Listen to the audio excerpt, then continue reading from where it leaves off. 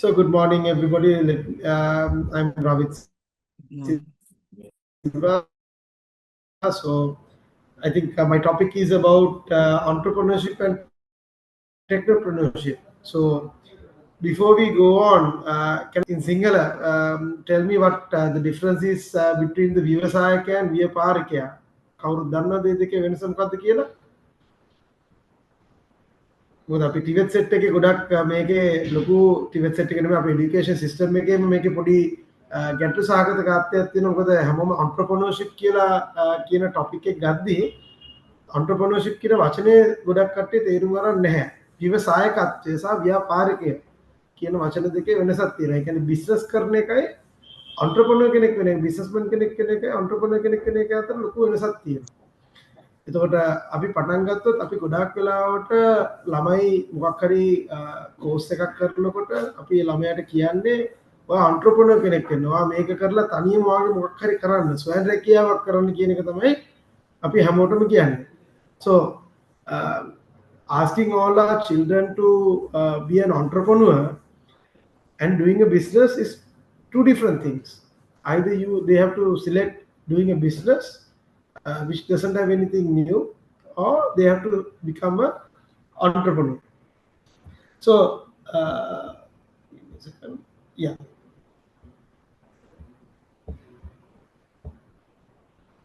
So, why do we need entrepreneurship?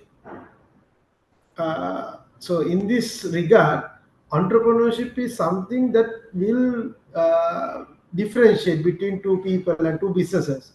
ඒ කියන්නේ ව්‍යවසායකත්වය කියන්නේ ව්‍යාපාරිකයෙක්ගෙන් මම ඔයගොල්ලන්ට ඔක තේරෙන භාෂාවෙන් කිව්වොත් සිම්පල් ටර්ම්ස් වලින් කිව්වොත් අපේ පාර දැකලා තියෙනවා යද්දි වෝටර්මෙලන් විකුණනවා මේ පාර තියාගෙන වෝටර්මෙලන් හරි ඇවෝකාඩෝ පෙයාස් හරි පයිනැපල් හරි විකුණනවා පාර අයිනේ තියාගෙන ඒ එක්කෙනා කරන්නේ ව්‍යාපාරයක් මොකද ගහෙන් කෙලිම කඩාගෙන ඇවිල්ලා මේ කඩේට දාලා විකුණනවා ඒක ව්‍යාපාරිකය ව්‍යවසායකයෙක් කියන්නේ මම කොහොමද මේක මේකදී වටිනාකමින් වැඩි ඒ කියන්නේ වෝටර්මෙලන් එක රුපියල් 100කට විකුණනවා නම් ගෙඩියක්ම මම කොහොමද මේක රුපියල් 300ක් මේකෙන් හම්බ කරන්නේ කියන එක හිතන එක තමයි entrepreneur කියන්නේ ව්‍යවසායකයෙක් කියන්නේ. ඒ කියන්නේ එයා තව මොකක් හරි value addition එකක් කරලා නිර්මාණශීලීත්වයක් කරනවා. ඒ කියලා වෝටර්මෙලන් ජූස් හදන හැමෝම entrepreneurs කියලා හිතන්න බෑ. එනකොට ඒ වගේ අලුත් දෙයක් ලෝකේ නැති අලුත් දෙයක් කරන කෙනෙක් තමයි entrepreneur කෙනෙක් කියන්නේ. එතකොට අපි හිතමු ඔටෝමොබයිල් ඉන්ඩස්ට්‍රි එක මගේ ඉන්ඩස්ට්‍රි එකේ ගත්තොත් ගොඩාක් වෙලාවට වර්ක්ෂොප්ස් වලට එද්දී මෙකැනිකල් කෝසස් කරද්දී ඔටෝමොබයිල් ඉන්ජිනියරින් එහෙම කරද්දී අපි ළමයට කියන්නේ ගිහිල්ලා ළමයෝ වා ගිහිල්ලා වර්ක්ෂොප් එකක් දාගන්න. Asking a child to open up a workshop is not entrepreneurship. Asking them to do something out of the extraordinary and different to all the other businesses in Sri Lanka or something very new. And this is something new. It has to have ethical boundaries. It has to be resilient to certain things. And it has to be inclusive. And it has to be very innovative. It can't be the same thing as somebody else doing. Right? So then don't repeat another business. Don't ask the students or anybody that you know to do the same thing as somebody else who does the same thing. So, what is sustainable entrepreneurship?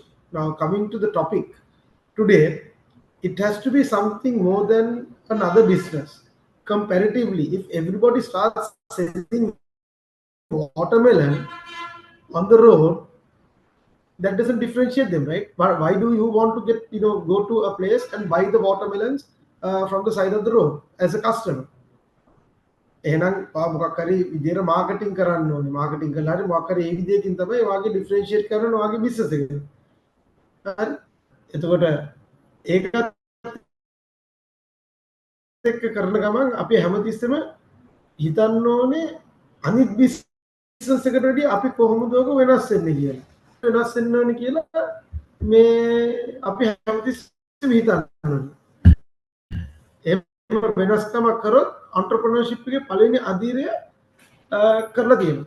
ඒත් එක්කම entrepreneurship එකේදී මොකක් හරි benefit එකක් යන්න ඕනේ. ඇත්තම ගොඩක් වෙලාට socially or environmentally. අපි අද කතා කරන්නේ ගොඩක් වෙලාවට sustainable entrepreneurship එක පැත්තෙන් environment එකට තියෙන feedback එක තමයි අපි ගොඩාක්ම බලන entrepreneurship එකේ. අනිත් එක තමයි entrepreneurship එකේ අපි අලුතෙන් දේවල් හිතන්න ඕනේ. අපි ගත්තොත් ෆැක්ටරිස් වල වහලවල් වලට ගොඩක් කට්ටිය ගිහලා සෝලා හයි කරලා ඒක වෙනම බිස්නස් එකක් හැටියට ඒගොල්ලෝ පාවිච්චි කරන් යනවා. ඒක කාත් එක්ක කම්පීට් කරන්න කරන එකේ අතර වෙනස තියෙන්නේ entrepreneur කෙනෙක්ට ගොඩාක් වෙලාවට නැහැ කම්පිටිෂන් එකක් ලොකු කම්පිටිෂන් එකක් නැහැ. ඇයි යාගේ සෙට් ස්ටෑන්ඩඩ් එකක් හැටියට අලුතෙන් නිර්මාණශීලීව කරන එකක් තමයි entrepreneur කෙනෙක් කියන්නේ. හැබැයි බිස්නස් එකක් කරන කෙනෙක් ගොඩක් වෙලාවට යාට ගොඩාක් කම්පිටිටර්ස්ලා ඉන්නවා. ඇයි එකම දේ කරනවා. ගත්තොත් හැම එක්කනම සයිබර් කඩයක් දාන්න ගියොත් ඒකේ කිසිම අලුත් ඉනෝවේෂන් එකක් නැහැනේ. එන මොකක් හරි ඔන්න මැංගෝ දාලා මේ තෝසේ හදනකොට මොකක් හරි ඒ වගේ ඉනෝවේටිව් මෙනු එකක් දැම්මොත් යට entrepreneur කෙනෙක් කියලා අපිට හිතන්න පුළුවන්. හැමතිස්සෙම entrepreneurship එකේදී බලන්න ඕන දේවල් තමයි long term impact එක බලනවා. ගොඩාක් වෙනකොට entrepreneurship එකක් successful වෙනවා. ගොඩක් entrepreneurship වල මේ එන්නේ startups හැටියට තමයි ගොඩක් entrepreneurship entrepreneurs develop වෙන්නේ. ඒතරේ startups ගොඩක් වෙලාවට fail වෙන්න පුළුවන්. fail වෙනවා. හැබැයි fail වෙන එකෙන් ඒ lessons ටික ඉගෙන ගත්තයින් පස්සේ තමයි ඒගොල්ලන්ට ඊළඟට ඒ entrepreneurship journey එකේ next level එකට යන්න පුළුවන්. එතනින් එහාට ඒ failures තියෙන්න ඕනේ entrepreneur කෙනෙක් හැටියට. ඉතින් අපි අපේ education system එකේ TVET එකේදී ගොඩක් වෙලාවට අපි ගන්නන්න ඕන දෙයක් ළමයිට කියන්න ඕන දෙයක් තමයි failure කියන එක ලොකු දෙයක් නෙමෙයි. failure කියන එක ඇත්තම failure is a pillar of success as most people say. But academia or whatever it is, you have to get the students to be resilient if they have to be entrepreneurs. And something very important, you can't make an entrepreneur. An entrepreneur is born on their own initiative. What you can do is give them the knowledge and the tools. Should they become entrepreneur, they could use. Right? So අපි next එකට ගියාම අපි ගාපු entrepreneurship එක technopreneurship එක අතර වෙනස මොකක්ද කියන එක අපි ගොඩක් වෙලාවට තේරුම් ගන්න ඕනේ. Okay, fine line එකක් තියෙන්නේ. entrepreneur කෙනෙක් කියන්නේ අලුත් දෙයක් අලුත් විදිහකට කරන කෙනෙක් තමයි entrepreneur කෙනෙක් කියන්නේ. technopreneur කෙනෙක් කියන්නේ ඒ entrepreneurship එකටම digital fusion එකක්. නැත්නම් technology කියන කාර්ය fuse කරලා යන එක තමයි technopreneurship කියලා කියන්නේ. මම ඔයගලට පොඩි උදාහරණ දෙක තුනක් කියන්නම්. ඉස්සර අපේ ලංකාවේ පිටරටවල ටැක්සි එකක් අපිට ගන්න ඕනම අපි හන්දියට හරි පාර යන එකට අත දාලා ගන්නවා. දැන් අපි ඒකක්වත් කරන්නේ නැහැ. අපි ඩිජිටල් ඇප් එකක් මාර්ගයෙන් ටැක්සි එකක් බුක් කරා ගන්නවා. ඒත් එක්කම අපිට පුළුවන් ඇග්‍රිකල්චර් ඉස්සර කෘමිනාශක විදින්න යන්නේ අර පිට එකක් එල්ලගෙන ඒගොල්ලා විදගෙන යනවා. ඒතර විදගෙන යන්න ගියාම අක්කර ගානක් ගහන්න ගියාම ඇවිදන් යන්න ඕනේ. ඒගොල්ලන්ට මහන්සිය තියෙනවා, වෙහෙස මහන්සිය තියෙනවා, මිනිස්සු ඕනෙනවා. ඒ කාලේ කරා ගන්න බැරි වෙනවා. ඒතර ඒගොල්ලා ඒකෙදි මොකද ඉන්ට්‍රොඩියුස් කරේ? ඩ්‍රෝන් ටෙක්නොලොජි ඉන්ට්‍රොඩියුස් කරලා ඒගොල්ලන්ට ඒ පෙස්ටිසයිඩ්ස් අක්කර ගාන ඇප්ලයි කරන්න පුළුවන් වෙන විදියට ඒ ටෙක්නොලොජි එක ඒගොල්ලෝ ඉන්ක්ලූඩ් කරා. ඒතර පොඩ්ඩක් බලන්න ඒතර ටෙක්නොප්‍රෙනර්ෂිප් කියන එක අලුතෙන් දෙයක් හිතලා තමයි ඒ තැන් දෙකේම කරලා තියෙන්නේ නේ. එතකොට අපි හිතමුකෝ කැබ් සර්විස් එකක් කියලා ඇප් එකකින් Uber, Pick Me වගේ කැබ් සර්විස් එකක් කරා කියමුකෝ. ඒගොල්ලන්ගේ මොනවද කරලා තියෙන්නේ? ඒගොල්ලෝ කන්වීනියන්ස් එක දීලා තියෙන කන්සියුමර්ට. වහින වෙලාවට ඉන්න ඕනේ නැහැ, පාර ගිහලා පැය ගානක් හිටන් ඉන්න ඕනේ නැහැ, යන්න කලින් ගාන දන්නවා. ඒතර කන්සියුමර්ට එතනින් දෙයක් දිලා. ඒතර සෝෂල් ඉම්පැක්ට් එකක් තියෙනවා එතන. හරි ඉම්පැක්ට්ස් ගොඩක් තියෙනවා. ඊට පස්සේ අපි හිතමුකෝ ඇග්‍රිකල්චර් එකේ ඩ්‍රෝන් ටෙක්නොලොජි එක පාවිච්චි කරන එක පොඩ්ඩක් බලන්නකෝ. එතන ඉම්පැක්ට් එක බලන්න. යාගේ ඇග්‍රිකල්චර් බිස්නස් එක කරන එකනාගේ කියන්නේ ෆාමර්ගේ අවුට්පුට් එක වැඩි කරලා තියෙනවා. ඒ හොඳ ක්‍රිමිනාශක ඇප්ලයි කරන්න පුළුවන්. වැඩි අක්කර ගානක් වැඩි ලෑන්ඩ් ඒරියා එකකට පෙස්ටිසයිඩ්ස් ස්ප්‍රේ කරන්න පුළුවන්. ඒතර මේ ටෙක්නොප්‍රෙනර්ෂිප් කියන්නේ ටෙක්නොලොජි එක අනිවාර්යයෙන්ම ඇඩ් කරපු එකට entrepreneur කෙනෙක් ටෙක්නොලොජි පාවිච්චි කරලා කරන ව්‍යාපාරයකට තමයි ටෙක්නොප්‍රෙනර්ෂිප් එක කියලා කියන්නේ. ඉතින් දැන් මේක ඉස්සරහට යද්දී AI ටෙක්නොලොජි ඒ වගේ දේවල් එන්න පුළුවන්. අපි කොටින්ම කිව්වොත් දැන් ඉස්සරහට ගොඩාක් වෙලාවට ඊළඟ අවුරුදු 10 ඇතුළත තුළ අපි බෙහෙත් ගන්න විදිය ගොඩාක් වෙලාවට වෙනස් වෙන්න පුළුවන්. මොකද මේ දොස්තරලා ඔක්කොම බෙහෙත් දෙන්නේ සෙට් මෙඩිසින් ටිකකට. එතකොට ඒකෙදි තියෙන කෝස් එක ඒල්මන්ට්ස් ටික නැත්නම් ඒකේ තියෙන අපි කියන අපේ ලෙඩ රෝග මොනවද කියලා කිව්වහම අනිත් පැත්තෙන් බෙහෙත අපිට එන විදිහට ඒ තාක්ෂණය ගොඩක් වෙලාවට පාවිච්චි කරන්න පුළුවන්. සර්ජරි වගේ දේවල් වලට වෙන්න පුළුවන්. හැබැයි අර බොටම් ලයින් එක අපි ගොඩක් වෙලාවට යන GP නැත්නම් අපි පාවිච්චි කරන සාමාන්‍ය අපේ ෆැමිලි ડોක්ටර් කියන එක කෙනා ඉදිරි අවුරුදු 10 විතර වෙද්දී ගොඩක් වෙස්ටර්න් කන්ට්‍රීස් වලින් මේ වගේ දේවල් අයින් වෙන්න පුළුවන්. ලංකාව වගේ රටකටදී අවුරුදු 15ක් වෙන්නත් පුළුවන්. නැත්නම් හරි ඇප්ලිකේෂන් එකක් හරියට කරොත් ලංකාවේ වුණත් අවුරුදු 5ක් ඇතුළේ ටෙක්නොප්‍රෙනර්ෂිප් එක මෙඩිසින් වගේ ෆීල්ඩ් එකකට AI කියන ටෙක්නොලොජි එකත් එක්ක එන්න පුළුවන්. දැන්ටමත් අපේ ඩ්‍රෝන්ස් AI ටෙක්නොලොජි එක පාවිච්චි කරලා ඔය මේ පෙස්ටිසයිඩ් ස්ප්‍රේයින් එහෙම කරනවා. එතකොට දැන් මෙතන ඇයි අපි මේ ගොඩක් අද ටොපික් එකකට ආවොත් ඇයි අපි සස්ටේනබල් entrepreneurship and technopreneurship කියන ටොපික් එක අපි කතා කරන්නේ ඇයි? Why should we talk about this thing today? Because as you know, the environment is not infinite. It has a finite amount of things. Maybe oxygen, maybe water, fresh water, minerals, all of these things. It has a finite amount. අපිට හරි පාවිච්චි කරන්න පුළුවන් පොඩි ප්‍රමාණයක් තමයි තියෙන්නේ. මේක ඉවර කරන්න අපිට බෑ. ඒකෝර අපි මොකද කරන්නේ? අපි හිතමුකෝ ඉලෙක්ට්‍රික් වෙහිකල්ස් හදනවා කියලා. මේ ලිතියම් ඔක්කොම පොළොවේ තියෙන ඔක්කොම ලිතියම් ටික අයින් කරලා කාර් හදුවාම ඒකට ඒ ලිතියම් මයිනින් ප්‍රොසෙස් එකේදී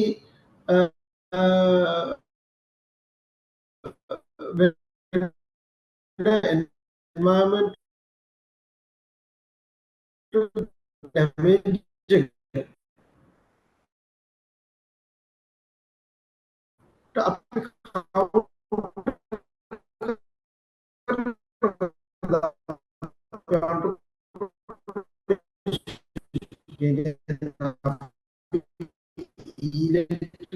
Excuse me, sir. It's not clearly audible. Excuse me, sir. May I disturb you? That's not clearly audible. Some disruptions. Yes, sir. Could not hear clearly.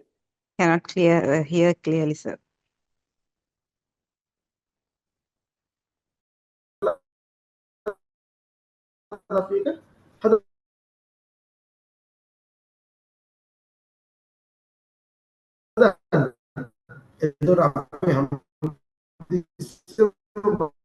May I interrupt you, sir?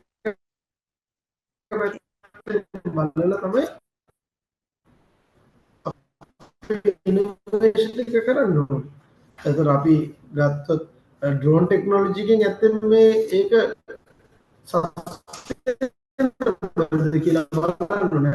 ඒක sustainable. මොකද ලියනක බර අතෙන් අරගෙන ගිහලා litre 10ක් ඊටදී පොඩි ප්‍රමාණයකට පාවිච්චි කරන්න ඕනේ. එතකොට සස්ටේනබිලිටි ගොඩක් අඩුයි. Can you hear me now? Yeah, now. Okay, let me just see. Okay. It was not clear earlier. Where did you lose me? Not clearly audible. It's not clearly audible. Yes, sir. Yes, go on. Hello, can you hear me? Hello. Yes, now. Yeah. Sir, maybe you can turn off your Can you hear me now? video so you Now we can minimize the hear you. bandwidth. Now we can hear you. Okay, can you hear me now? Yes, Yes, now yes. we can hear you. Another. We can hear you now.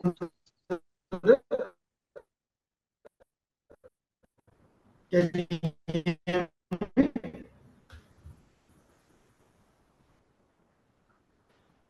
Still not. Maybe the line, sir, the line, or maybe using two speakers. If you are logged in two, you disconnect one, you only use one. Maybe you're using two accounts. Give me a second.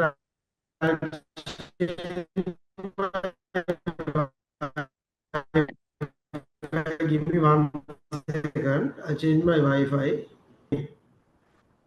So I'll go on this. Okay, can you tell me places where you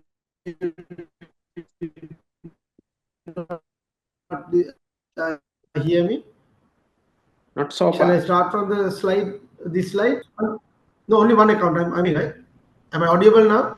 Now audible, but Am I audible? Shall I continue? yes, now clear. Oh no, let me just share from. Give me a second. I'll connect from my Wi-Fi. Yeah, is it? Okay, might be a data issue because with the video off, I think it's working. Am I 100% audible now? Now, yes. Okay, sir. Yes, now okay. Okay, so I think yes. Okay, so I'll start on the same thing. So when we coming to entrepreneurship and technopreneurship, most of the people who are now engaging in entrepreneurship are very young individuals. 20 to 35 range is the number. The sweet number that most of us are looking at. So that is why we have a high rate of failures of these startups and entrepreneurships because the lack of experience. Certain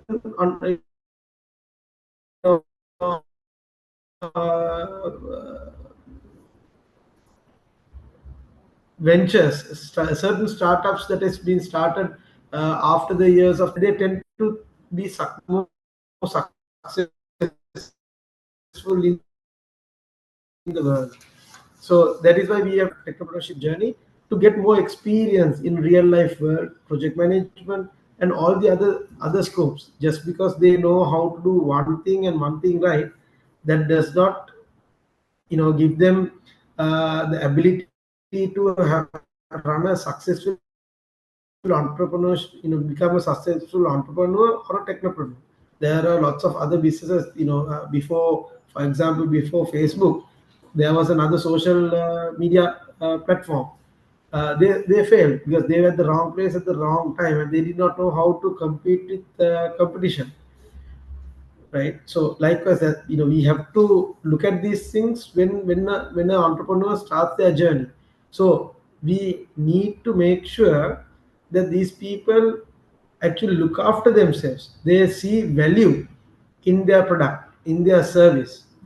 If Pick or Uber did not have a value, if they were overpriced, and if they did not serve the customer in every area where the customer is available and wanting the service, that venture would have failed. So you need to look at the customer preference as well. So, and the customers in today's context are mostly young people. Go and eat somewhere, they want to go to a new experience center, not to the same sort of a hotel. They want, if they are taking buying something, they will buy it online and certain things like that, right? So you need to in this entrepreneurship venture, the environmental and the social governance is very important. And I think all of these ventures, if you go deep into it, has a very solid ESG in their portfolio. And most importantly, why we need entrepreneurs are, if everybody keeps on doing the same thing a day in and day out, life would get boring and the consumers would move away and businesses would fail. You would have seen, Kajugama is a prime example.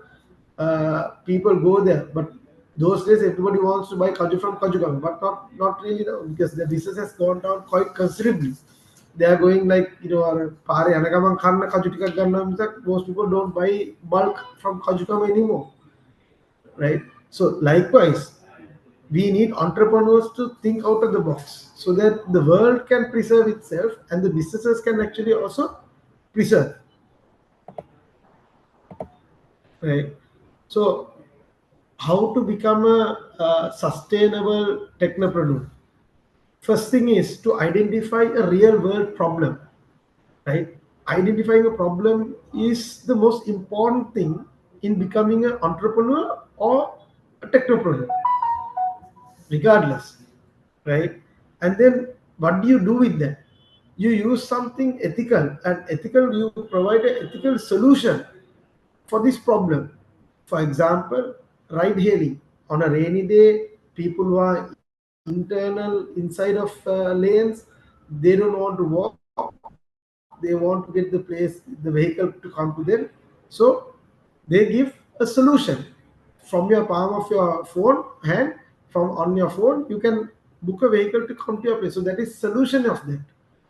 It might be using a technology like blockchain. I don't know, Pick Me Uber does not use blockchain, but certain others use blockchain or mobile AI. Now you Pick Me Uber has something called they use AI, certain amount of AI and machine learning to give more income to the drivers during surge hours.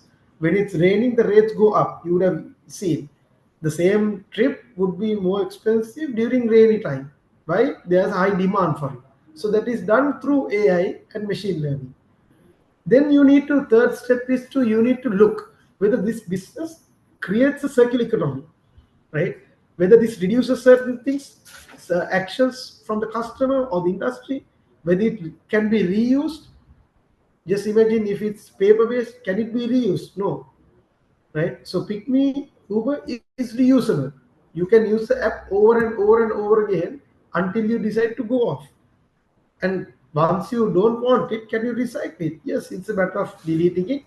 If it's something, if it's technology driven, can you recycle? Now, certain technologies like electric vehicles and so on, we have seen certain problems with recycling of batteries. So it's bordering on technopreneurship, right? And last but not least, technopreneurship journeys should be scalable. If it's not scalable, it is not technopreneurship. Now, prime example is when Uber Pick Me started 10 years ago, they were dominating the market. They were the only people in the market who had this service. But now you can see there are lots of children going into universities, and then the lecturers like, මේ ළමයි ඔවත් ගිහිල්ලා app එකක් හදන්න, මේ taxi app එකක් හදන්න. දැන් බලන්න ලංකාවේ ටැක්සි ඇප් 100ක් විතර තියෙනවා. සල්ලි නිකන් වියදම් කරලා ඒ ළමයිගේ වෙලාවත් නාස්ති කරලා ඇප් එකක් හදලා. අන්න එතනදී වෙලා තින්නේ ව්‍යවසායකත්වයක් නෙමෙයි, ව්‍යාපාරිකයෙක් හැදිලා තියෙන්නේ. ඇයි? තව එක්කෙනෙක් කරන දෙයක් අරගෙන කොපි කරන එක entrepreneurship එකකුත් නෙමෙයි, ටෙක්නොලොජි පාවිච්චි කරපයක් නම් ටෙක්නොප්‍රෙනර්ෂිප් එකකුත් නෙමෙයි. ඉතින් යුනිවර්සිටි එකේ නෙමෙයි අපේ වොකේෂනල් ස්ට්‍රීම් එකේ හරි කොහේ හරි ළමයට කෝඩින් පුළුවන් නම් තව එක්කෙනෙක්ගේ ඇප් එකක් බලලා ඒකේ කොපියක් ගහන්න කියලා දෙන්න එපා. ඒගොල්ලන්ට ඒව කියන්නේ, ඒගොල්ලන්ට කියන අලුතෙන්ම මොකක් හරි ප්‍රශ්නේ, අර අපි මේකේ ෆස්ට් ස්ටෙප් එකේ කියනවා වගේ ප්‍රශ්නේ මොකක්ද කියලා අයිඩෙන්ටිෆයි කරගන්න ඉන්න නම්බර් 1. ඒ ප්‍රශ්නෙට ethical technology implementation එකක් කරන්න පුළුවන්. කරන්න පුළුවන් නම් ඒ කරලා ඉවරනන් පස්සේ ඒක circular business model එකක් කරන්න පුළුවන්. එහෙමත් පුළුවන් නම් හතරවෙනි එක ඒක ස්කේල් කරන්න පුළුවන්. මේ විදියට මේ හතරටම අපිට හරියට උත්තර දීලා නැවිගේට් කරන්න පුළුවන් නම් අන්න එතන ටෙක්නොප්‍රෙනර්ෂිප් කියන කෙනෙක්, ටෙක්නොප්‍රෙනර් කෙනෙක්ව අපිට ඩෙවලොප් කරන්න පුළුවන්. ඒකෙදිත් යාට අර එක්ස්පීරියන්ස්, රියල් ලයිෆ් එක්ස්පීරියන්ස් වෙන මොකද බිස්නස් කරනවා කියන්න අපි කියනවා ලොකු W එකක්. උඩ යන බිස්නස් එකේ උඩ යන දවසුත් තියෙනවා, පල්ලෙහාට යන දවසුත් තියෙනවා, ප්‍රොෆිට් මේකින් තියෙනවා, ලොස් මේකින් තියෙනවා. මේ දෙකටම අපි මේ TVET සෙට් එකේ හරි අපි ගන්න ළමයිට හරි කියන්න ඕනේ ඒ ලෙවල් එකට ඒගොල්ලව හදන්න ඕනේ. ඒකයි මම කිව්වේ අපිට කවදාකවත් entrepreneur කෙනෙක් කියන එකවත් technopreneur කෙනෙක් කියන එකවත් හදන්න බෑ. මොකද ලෝකේ හැදිලා තියෙන හැම entrepreneur කෙනෙක්ම, හැම technopreneur කෙනෙක්ම හැදුනා මිසක් හැදුවා නෙමෙයි. බිල් ගේට්ස් වෙන්න පුළුවන්, ඉලොන් මස්ක් වෙන්න පුළුවන්, මාර්ක් සගර්බර්ග් වෙන්න පුළුවන්, හරි රිචඩ් බ්‍රැන්සන් වෙන්න පුළුවන්. ඔය ඕන එක්කෙනෙක් ගත්තොත් කවුරුත් ඇවිල්ලා ඒගොල්ලෝ හැදුවේ නැහැ. ළමයි ඔයා ගිහලා මේ දේ කරන්න කියලා කියපු එක නෙමෙයි. ඒගොල්ලෝ ප්‍රශ්නේ අයිඩෙන්ටිෆයි කරලා කොහොමද ටෙක්නොලොජිද නොන් ටෙක්නොලොජිද කියලා බලලා entrepreneur කෙනෙක්ද ටෙක්නොප්‍රෙනර් කෙනෙක්ද කියලා බලලා ඒ සොලියුෂන්ස් එක ගිහිල්ලා thriving business එකක් හදපු කට්ටිය තමයි අද සක්සස් වෙලා ඉන්නේ. ඉතින් අපි පොඩ්ඩක් එක්සැම්පල් මෙතන මෙච්චරලා කියද්දී අපි පොඩි කේස් ස්ටඩිස් ටිකක් බලමු. මම පොඩි එක්සැම්පල්ස් ටිකක් කිව්වා Uber කියන එක. Uber කියන ටෙක්නොප්‍රෙනර් කියන එක හැදිලා තියෙන. ඒකේ sustainable transport Uber Pick Me, අපේ ලංකාවේ Pick Me කියලා පාවිච්චි කරනවා. ඒකේ මොකද කරන්නේ? digital connectivity ලබා දෙනවා මිනිස්සුන්ට. ඒකෙන් ඔයා බලන්න හැම එක්කෙනාම බලන්න අර මම ඉස්සෙල්ලා කියපු මේ ස්ටෙප්ස් හතරම කව වෙනවද? ප්‍රොබ්ලම් එකක් අයිඩෙන්ටිෆයි කරලා තියෙනවද? එතන ටෙක්නොලොජි ඉම්ප්ලිමන්ටේෂන් එකක් කරලා තියෙනවද? සර්කියුලර් බිස්නස් මොඩල් එකක් එතන තියෙනවද? ඊට පස්සේ ඒක ස්කේල් කරන්න පුළුවන්. ස්කේල් කරනවා කියන්නේ ගමේ නගරේ තියෙන එක රටට ලෝකෙට ගෙනියන්න පුළුවන්ද කියන එක තමයි ස්කේල් කරන්න පුළුවන් කියන එක. අපි හඳුන්වන්නේ. ඉතින් ඒ වගේම බලන්න ටෙස්ලා කියන එක. ටෙස්ලා එක ටෙක්නොප්‍රෙනර්ෂිප් එක පැත්තට ගිය එක. එහෙම පුළුවන්ද? ඊට පස්සේ අපේ ලංකාවේ ඒෂියාවල ගොඩක් ඇග්‍රොටෙක් පාවිච්චි කරනවා. ගොවි AI වගේ ඒවා තියෙනවා, ඩ්‍රෝන් ටෙක්නොලොජි තියෙනවා. ඒගොල්ලෝ ගොඩක් ගිහලා ප්‍රිසයිස් ෆාමින් කියන්නේ. ඒගොල්ලෝ ගිහලා හරි තැනට හරි කෙමිකල් එක ගහලා එනවා. ඒ විතරක් නෙමෙයි හයිඩ්‍රෝ ෆාමින් කරනවා. හයිඩ්‍රෝ ෆාමින් වල වතුර මොනවද පාවිච්චි කරලා ඒක මේවා කරලා ඒව ඩිවලොප් කරනවා. ඒවට සමහරකට AI පාවිච්චි කරනවා. ෆොස්ෆේට් වලට ෆොස්ෆේට් දාන්න, සල්ෆර් වලට සල්ෆර් දානවා. ඒගොල්ලන්ට මම කෙමිකල්ස් එක මම දන්නේ නැහැ. අවශ්‍ය කෙමිකල්ස් ටික නියුට්‍රිෂන්ස් එකත් එක්කම අපි ඔටෝමොබයිල් පැත්තට පාවිච්චි කරත් අපි දැන් ලංකාවේ එක්සැම්පල් එකක් තියෙනවා කාර් ස්ටේෂන් කියලා. අපි ඔටෝමොබයිල් ඉන්ඩස්ට්‍රි එකේ ඔක්කොම ප්‍රොසෙසර්ස් මේ ඔටෝමේට් කරන එකක් තමයි එකෙන් කරන්නේ. ඒ කියන්නේ රිපෙයාර් ඉන්ඩස්ට්‍රි එක මේක ලෝකලි විතරක් නෙමෙයි පාවිච්චි කරන ප්‍රොඩක්ට් එකක්. ඊට පස්සේ අපි ගත්තොත් විශේෂයෙන්ම අපි ගමුකෝ දැන් මේ entrepreneur කෙනෙක් ටෙක්නොප්‍රෙනර් කෙනෙක්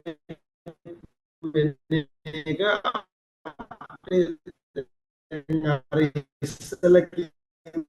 ප්‍රොසෙස් එක බලන්න පුළුවන්.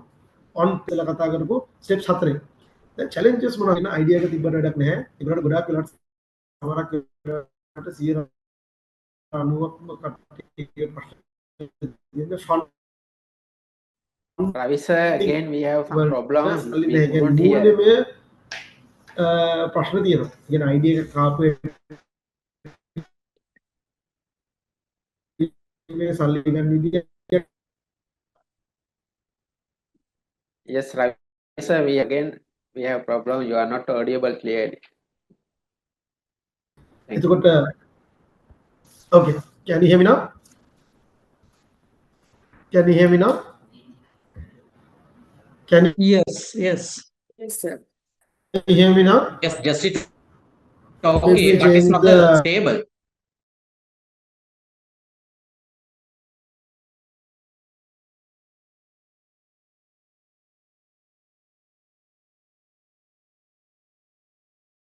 Am I audible?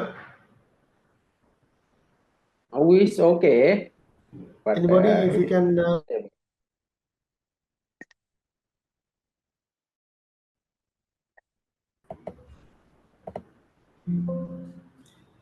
am I audible? Yes, sir. Yeah, Yes. now- Now it is okay, sir. Okay, perfect. Thank you very much. Okay, so coming back to it, innovation does not always lead to success. As I said, lots of such stories. Now, entrepreneurship, we can talk about Blockbuster. ලෝක කවුරුත් අහලා තියෙන ඇති Blockbuster කියන එක Netflix රට වගේ කලින් තිබ්බ එකක්. ඒකට subscription service එකක්. ඔයගොල්ලෝ subscribe කරපුවාම ඒගොල්ලෝ එවනවා වට films හතරක් හරි පහක් හරි CDs එවනවා. ඊට පස්සේ ඔයා එක බලලා return කරාන් පස්සේ ඔයාලට තව පහක් එවනවා. එහෙමම තමයි Blockbuster එකේ ඉතින් ඒකේ entrepreneurship journey එකක් එතන තිබ්බා. හැබැයි ඒකේ සමහරක් වෙලාවට innovation එකක් නැති වුණාම ඒක නැති වෙන්න පුළුවන්. ඒතර ඒක innovate කරේ නැති වුණොත් තවත් ප්‍රශ්නයක් එක වෙන්න පුළුවන්. ඊට පස්සේ තව ප්‍රශ්න වර්ගයක් තියෙනවා. ethical profitability, ethics and profits කියන දේ balance කරන්නදී ඒ කියන්නේ මුලදී entrepreneurship එක technopreneurship එකක් පටන් ගද්දි ගොඩාක් වෙලාවට අපි කියන්නේ ඒගොල්ලෝ disruptive technology එකක් නැත්නම් disruptive business එකක් කියන්නේ. මිනිස්සු සාමාන්‍යයෙන් කරන දෙයට පරිබාහිර දෙයක් කිරීම තමයි entrepreneur කෙනෙක් technopreneurship කෙනෙක් කරන්නේ. ඒතර සමහරක් වෙලාවට එහෙම කරද්දී existing businesses වලට harm එකක් වෙන්න පුළුවන්. ඒතර harm එකක් වුණාම ඒගොල්ලන්ගේ livelihood එකේම නැති වෙන්න පුළුවන්. අපි උදාහරණයක් ගත්තොත් පිටරටවල වල බස් වලට කන්ඩක්ටර් කෙනෙක් නැහැ. ඒගොල්ලෝ පාවිච්චි කරන්නේ cashless card machines වලින් පාවිච්චි කරන්නේ. එතකොට ඒ ටෙක්නොලොජි එකෙන් කන්ඩක්ටර් කියන කෙනාගේ ජොබ් එක නැති වෙනවා. එතකොට නැති වෙන විතරක් නෙමෙයි ඒක profitability එකත් වැඩි වෙනවා. ඒතර එතනදී question එකක් තියෙනවා. ඒක ethicalද නැද්ද කියන එක. ඒතර අපි හැමතිස්සෙම decision එකක් ගන්න ඕනේ ethicalද නැද්ද කියන එකත් ඒත් එක්කම ලෝකෙට මිනිස්සු ඉල්ලන දේනේ විශේෂයෙන්ම ඕනේ අර අපි entrepreneur කෙනෙක්ගේ මේ කෙනෙක්ගේ ඕනේ ප්‍රශ්න විසඳන්නයි ඕනේ consumer ගේ. මිනිස්සුගේ ප්‍රශ්න විසඳන්න. ඒතර එතනදී අපි ethics පොඩ්ඩක් බලනවත් එකම ලෝකේ නවතින්නේ නැහැ. ලෝකේ හැමතිස්සෙම කරගෙනවනේ. අපිට නවත්තන්න බෑනේ. ඒ වගේ තමයි කොහෙන් හරි disruption එකක් හම්බුනේ. ඒ disruption එකට ethics කියන දේ බලන්නත් ඕනේ. ඒ ethics වලට ඒකට වෙනින් ප්‍රශ්නයක් වෙනින් solution එකක් දෙන්න ඕනේ. ඒතර බස් conductor job එක නැති වෙනවා නම් අපි conductor කියන පුද්ගලයාට job එක වෙනින් කොහෙන් හරි තනියෙන් ලබා දෙන්න. එයාගේ upskilling එකක්. නැත්නම් එයාගේ reskilling එකක් කරන්න. එක්ක එයාව driver කෙනෙක් කරන්න. නැත්නම් එයාව office job එකට දාන්න. ඒ වගේ නැත්නම් මොකක් හරි වෙනින් career path එකට අපි යොමු කරන්න ඕනේ. ඊට පස්සේ දැන් මෙතනදී opportunities මොනවද තියෙන්නේ? මේවා මේ ප්‍රශ්න තියෙනවත් එක්කම funding access කියන එක funding වලට තියෙන එකත් challenge එකක් තමයි. හැබැයි opportunities තියෙනවා. දැන් හැම තැනම green economy එකට වෙනම low interest loans දෙනවා. ඊට පස්සේ ගොඩක් ආයතන වලින් grants ලබා දෙනවා green economy. හරි. එතකොට ඒ grant එකක් පාවිච්චි කරලා මේකෙන් green පැත්ත පෙන්නුවොත් ඔයගොල්ලෝගේ investment එක ගන්න පුළුවන් ඒගොල්ලෝ grant එකක් විදියට. technopreneur කෙනෙක් entrepreneur කෙනෙක්ට green පැත්ත පෙන්නුවා. ඊට පස්සේ අනිත් එක මේ වගේ entrepreneur කෙනෙක්ට technopreneur කෙනෙක්ට තියෙන දෙයක් තමයි අර මේ watermelon පාරේ ආයින විකුණන එක නට හැමදාම පාරේ ආයින විතරට විකුණන්න පුළුවන්. හැබැයි watermelon එක juice එකක් හදුවා juice එකේ recipe එක යාට අරගෙන Coca-Cola එක වගේ formula එක තියාගත්තොත් යාගේ ලෝකෙ වටේම watermelon juice විකුණන්න පුළුවන්. ඒක තමයි අපි Uber කියන කම්පැනි එක කරන්නේ. ඒගොල්ලෝ ටෙක්නොලොජි එකක් හදුවා disruption එකක් කරා. ඒ මේක global markets වල කියන ලංකාවට ඇවිල්ලා තියෙනවා, ඉන්දියාවේ තියෙනවා, ලෝකයේ ගොඩක් රටවල Uber කියන platform එක දැන් තියෙනවා. ඉතින් මේ entrepreneurship කෙනෙක් කියන එක ප්‍රතිදේ challenges තියෙනත් එක්කම opportunities කියන එකත් ගොඩාක්ම තියෙන දෙයක්. ඉතින් මේ entrepreneursට technopreneursට යනකොට මොනවාද තියෙන tools මොනවාද තියෙන ecosystems ඒ වගේ කට්ටියට develop වෙන්න. දැන් ලංකාවේ තියෙනවා /com කියලා තියෙනවා hatch කියලා තියෙනවා අපි automobile industry council එකේ තියෙනවා incubate කරන්න. කවුරුරි idea එකක් ගෙනාවත් අපිට ඒගොල්ලන්ට උදව් කරන්න පුළුවන් incubate කරනවා කියන අර බිත්තරයක් රකින්නවා වගේ බිත්තරේ කැඩෙනකන් අපිට support කරන්න පුළුවන් එක level එකකට එන්න ඒගොල්ලන්ට. idea to MVP අපි ගොඩක් වෙලාවට කියන්නේ idea to minimum viable product එක ගේන තැනට incubators වගේ දේවල් පාවිච්චි කරන්න පුළුවන්. ඒවා ලෝකේ ගොඩාක් තියෙනවා. අපි ගත්ත සෑන් ෆ්‍රැන්සිස්කෝ සිලිකන් වැලි වගේ පැත්තවලට ගියොත් incubators 10,000 ගණන් තියෙනවා.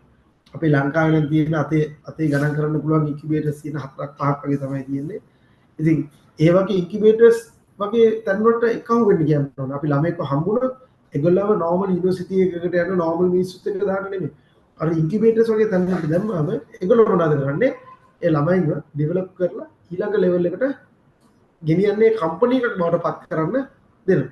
ඊට පස්සේ ඒ ඉන්කියුබේටර්ස් වලින්ම උදව් කරනවා ඒගොල්ලන්ට ෆන්ඩින් මෙතඩ්ස් වලින්. දැන් ගොඩක් කට්ටිය ක්‍රවුඩ් ෆන්ඩින් කියලා මෙතඩ් එකක් තියෙනවා. මිනිස්සුන් ගොඩකට එක්කවුලා ඉන්වෙස්ට් කරන්න පුළුවන් ඒ අයිඩියා එකට. නැත්තම් ඉන්වෙස්ටර්ස්ලා ඉන්නවා. සීඩ් රවුන්ඩ් ඉන්වෙස්ටර්ස්ලා ඉන්නවා. ඒන්ජල් ඉන්වෙස්ටර්ස්ලා ඉන්නවා. කෝපරේට් ඉන්වෙස්ටර් ගොඩක් ඉන්වෙස්ටර්ස් ಜಾති ඉන්නවා. ඉතින් ඉස්සල්ලාම කම්පැනි එකක් entrepreneur කෙනෙක් හරි ටෙක්නොප්‍රෙනර් කෙනෙක් හරි හැදුනොත් ඒගොල්ලෝ ඉස්සල්ලාම ගොඩක් වෙලාවට අපි කියන්නේ ෆන්ඩින් කියන දේ ගන්න friends and family ළඟම ඉන්න ඥාතීන්ගෙන් සහ යාළුවන්ගෙන් තමයි ඉස්සල්ලාම සල්ලි ඉල්ල ගන්න ඕනේ. මොකද ඒගොල්ලන්ව තමයි කන්වින්ස් කරන්න ලේසි. මම මෙතන ඉන්න එක්කෙනෙක්වත් මට කන්වින්ස් කරන්න බැරි වෙන්න පුළුවන්. මොකද ඔයගොල්ලෝ මාව දන්නේ නැතිද ඔයගොල්ලෝ බයයි මට ඉන්වෙස්ට් කරන්න. හැබැයි මම ගියොත් මගේ මේ friends and family මගේ යාළුවෝ හිතුමා මිත්‍රාදීන් ගාවට ගියොත් ඒගොල්ලෝ මට ඉන්වෙස්ට් කිරීමේ opportunity එක possibility එක වැඩි. ඒ හින්දා තමයි අපි ගොඩක් වෙලාට අර ෆන්ඩින් ජර්නි එක ඉස්සලා කියන්නේ friends and family ඉස්සලා පාවිච්චි කරන්නේ. ඊට පස්සේ ගිහිල්ලා ඉන්වෙස්ට්මන්ට් කැපිටල් මේ මාකට්ස් වලින් ඉන්වෙස්ට් කරන කට්ටියට වෙනකන් ඔයගොල්ලන්ට ඉන්වෙස්ට්මන්ට් ඔපචුනිටිස් වල ලොකු growth එකකට යන්න පුළුවන් ඒ entrepreneurs ටෙක්නොප්‍රෙනර්ස් වලට. ඉතින් මේ ඔක්කොම කරද්දී ඒගොල්ලන්ට එක එක tools පාවිච්චි කරන්න පුළුවන්. sustainable development goals පාවිච්චි කරන්න පුළුවන්. ඒ වගේ tool kits පාවිච්චි කරලා ඊළඟ තැනට ඒගොල්ලන්ට ඒක develop කරගන්න පුළුවන්. ඉතින් මේ කියපු එකේ මම පොඩි සාරාංශයක් අපි කතා කරොත් මෙතන තියෙනවා entrepreneurship එකේ technopreneurship එකේ differences පොඩ්ඩක් මම මේ විදිහට list down කරලා තියෙනවා. ඉතින් entrepreneur කෙනෙක් කියන්නේ කවුද? identify කරනවා market එකේ need එකක්. ඒ need එකට හරියන business එකක් develop කරලා ඒක market එකට ගෙනියන එක තමයි entrepreneur කෙනෙක් කියන්නේ. ඒකම technopreneur කියන්නේ ඒකට technology aspect එකක් add කරන එක කෙනා තමයි technopreneur කියන්නේ. අපි ගත්තොත් උදාහරණ දෙකක් හැටියට ගත්තොත් ඉස්සර තිබ්බ ලංකාවේ බජට් ටැක්සි කියලා. ඒ බජට් ටැක්සි කියන එකට අපිට ගන්න පුළුවන් entrepreneur කෙනෙක් හැටියට. මොකද එයාගේ වැඩි ටෙක්නොලොජි පාවිච්චි කරලා නැහැ. හැබැයි ඒකේ තිබ්බ පොඩි ටෙක්නොලොජි පාර්ට් එකක් තිබ්බ ටෙලිෆෝන් එක. හැබැයි Uber pick me ආවයින් පස්සේ එයා ඇප් එකක් මාවිතේ ටෙක්නොලොජි පාවිච්චි කරලා එයා එක ටෙක්නොප්‍රෙනර්ෂිප් එකක් පැත්තට හැදුවා. ඊට පස්සේ entrepreneur කෙනෙක් කියන්නේ මොකක්ද? ඒක ඕනම දෙයක් entrepreneur අලුතෙන් නිර්මාණය කරන ඕනම දෙයකට දෙයක් entrepreneur කෙනෙක් කියන්න බෑ. හැබැයි technopreneur කෙනෙක් කියනවා නම් අනිවාර්යයෙන්ම technology කියන එක apply වෙලා තියෙන්නම ඕනේ. ඒතර entrepreneur ගේ technopreneur ගේ අතර වෙනස entrepreneur කියන්නේ vast කෙනෙක්ට technopreneur කෙනෙක් කියන්නේ entrepreneur ගේ technology පාවිච්චි කරපු කෙනෙක්ට තමයි කියන්නේ. entrepreneurs ලා ගොඩක් වෙලාවට ලොකු risk එකක් ගන්න ඕනේ. ලොකු රිස්ක් එකක් අරගෙන තමයි entrepreneurship එක හරියනවා එක වර්ධිනවා. හරි? ඒතර ඒ වගේම profit making පැත්තත් ඒගොල්ලෝ ගොඩක් බලන්න ඕනේ. හැබැයි technopreneurs කොහොමද? ඒගොල්ලෝ ඒ විදිහට කරන්නේ. හැබැයි ඒගොල්ලෝ fintech education පැත්තට ගිහලා දැන් අපි ගත්තොත් LMS පාවිච්චි කරනවා. හරි ගොඩක් කම් මේ දැන් classrooms වල කොහොමද උගන්වන්නේ? digital මේ boards පාවිච්චි කරන්නේ නේ. ඒතර education technology ඒගොල්ලෝ පාවිච්චි කරන්නේ. ඊට පස්සේ අපි හැමෝම දැන් banking වලට app පාවිච්චි කරනවා.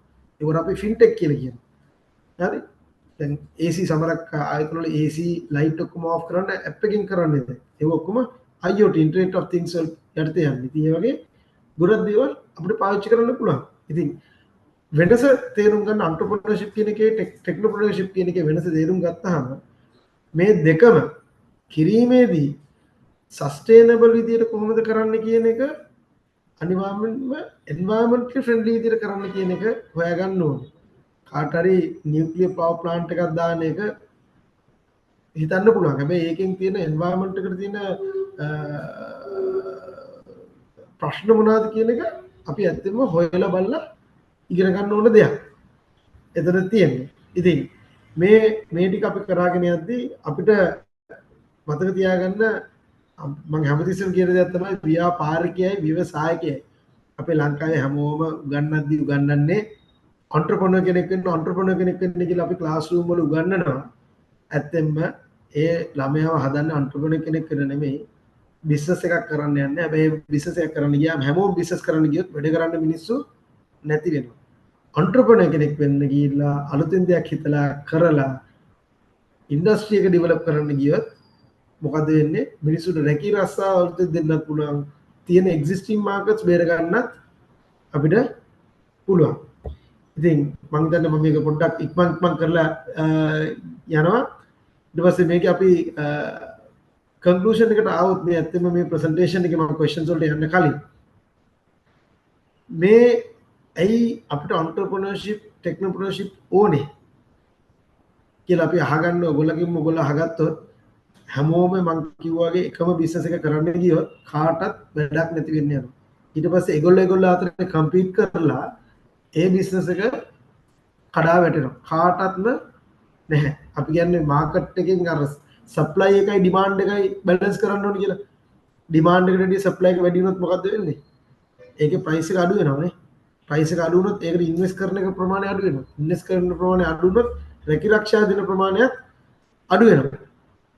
එතකොට අපි හැමතිස්සෙම බලන්න ඕනේ අර කම්පීටිං ඔටෝමොබයිල් උගන්නද්දි සර්ලා ගිහිල්ලා කියන්න එපා ටීචර්ලා ගිහිල්ලා කියන්න එපා ළමයි වාත් ගිහිල්ලා ගරාජ් එකක් දාගන්න එහෙම කියන්න එපා. ඇයි? ව්‍යාපාරිකයෙක් හදන්න.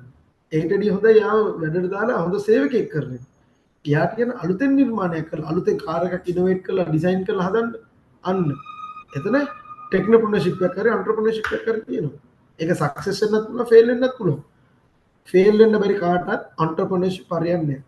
entrepreneur කෙනෙක් කියන්නේ කරන දේ ෆේල් වුණත් ෆේල් වෙන්න බය නැති කට්ටිය තමයි entrepreneursලා technopreneurස්ලා වෙන්නේ. අපි පොඩි එක්සැම්පල් එකක් දෙන්නම්. මාක් සගර්බර්ග් යුනිවර්සිටි එකෙන් අයින් වෙලා Facebook හැදුවේ නැත්තම් එයා ඒ chance එක ගත්තේ නැත්තම් හදිසියෙ Facebook fail වුණා එයාට degree එකක් නැහැ ව්‍යාපාරයක් නැහැ. ඒතර ඒ වගේ බය නැති කට්ටියට තමයි ඒක කියන්නේ බිල් ගේට්ස්ුත් ඒ වගේම තමයි යුනිවර්සිටි එකෙන් අයින් වුනේ නැත්තම් එයාට ඒක සක්සස් කරගන්න වෙන්නේ නැහැ. හරි ඊට පස්සේ මං කිව්වාගේ මේ entrepreneurship එකේ ඒගොල්ලෝ රිස්ක් එකක් ගත්තී ඒගොල්ලෝ අනිවාර්යයෙන්ම අලුත් රැකිරක්ෂා හදනවා. ඒගොල්ලෝ සල්ලි විතරක් නෙමෙයි ඒගොල්ලෝ ඇත්තම opportunities create කරනවා. දැන් අපි ගත්තොත් පික්නි Uber ගන්නකො ඒකේ මොනවද කරලා තියෙන්නේ අපේ 3 wheel driverට වැඩිපුර ලාභයක් ලබන්න වැඩිපුර hire හොයාගන්න පුළුවන් වෙන opportunity එකක් නේ අරන් තියෙන්නේ. සල්ලි හම්බ කිරීමට එහා ගිය එකක්. ඒතර ඒගොල්ලන්ට social responsibility එක ගැන ගොඩාක් හිතලා තියෙනවා. ඒ හිතපු ඉඳ social responsibility එක වැඩියෙන් හිතලා සල්ලි ගැන අඩුවෙන් හිතපු ඉඳ තමයි ඒගොල්ලන්ට ඒක සක්සස් වෙන්න පටන් ගන්නේ. ඒතර entrepreneur කෙනෙක් සල්ලි ගැන හිතන්නේ අන්තිමට. පළවෙනියම නෙමෙයි. businessman කෙනෙක් සල්ලි ගැන ඉස්සෙල්ලා හිතන්නේ. හරි. ඒතර ඒත් එක්කම දැන් අපි ටෙක්නොලොජි කියන එක පාවිච්චි කරන්න ඕනේ මිනිස්සුන්ට උපකාරකයක් හැටියට. ප්‍රශ්නයක් කරන්න නෙමෙයි. ඒතර ඒත් එක්කම මේක ස්කේල් කරන්න පුළුවන් වෙනවනේ. මේ entrepreneur කියන්නේ scalability එකක් තියෙන්න ඕනේ. අපි ගත්තොත් window tinting service එකක් ගත්ත කියමු. අලුත් මොකක් හරි chemical එකක් ගාලා වීදුරුවක් සුද්ධ වීදුරුවක tint කරන්න එක ටෙක්නොලොජි එක පාවිච්චි කරනවා. ඒක යාට පුළුවන් ද ස්කේල් කරන්න. එක තැනක් නෙමෙයි තැන් 10කට විතර ඒක ගෙනියන්න පුළුවන්ද? එක තැනක් විතරද කරන්න පුළුවන්. කියන එක බලන එක තමයි මේ entrepreneurship and technopreneurship කියන එකේ ගොඩක් වෙලාට අපිට කියලා දෙන්නේ. ඉතින් මම මේක පොඩ්ඩක් රෂ් කරාගෙන ගියා. මේ මොකද අපි පොඩ්ඩක් පරක් වෙලා තිබ්බින්ද ස්ටාර්ට් කරන්න. මම 20 minutes විතර තියෙනවා ඔයගොල්ලන්ට මේක පොඩ්ඩක් ඩයලොග් එකක් විදිහට ගිහලා කමියුනිකේෂන් මේ කතා කරන්න ප්‍රශ්න අහන්න. We can now open the floor for any questions and discussions about the matters that I presented to you just now. Are there any questions? Yeah, thank you very much, Engineer Silva. It's very interesting, fruitful session, especially for the as a teacher of TVET institution. I have a few concerns about your presentation, Engineer Silva. First thing is that you stated that the entrepreneurs cannot be created; they are born. So this is a huge challenge. This aspect is a huge challenge for the TVET teachers now. So how can we take up this challenge as a teacher to we believe that the entrepreneurs cannot create, but we need entrepreneurs to run the society. So how can we train the entrepreneurs in this kind of a context? Thank you, Tanuja. That was a very valid and a good question. So basically, first thing in the TVET sector, one thing that we can do is we need to give them the tools. You have to give all the students the tools. What do I mean by tools? The knowledge, right? You have to tell them how deep the well is, right? As I said, identifying a technopreneur or entrepreneur is a secondary thing. First thing is you have to give them the knowledge, not the direction that they have to go. ළමයිට යන්න ඕන පාර පෙන්වන්න යන්න එපා. ඒගොල්ලන්ට පාර පෙන්වන්න කලින් පාරේ තියෙන්නේ මොනවද කියන දේ තමයි දැනගන්න ඕනේ විශේෂයෙන්ම. එතකොට මම අර ගොඩක් වෙලාවට මම දැකලා තියෙන දෙයක් තමයි අර ගිහිල්ලා ළමයිට වා ගිහිල්ලා මේක කරන්න මේක කරන්න. දැන් අපි ගත්තොත් ළමයි 100කට ඉගෙනුවා අපි කියමු ඔටෝමොබයිල් කියලා. ඔය ළමයි 100ම ගිහිල්ලා වර්ක්ෂොප්ස් දාගන්න ගියොත් මොකද වෙන්නේ? ඒ වර්ක්ෂොප් එකකක් වැඩ කරන්න මෙකැනික්ස් නැති වෙනවා නේ. එතකොට අපි මේකේ හෙල්ති බැලන්ස් එකක් තියෙනවා. 104ක් වගේ කට්ටිය බිස්නස් කරනවා ලංකාවේ. අපිට ඕනේ 10%කට වගේ වැඩි කරා ගන්න ඕනේ SME සෙක්ටර් එක. වැඩි කරා ගන්න ඕනේ 10%කට වගේ. එතකොට ළමයි 100ක් ඉගෙන ගත්ත ළමයි 10ක් තමයි යන්නේ ව්‍යාපාරයක් කරන්න. ළමයි 100ක් ගියොත් 100න් 10ක් ව්‍යාපාර කරන්න යනවා. හැබැයි ඒ 10ට අපි ඉන්ෆර්මේෂන් දෙන්න නම් 100ටම ඉන්ෆර්මේෂන් දෙන්න ඕනේ. ව්‍යාපාරයක් කොහොමද කරන්නේ? මොනවාද ඕනේ soft skills? ඔයගොල්ලන්ට මේ වාහනයක් හදන්න පටන් ගත්තට ඔයගොල්ලන්ට මැනේජ්මන්ට් ස්කිල්ස් තියෙනවද? ෆයිනෑන්ෂල් ස්කිල්ස් තියෙනවද? කස්ටමර් සර්විස් තියෙනවද? accounting තියෙනවද? legal aspects ඔයගොල්ලෝ දන්නවද? licenses මොනවද දන්නේ කියලා දන්නවද? අන්න ඒ knowledge එක අපි ළමයිට දෙන්න ඕනේ මුලින්ම. ඒක තමයි අපි කියන හැමතිස්සෙම soft skills දෙනවා කියලා කියන්නේ ඒක තමයි. ඒක දුන්නට පස්සේ ඔයගොල්ලන්ටම ළමයි එනවා අහගෙන ටීචර් සර් මට ඕනේ මගේම ව්‍යාපාරයක් පටන් ගන්න. අන්න එතනදී කුතුහලයේ තියෙන එක්කෙනා ඔයා හොයාගෙන එනවා. මතක තියාගන්න අර ළමයට ඔයා පුෂ් කරන්න ගියොත් මේක කරන්න කියලා ඒ ළමයා ඒක කැමැත්තෙන් හෝ අකමැත්තෙන් කරලා ෆේල් වෙන කොහොමද ෆේල් වෙනවනේ. හැබැයි යාට දරා ගන්න බැරි ඉන්න ඒක නවත්තලා දානවා. අපි ඒක ගොඩක් දැකලා තියෙනවා. හැබැයි අර entrepreneur කෙනෙක් වෙන්න හීනමවන ළඟින් යන එක්කෙනා එනවා ෆස්ට් of all යාට බිස්නස් එකක් කරන්න ඕනේ කියලා ගොල්ලගාවට එනවා. ආවයන් පස්සේ ඒගොල්ලත් එක්ක කතා කරලා බලන්න ඕනේ ඒගොල්ලන්ගේ අර අපි මම ඔයගොල්ලන්ට කිව්වේ මගේ ප්‍රසන්ටේෂන් එකේදී මේ මම ඔයගොල්ලන්ට දුන්නා මේ 4ක් බලන්න කියලා. ඉස්සල්ලාම ඒගොල්ලා රියල් ඔයගොල්ලන්ට පුළුවන් ඇඩ්වයිස් කරන්න ඒගොල්ලා ඇත්තම රියල් වර්ල්ඩ් ප්‍රොබ්ලම් එකක් තියෙනවා. ඒක ඒ ළමයාට විතරක් තියෙන ප්‍රශ්නයක්ද නැත්නම් මේක ගොඩක් කට්ටියට තියෙන ප්‍රශ්නයක්ද? ඊට පස්සේ ගොඩක් කට්ටිය කියන එක දැන් අපි ගත්තොත් හම්බන්තොටද මේ ප්‍රශ්නේ තියෙන්නේ.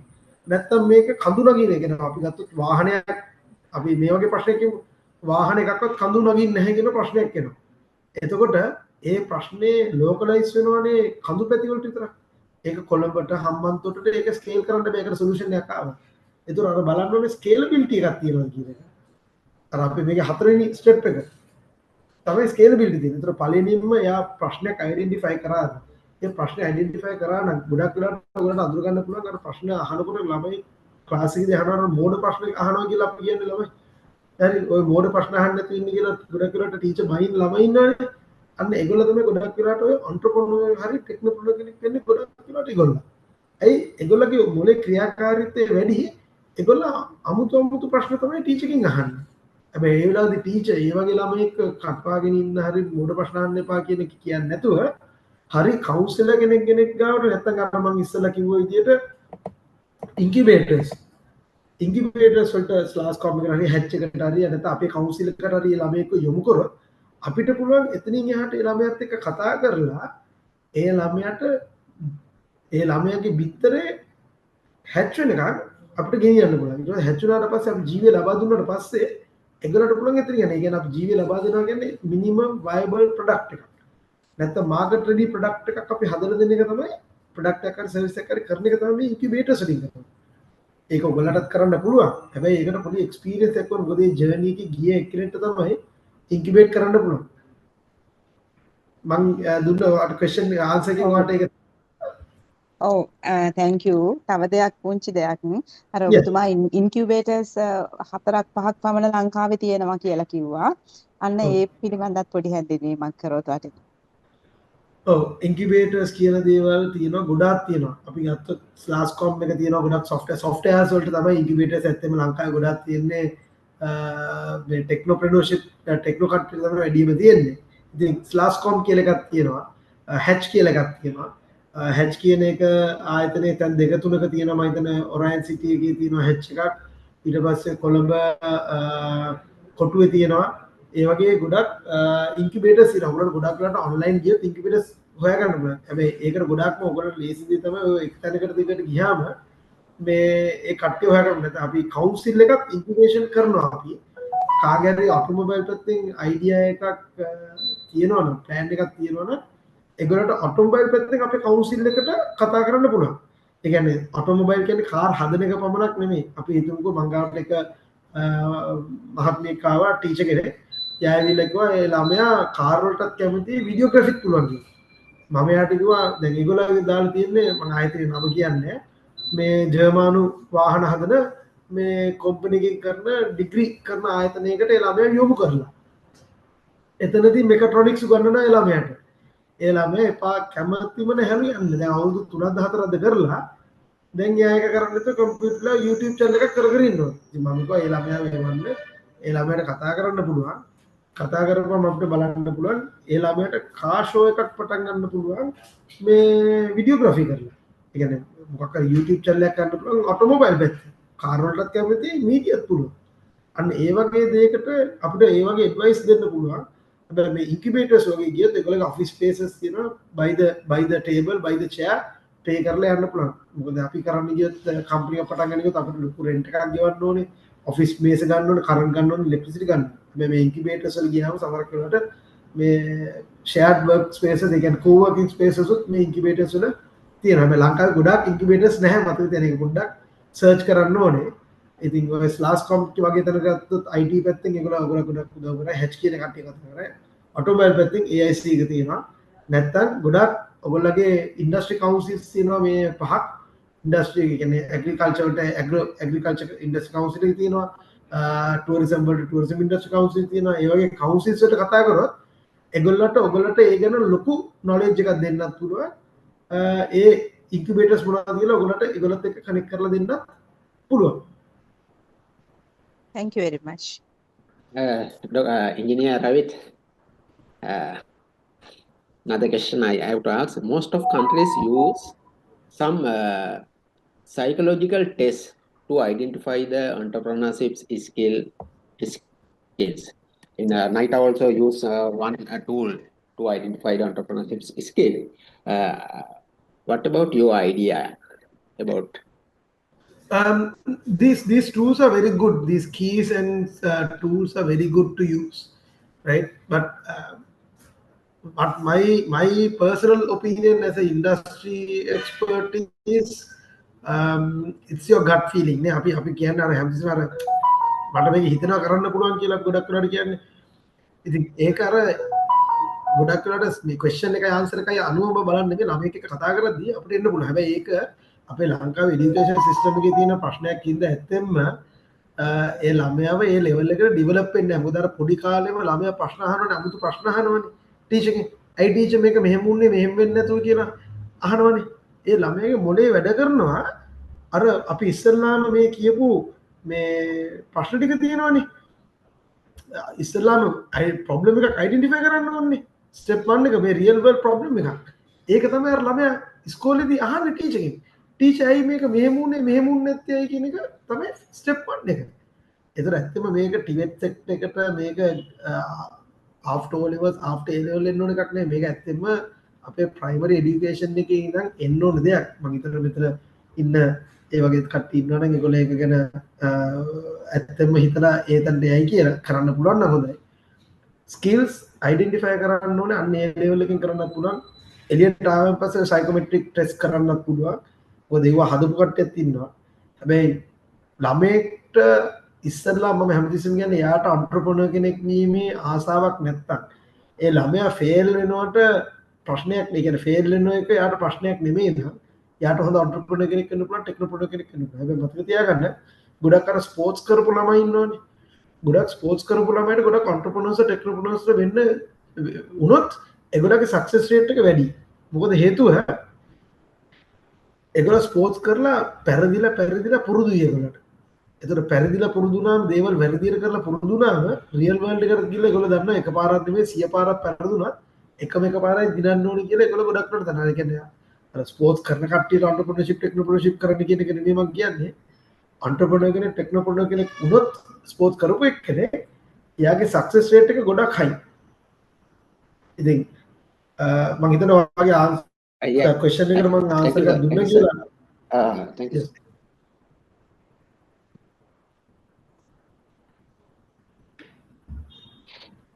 Any other questions? කට්ටිය ඔක්කොම මේක entrepreneur ටෙක්නොප්‍රෙනර් කියන එක තේරලාද ව්‍යාපාරිකය ව්‍යවසායකය අතර වෙනස තේරලා තියෙනවා කියලා මම හිතනවා.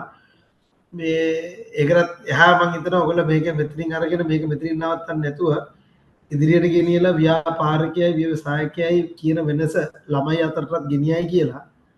මේ ගිහිල්ලා ව්‍යාපාරිකයෝ නෙමෙයි ව්‍යවසායකයෝ හදන්න මේ පෙළඹෙයි කියලාත් මම හිතනවා ඇත්තට. කාටත් good questions තියෙනවද? Any other questions? පොඩි වෙලාවක් ඔබතුමාට තියෙන නිසාම මම හිතනවා සාමාන්‍යයෙන් අපි self employment වලට ගිහිල්ලා ටික කලක් ඉන්නකොට entrepreneursලා වෙච්ච අය ඕන තරම් ඉන්නවා. නමුත් යා ආරම්භ කළේ හුඟක් වෙලාවට අර self employment තමන්ගේ තියෙන දක්ෂතාවයෙන් after that එයා ලෝකයේ දැකලා එයා වෙනස් වෙලා එහෙම entrepreneur වෙන්නත් අවස්ථාවක් තියෙනව නේද? ඔව් ඒ කියන්නේ self employment වලට ගිහිල්ලා entrepreneur කෙනෙක් වෙන අවස්ථා ගොඩාක් තියෙනවා. ඒක කතාව හරි. දැන් අපි ගොඩක් වෙලාට self employment කියන කතාවේ අපි ඒක වචනේ පරම අර්ථය ගමුකෝ. self employed කියන කට්ටිය අපි ගත්තොත් ගොඩක් වෙලාට ડોක්ටර් කෙනෙක් self employed, driver කෙනෙක් self employed. ඒ කියන්නේ ඒගොල්ලන්ට විතරයි වැඩ කරන්නේ. එතකොට ඒගොල්ලෝ බිස්නස් එකක් කිරීමේදී ව්‍යාපාරයක් කියන්නේ ස්කේල් කරන්න, විශේෂයෙන්ම entrepreneur කෙනෙක් නැත්නම් technopreneur කෙනෙක් කියන එක්කෙනාගේ දේ ස්කේල් කරන්න පුළුවන් වෙනවා. ඒ කියන්නේ ඒක දීප්ත ව්‍යාප්ත ලෝක ව්‍යාප්ත කරන්න පුළුවන් වෙන්න ඕනේ. globally, nationally, ඒ කියන්නේ internationally and locally ඒක ස්කේල් කරන්න ලංකාව පුරාම විහිදෙන්න පුළුවන් වෙන්න ඕනේ. එතකොට ඒ වගේ එකක් එක කරද්දී ටීම්ස් එක්ක වැඩ කරන්න ඕනේ. යාට පුළුවන් වෙන්න ඕනේ accounts team එකක් හැන්ඩල් කරන්න. accounts P&L එකක් හදන්න කොහොමද කියලා දැනගන්න ඕනේ. ඊට පස්සේ නීතිය දැනගෙන ඉන්න ඕනේ. මොකක් හරි ප්‍රශ්නයක් වුණාම නීතිය කොහොමද බලන්නේ, පාවිච්චි කරන්නේ, ඇප්ලයි කරන්නේ, ලයිසන්සස් මොනවද තියෙන්නේ. ඊට පස්සේ HR recruitment කොහොමද කරන්නේ. මොකද මිනිස්සු කියන කට්ටිය, වැඩ කරන කට්ටිය, employees කියන කට්ටිය එනවා යනවා, continuous recruitment තියෙනවා, training තියෙනවා. ඊට පස්සේ administrative tasks තියෙනවා. හරි security බලන්න ඕනේ. ඊට පස්සේ customer care බලන්න ඕනේ. customer කෙනෙක් මොනවාරි ප්‍රශ්නයක් වුණොත්, අගතියක් වුණොත් එයාට ඒක බලන්න ඕනේ. එතකොට ඒ ගමුට්ට එක, ඒ කියන්නේ අපි ගත්තොත් සියලු දේ ඉගෙන ගන්න පුළුවන්ද තනි පුද්ගලයෙක්ට? ඒ ඔක්කොම කව කරන්න පුළුවන්ද? අර අපි ඒකයි කියන්නේ ගොඩක් වෙලාවට අර ස්වයං ව්‍යාපාරයක් කරන එක්කෙනාට ඇත්තෙන්ම පුළුවන්ද ව්‍යවසායකයෙක් වෙන්න? වෙන්න පුළුවන්. සම්භාවිතාවක් තියෙනවා.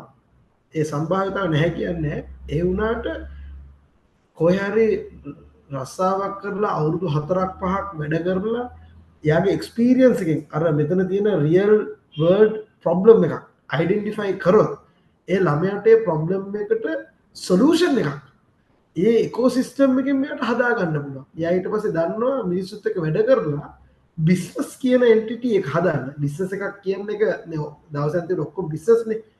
හරි. ඒ කියන්නේ ලාභ තියෙන ස්ථානයක් බඩපත් වෙනවා මේ entrepreneur කෙනෙක් වුණා, technopreneur කෙනෙක් වුණා. එයාට ඒ දේ නැති වුණොත් එයාට ඇක්චුවල් බිස්නස් එකක්, ඒ කියන්නේ සක්සස්ෆුල් බිස්නස් එකක් හදාගන්න අමාරු වෙන්න පුළුවන්. මොකද අපි ගත්තොත් පික්මී කියුණත් ඇප් එකක් වුණාට මිනිස්සු 500ක් 600ක් එතන ආයතනයේ වැඩ කරනවා. ඒගොල්ලෝ මැනේජ් කරන්න පුළුවන්ද? නිකම් මිනිහට අර 5 එකට ගිහිල්ලා කෝඩින් කරා වුණාට එයාට entrepreneur කෙනෙක් වෙන්න පුළුවන්ද කියන ක්වෙස්චන් එකේදී මම ඉන්නේ පොඩ්ඩක් පුළුවන්. හැබැයි ඒගොල්ලන්ට ලොකු ක්‍රියාදාමයක් කරන්න වෙනවා, ලොකු එෆර්ට් එකක් දාන්න වෙනවා අර තැනට යන්න.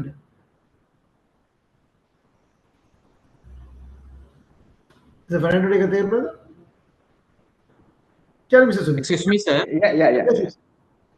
Sir, මට තියෙනවා පුංචි දැනගැනීමක් sir. මේ ඉන්ඩස්ට්‍රි එක්ස්පර්ට් කෙනෙක් කියලා. දැන් අපේ TVET sectors වලට අපි awareness program කරනවා. ඊට පස්සේ entrepreneursලා build up කරන්න පොඩි 8 day 7 day workshop කරලා එයාට loan එකක් දීලා ඒක implement කරලා business startup වලට අපි මේ support කරනවා. මට දැනගන්න ඕනේ දැන් අපේ sector එකේ අවුරුද්දට සාමාන්‍යයෙන් 30000ක් 40000ක් විතර sector එකේ ඉන්නවා. එතකොට industry එක මොනවා හරි share කරන්න ready වෙලා ඉන්නවද? එහෙම නැත්නම් industry එකේ මොනවා හරි support එකක් ගන්න පුළුවන්කම තියෙනවද අපේ experience එක share කරගන්න? උදාහරණයක් හැටියට ගත්තොත් එහෙම හොඳට expert වෙච්ච අපි හිතමු entrepreneur කෙනෙක් ඉන්නවා. සර්ලගේ සමහරට ස්ටීරියන් කමිටි වල ඇති. සමහර සෙක්ටර් එකේ ඇති. එහෙම දන්න විදිහට ෂෙයා කරන්න පුළුවන් අපිට. එහෙම මෙන්න මේ වගේ සෙටප් එකක් හැදිලා තියෙනවා. ඒගොල්ලෝ කැමැත්තෙන් ඉන්නවා මේ වැඩේට කියලා. ඔව් ඇත්තටම මේක හොඳ ක්වෙස්චන් එකක්. ඇත්තටම මම අර ඉස්සෙල්ලා කිව්වාගේ අර ඉන්කියුබේටර්ස් කියන එක පාවිච්චි කරන්න පුළුවන් ගොඩක් වෙලාවට. ඉන්කියුබේටර්ස් වල එහෙම කට්ටිය අනිවාර්යෙන් ඉන්නවා. මතක තියාගන්න දෙයක් කිරීමේදී හැම එකකටම කොස්ට් එකක් තියෙනවා. අපි ගත්තොත් දැන් මට ටයිම් එක දැන් මේ වගේ එකකට ඇවිල්ලා මට ඔයගොල්ලොත් එක්ක මගේ දන්න එක්ස්පීරියන්ස් එක ඔයගොල්ලන්ට ෂෙයා කරන්න පුළුවන්. හැමෝම ඇවිල්ලා දවසේ පැය 24 මේක කරන්න ගියොත් මට කරන්න බෑ. මොකද මමත් මේ සර්වයිව් වෙන්න ඕනේ. මගේ බිස්නසස් තියෙනවා, මගේ මේ වෙන්චර්ස් තියෙනවා. මට ඒක ටික සක්සස් කරන්න ඕනේ. ඒතර මට ඒක ගැන වෙලාවක් නැහැ. එතකොට අපිට ඉන්ඩස්ට්‍රි එකේ කට්ටියත් එක්ක ඒක ගොඩක් වෙලාවට අපිට කවුන්සිල් එක හරහා අපිට ඒක ලබා දෙන්න පුළුවන්. කවුන්සිල් එක නැති වුණා අර ඉන්කියුබේටර්ස් කියන එක ඔයගොල්ලන්ට ගොඩාක් වෙලාවට පාවිච්චි කරන්න පුළුවන්. ඒකෙදි ඊට මෙන්ටෝ කෙනෙක් හොයාගන්න එක ඒ entrepreneur කරා ගන්න ඕනේ. මොකද සමහරක් කට්ටියක මෙන්ටෝරින් සමහර කට්ටිය දන්නේ නැහැ. සමහර කට්ටිය දන්නවා. මෙන්ටෝ කරන්න. මොකද අපි කවදා අපි කියනනේ සමහර කෙනාට ගොඩක් වෙලාවට අපි අපේ ළමයට කවුන්සලින් කරන්න යන්න එපා කියලා. මම හිතන්නේ ලෝකේ එක නියතියක් තියෙනවා කවදාකවත් කැරියර් ගයිඩන්ස් අපි දෙන්න යන්නේ අපේම ළමයට අපි දෙන්න එක හොඳ නැහැ. මොකද අපි දකින්න අපේ ඇහෙන් මිසක් ළමයාගේ ඇහෙන් නෙමෙයි. හරියට කැරියර් ගයිඩන්ස් කවුරු හරි දෙනවා නම් පිට පුද්ගලෙක් වෙනවා නේද කැරියර් ගයිඩන්ස් දෙන්න. ඒතර ඒ වගේ තියෙනවා අර කන්ෆ්ලික්ට්ස් එන්න පුළුවන් තැන් තියෙනවා. ඉතින් ඇත්තම ගොඩක් තැන් තියෙනවා. හැබැයි ඒකෙදි ළමයාට ගිහිල්ලා කොහොමද බිස්නස් එකක් කරන්න කියලා ටක් ගාලා බිස්නස් එක ඇතුළට අරගෙන බිස්නස් එක ඔක්කොම ගන්නලා එළියට දාන්න තරම් සෙටප්ස් ලෝකේ කොහෙවත් නැහැ. ඒකින්ද තමයි ළමයා රස්සාවක් කරොත් තැනක අවුරුදු 4ක් නැත්නම් 5ක් හරි 10ක් හරි වැඩ කරොත් ඒ ළමයාට මේ බිස්නස් එක කොහොමද කරන්න කියලා ඉගෙන ගන්න පුළුවන්. දැන් අපි අර කියන චිකන් ඇන් එග් සිටුේෂන් එක ඉස්සෙල්ලා කුකුලද කිකිලිද බිත්තරේද කියන ප්‍රශ්නෙට එන මේක. එතකොට ළමයා ඉස්සෙල්ලා අයිඩියා එක අරන්ද එක්ස්පීරියන්ස් ගන්න ඕනේ. එක්ස්පීරියන්ස් අරන්ද අයිඩියා ගන්න ඕනේ. ඔන්න ඔය ප්‍රශ්නෙට කවදාකවත් උත්තරේ 100%ක් අපිට ගන්න බෑ. හැබැයි එක දෙයක් නියතයි. ප්‍රශ්නයකට උත්තරයක් ලැබෙන්න පුළුවන් ඕනම අවස්ථාවක. හැබැයි ඕන එක්කෙනෙකුට හොඳ එම්ප්ලොයි කෙනෙක් අපි මේ ටිවෙට් සෙට් එකෙන් හදන්න මම කිය ළමයි 100ක් හැදුවොත් ඔය දැන් 30000ක් හදනවා නම් ඔය 30000 වා හිතන්න ඔක්කොම entrepreneursලාත් ඔක්කොම businessmenලාත් කරන්න ගියොත් වැඩක් වෙන්නේ නැහැ. අපි මෙතන ස්කිල් එකක් නේ හදන්නේ. ටිවෙට් සෙට් එකෙන් හදන්නේ ස්කිල් එකක් තියෙන මිනිස්සු. වැඩක් කරන්න පුළුවන් මිනිස්සු. පයිප් එකක් වෙල්ඩින් කරන්න කොහොමද? පයිප් එකක් කපන්න කොහොමද? වයරින් එකක් කරන්න පුළුවන් පුද්ගලෙක් නිසා වයරින් එක කරන මිනිහට අනදෙනෙක් කෙනෙක් නෙමෙයි අපි හදන්නේ. ටිවෙට් සෙට් එක අපි විශේෂයෙන්ම හදන්නේ වැඩක් කරන්න පුළුවන් විදිහට. ඒතර මේ ඕනම entrepreneur කෙනෙක්ට දැන් අපි ගත්තොත් පික්මී කියන ටෙක්නොප්‍රෙනර්ෂිප් වෙන්චර් එක බලන්න. ඒකට ඩ්‍රයිවර්ලා හිටියේ නැත්තම් හැමෝම පික්මී ඇප් හදාදී හිටියොත් හැමෝම පික්මී වගේ ඇප් එකක් හැදුවොත් ඩ්‍රයිවර්ලා නැති වුණොත් ඒ වෙන්චර් එක ඒ entrepreneurship වෙන්චර් එක ඒ බිස්නස් එක ඩෙවලොප් වෙනවද නැහැ. ඒ හින්දා තමයි අපි හදන්න ඕනේ අර 30000ක් කියන ළමයි ඔක්කොටම හොඳ එම්ප්ලොයි කෙනෙක් වෙන්නේ කොහොමද කියන එක උගන්වන්න අනිවාර්යෙන් ඕනේ. entrepreneur කෙනෙක් නෙමෙයි ටෙක්නොප්‍රෙනර් කෙනෙක් මේ ලෝකේ ලංකාවේ ජනාධිපති වුණා. ජනාධිපති වෙන්න කලින් ඉස්සෙල්ලා පෙන්වන්න ඕනේ කොහොමද හොඳ පුරවැසියෙක් වෙන්නේ කියන එක තමයි උගන්වන්න ඕනේ. පුරවැසියෙක් වෙන්න බැරි ජනාධිපතිකම කොහොමද කරන්න බෑ. ඒ වගේම තමයි හොඳ එම්ප්ලොයි කෙනෙක් වෙන්න බැරි නම් ඒගොල්ලන්ට කවදාකවත් entrepreneur කෙනෙක් වෙන්නවත් businessman කෙනෙක්වත් වෙන්න අමාරුයි. ඒ කරන ෆීල්ඩ් එකේදී සමහරක් වෙලාවට අයිඩියා කරමක් කිව්වේ සමහරක් කට්ටිය පොඩි ළමයි ඉන්නවා අවුරුදු 18න් 19 ප්‍රොබ්ලම් එකක් සෝල්ව් කරනවා. ප්‍රොබ්ලම් එක සෝල්ව් කරලා ඉදිරියට යද්දී ඒගොල්ලගේ අම්මා තාත්තා නම් කර ඉස්සල්ලාම කට්ටිය ෆන්ඩින් ගන්න ඕනේ කට්ටිය ෆ්‍රෙන්ඩ්ස් ඇන්ඩ් ෆැමිලි කියලා. මුලින්ම ඇඩ්වයිස් ගන්න නම් පුළුවන් නම් අපිට ඒ වගේ කට්ටියගේ යන් එක්කෙනෙක් නා අවුරුදු 18 19 වගේ ළමයෙක් නම් අර වගේ ප්‍රොබ්ලම් එකක් ගිහිල්ලා මම ඔයගොල්ලන්ට ඉස්සෙල්ලා ෂෙයා කරා වගේ මේ හතරටම උත්තර ලබාගෙන නම් තියන්නේ කොල්ල. මේක කරන එක ලොකු ප්‍රශ්නයක් නෙමෙයි. මේ හතරටම උත්තරේ තියෙනවා නම් ඒක ඇප්ලයි කරන්න කොහොමද කියන එක අර ඉන්කියුබේටර් එකකට ගිහිල්ලා ඉන්කියුබේටර් එකේ කට්ටිය සමහරකට ෆන් කරන්නත් පුළුවන්. ඒගොල්ලෝ කියන්න පුළුවන් ආ රයිට් මම ඔයාලට මිලියනයක් දෙන්න රුපියල් මිලියනයක් දෙන්න මේ අයිඩියා එක පටන් ගන්න මම මෙච්චර ෂෙයාර්ස් දෙන්න මට කියලා නිගෝෂියේෂන් එකක් කරනවා. මතක තියාගන්න අයිඩියා එක හදනවා කියන්නේ එකක් සල්ලි තියනවා කියන්නේ තව එකක්. ගොඩක් වෙලාවට අයිඩියා එක තියෙන එක්කෙනාට සල්ලි නැහැ. සල්ලි තියෙන එක්කෙනාට අයිඩියා එක නැහැ. ඉතින් ඔය දෙක කරන්න අපි අනිවාර්යයෙන් ඉන්ඩස්ට්‍රි එකකට අපි උදව් කරනවා. හැබැයි ඒකේ ලිමිට් එකක් තියෙනවා. ගොඩක් වෙලාවට අපිට කරන්න පුළුවන් දේවල් විශේෂයෙන්ම ලංකාව වගේ පොඩි රටක මොකද බිස්නස් එකක් කොහොමත් කරන්න අමාරු වින්දා අර තවත් එක්කෙනෙකුට උදව් කරනවා කියන එක ගොඩක් කට්ටියට වෙලාව නැහැ. හැබැයි දශමකින් හරි අනිවාර්යයෙන්ම අපි උදව් කරන්න ඉන්නවා මේ වගේ අපි ඇවිල්ලා අපිට උගලට උදව් කරන්න පුළුවන්. Right. Okay. Thank you very much, sir. Thank you.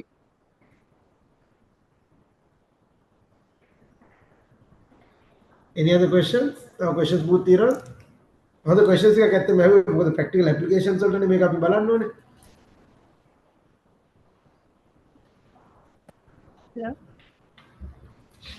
Hello. ඔව් කියන්න මට එහෙම.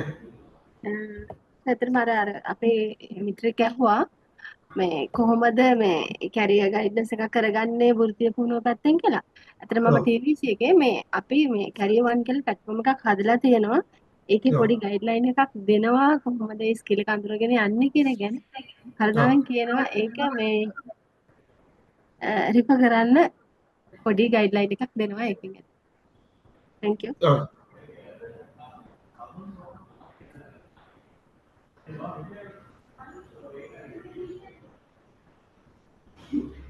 තව මොකද තියනද ඒ වගේ ඉන්පුට්ස් මොකද තියනද ක්වෙස්චන්ස් මොකද තියනද ප්‍රැක්ටිකල් ප්‍රශ්න තියනද අහන්න මොකද මේක පොඩි මතයක් පොඩි ඉන්පුට් එකක් කියන්න යන්නේ අපි දැන් ටිවෙට් සෙක්ටර් එකේ කම්පිටන්සි බේස් ට්‍රේනින් තියෙන්නේ කියන කන්සෙප්ට් එක තියෙන්නේ. ඒ කියන්නේ අපි at the end ළමයා මේ entrepreneurship ගත්තොත් at the end එයා ස්ටාර්ට්අප් එකකට ගිහිල්ලා තියෙන්න ඕනේ. ඒ කියන්නේ CBT කියන්නේ. එතකොට අපි ළමයි 30ක ඉන්න කෝස් එකක් ගත්තොත් ඒ 30න් 30ම මේ entrepreneursලා කරන්න බෑ. ඒ නිසා මට හිතෙනවා ඔතනදී ලොකු ස්ක්‍රීනින් ප්‍රොසෙස් එකක් අවශ්‍යයි කියලා. කියන්නේ මුළු ටීම් එකටම අපිට මේක උගන්වලා හරියන්නේ නැහැ. පළවෙනිම මේක ඉන්ට්‍රස්ට් එක කියලා දීලා එතනින් ස්ක්‍රීන් කරගන්න ඕනේ මේකට උනන්දුව තියෙන ළමයි. අන්න ඒ වගේ ප්‍රොසීජර් එකක් අවශ්‍ය වෙනවා. ඇක්චුවල් ස්ටාර්ට්අප් කීපයකට හරි අපි ළමයින්ව ඩිරෙක්ට් කරන්න. නැත්නම් මුළු ටීම් එකටම අපිට මේක ඉගන්වුවා කියලා ඒකේ ප්‍රතිඵලයක් එකපාර ඒ කියන්නේ ගන්න අමාරුයි. ඒකට ස්ක්‍රීනින් ප්‍රොසෙස් එකක් තියෙන්න ඕනේ. සහ CBT කියන්නේ අනිවාර්යයෙන්ම අපේ කෝස් එක අවසානයේදී ළමයා ස්ටාර්ට්අප් එකකට ගිහිල්ලා තියෙන. ඒ කියන්නේ පොඩි නිච් ඒරියා එකක් තෝරගෙන තමයි මේ කෝස් එක මට හිතෙන්නේ ફોකස් කරගන්න ඕනේ කියලා. මුළු ඉන්ස්ටිටියුට් එකේම ළමයින්ට ඒක කිරීම සක්සස්ෆුල් නැහැ. ස්ක්‍රීනින් එකකින් පස්සේ තමයි අපි පටන් ගන්න ඕනේ කියලා මට හිතෙනවා. ඔව් ඒක ඇත්තම හොඳ වැලිඩ් පොයින්ට් එකක් මිස් අනුජා. එතනදී මගේ අයිඩියා එක නම් තියෙන්නේ අර අපි soft skills කියන එක හැමෝටම දෙන්න. soft skills කියන එක කොහොමද මෙන්න මේ වගේ අනුමාන තියත් soft skills කියලා දෙයක් තියෙනවා, accounting කියලා දෙයක් තියෙනවා කියන එක හරි කට්ටියට ගන්නලා තියෙන එක අපි කියන්නේ PNL එකක් හදන්න කියලා. PNL එකක් හදන්න ඕනේ කියන දේ ළමයිට ඒ knowledge එක දීලා තියෙනවා නම් ඒ ළමයා entrepreneur කෙනෙක් වෙන්න කැමැත්ත අකමැත්ත ඊට පස්සේ එනවා. හරිද? ඊට පස්සේ එතනින් එහාට තමයි අපි ගන්න ඕනේ. එතන අපි හැමදෙස්සම අපි ටාගට් කරන්නේ entrepreneurship කියන එකේ නම්බර් ගේම් එකක් නෙමෙයි. මතක තියාගන්න අර මං කිව්වා entrepreneurs 100ක් ස්ටාර්ට්අප් 100ක් පටන් ගත්තාම 100න් 99ක් ෆේල් වෙනවා. මට එකපාරක් මතකයි ඒන්ජල් ඉන්වෙස්ටර් කෙනෙක් හම්බුණා නිව්සීලන්ත වල ඉඳන්. මේ මම අවුරුදු 10ක විතර කලින් හම්බුනේ. මම එයාත් එක්ක කතා කරුවේදී මම එයාගෙන් අහුවා I think ඇයි මේ වගේ ඉන්වෙස්ට් කරන්න ෆන්ඩින් කරන්නේ ස්ටාර්ට්අප්ස් වල. එයා කව මේක ඇවිල්ලා නිකන් සූදුවක් වගේ තමයි ගැම්බ්ලින් ඇඩික්ෂන් එකක් වගේ තමයි මේ වගේ ඒවට ඉන්වෙස්ට් කරන්න පටන් ගත්තාම ඒක නවතින්නේ. මම දැන් කීයක් ඉන්වෙස්ට් කරලා තියෙනවද? එයා ඩොලර් මිලියන ගාණක් මට කිව්වා ඒ දවස්වල. මම ඒව දැන් ඒ ගානට කී ගුණයක් හම්බ කරලා තියෙනවා. මේක දාපු ගානවත් හම්බුනේ නැහැ කියලා. හරි. ඇයි ඒක ෆේල් රේට් එක ගොඩාක් හයි. ගොඩක් කට්ටිය ස්ටාර්ට්අප්ස් පටන් ගන්නකොට මම කිව්වේ මේ මම ෂෙයා කරලා තියෙන ස්ක්‍රීන් එකේ මේ ස්ටෙප්ස් හතරටම යන්නේ නැහැ. ස්ටෙප්ස් හතරෙම උත්තර ගන්න නැහැ. හැබැයි මේක ගන්න ඔයගොල්ලෝ කිව්වාගේ ස්ක්‍රීනින් ප්‍රොසෙස් එකක් එකට වැඩිය ඔයගොල්ලෝගේ අයිඩෙන්ටිෆිකේෂන් එකක් කරන්න ඕනේ බොඩි ලැන්ග්වේජ් එක ළමයාගේ. ප්‍රශ්න පත්‍රයක් දීලා ස්ක්‍රීන් කරන්න යන්න එපා. ප්‍රශ්න අහලා ඔය ළමයා හොඳයිද අන්ටර්ප්‍රෙනර් කෙනෙක් කරන්න පුළුවන්ද බැරිද කියන එක නෙමෙයි. ඔයගොල්ලන්ට පුළුවන් තියන්නේ එක්සිබිෂන්ස් තියන්න පුළුවන්. එක්සිබිෂන්ස් තියලා ඒගොල්ලන්ට මොකක් හරි ඒගොල්ලන්ගේ අයිඩියාස් බිස්නස් එකක් හරි මොකක් හරි කරන එකේ ඒක මම දන්නේ අන්ටර්ප්‍රෙනර්ෂිප් කියලා තියෙනවා නම් මොඩියුල් එකක් නැත්නම් බිස්නස් කියලා මොඩියුල් එකක් තියෙනවා නම් ඒගොල්ලන්ට දෙන්න පුළුවන් ඔයගොල්ලන්ට පොඩි මේ ප්‍රොජෙක්ට් එකක් කරන්න. ඒ ප්‍රොජෙක්ට් එකේදී ඔයගොල්ලන්ට පුළුවන් මේ ස්ටෙප්ස් හතර කවර වෙලාවද තියෙනවද කියලා මාක්ස් දෙන්න. රියල් වර්ල්ඩ් ප්‍රොබ්ලම් එකක් සෝල්ව් කරලා තියෙනවා. අයිඩෙන්ටිෆයි කරලා තියෙනවද ඒක සෝල්ව් කරලා තියෙනවද? ඒකට ටෙක්නොලොජි හරි එතිකල් සොලියුෂන් එකක් දීලා තියෙනවා. ඒක සර්කියුලර් බිස්නස් මොඩල් එකක් තියෙනවා.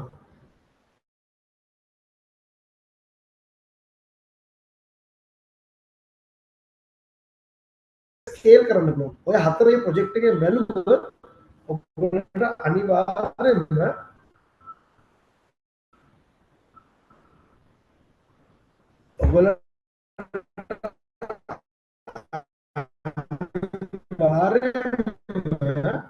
පුළුවන් මේ entrepreneur කෙනෙක් මේ හරි දෙන්නෙක් හරි තෝරගන්න පුළුවන්. Comments, questions?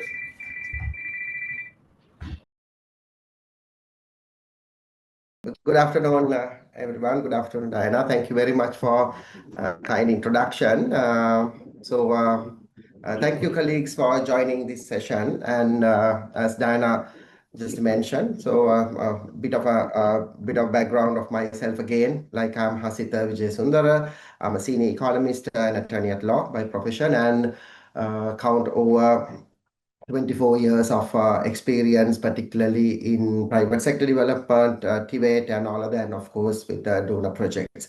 So today I am going to talk to you a very interesting and very important topic of financing options, so financing and funding options. So maybe my presentation will go around 40 minutes or 45 minutes, or maximum 1 hour, depending on the time. And then if you have any questions, maybe we can take afterwards. And in the meantime, what I would like is to share my screen. So I have shared a couple of documents with you very briefly, because I know most of you are working and you have full-time jobs and all of that. So this is a sort of even though this is a capacity building initiative, so you might have very less or limited time for your studies or anything like that. So instead of the presentation, there were some of the very key important or key questions have been asked for this thematic paper. So I have provided these answers and I have circulated. So I think Ms. Diana or Mr. Farzan from the Colombo plan or the team will share this document, or maybe if they have already shared, that would be really great. So Ms. Diana, I will now share my presentation. I hope I have the access. ICP, please give an access to. Can you see my screen? Yes, sir. All right. We can see it. All right. Good. So then I will, for the time being, I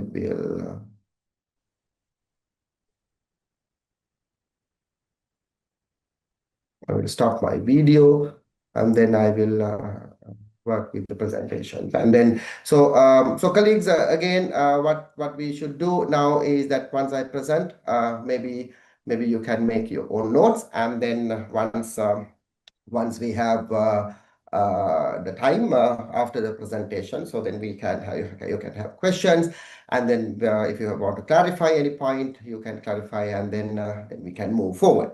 So it is very important topic for today. What we are trying to discuss is what are the sort of available funding and financing opportunities available for TVET sectors or TVET initiatives, and how we should get ourselves more acquainted with this topic, and then to get acquainted and to get some awareness of these topics, and which is very particularly like if as a country or as Sri Lanka or any other country, how we should aim, or how we should tap these initiatives. So that is the main objectives that I wanted to do. So this would be, give some more insight on a different side of sustainable TVET and all other, the main topic of today's theme. So what I would try to discuss today is that okay, what is the importance of financing in TVET sector? So you might also would know this is very important sector, particularly when it's come to the skills development, skills building, and particularly in the developing context, and particularly now we are in the fourth industrial revolution. So we have been past so many of skills, eras, skills development or skills areas, and how we should do that, and then why it is important. And particularly when it's come to that, what we want to understand is like what is its alignment to the sustainable development goals in current context, particularly the decent workplace and all others. So how it is being linked, and then why financing matters for quality delivery of TVET initiatives? And is there any difference between financing and funding? Because this is also, we should know if there would be any difference, and then what would be sort of your goals in terms of sustainability and financing for future skills. So this is basically like the way that I would like to go with the presentation. But before we come to the core, and what I wanted to tell you again is that most of you would know now world has moved in different line of the development and then the skills requirement.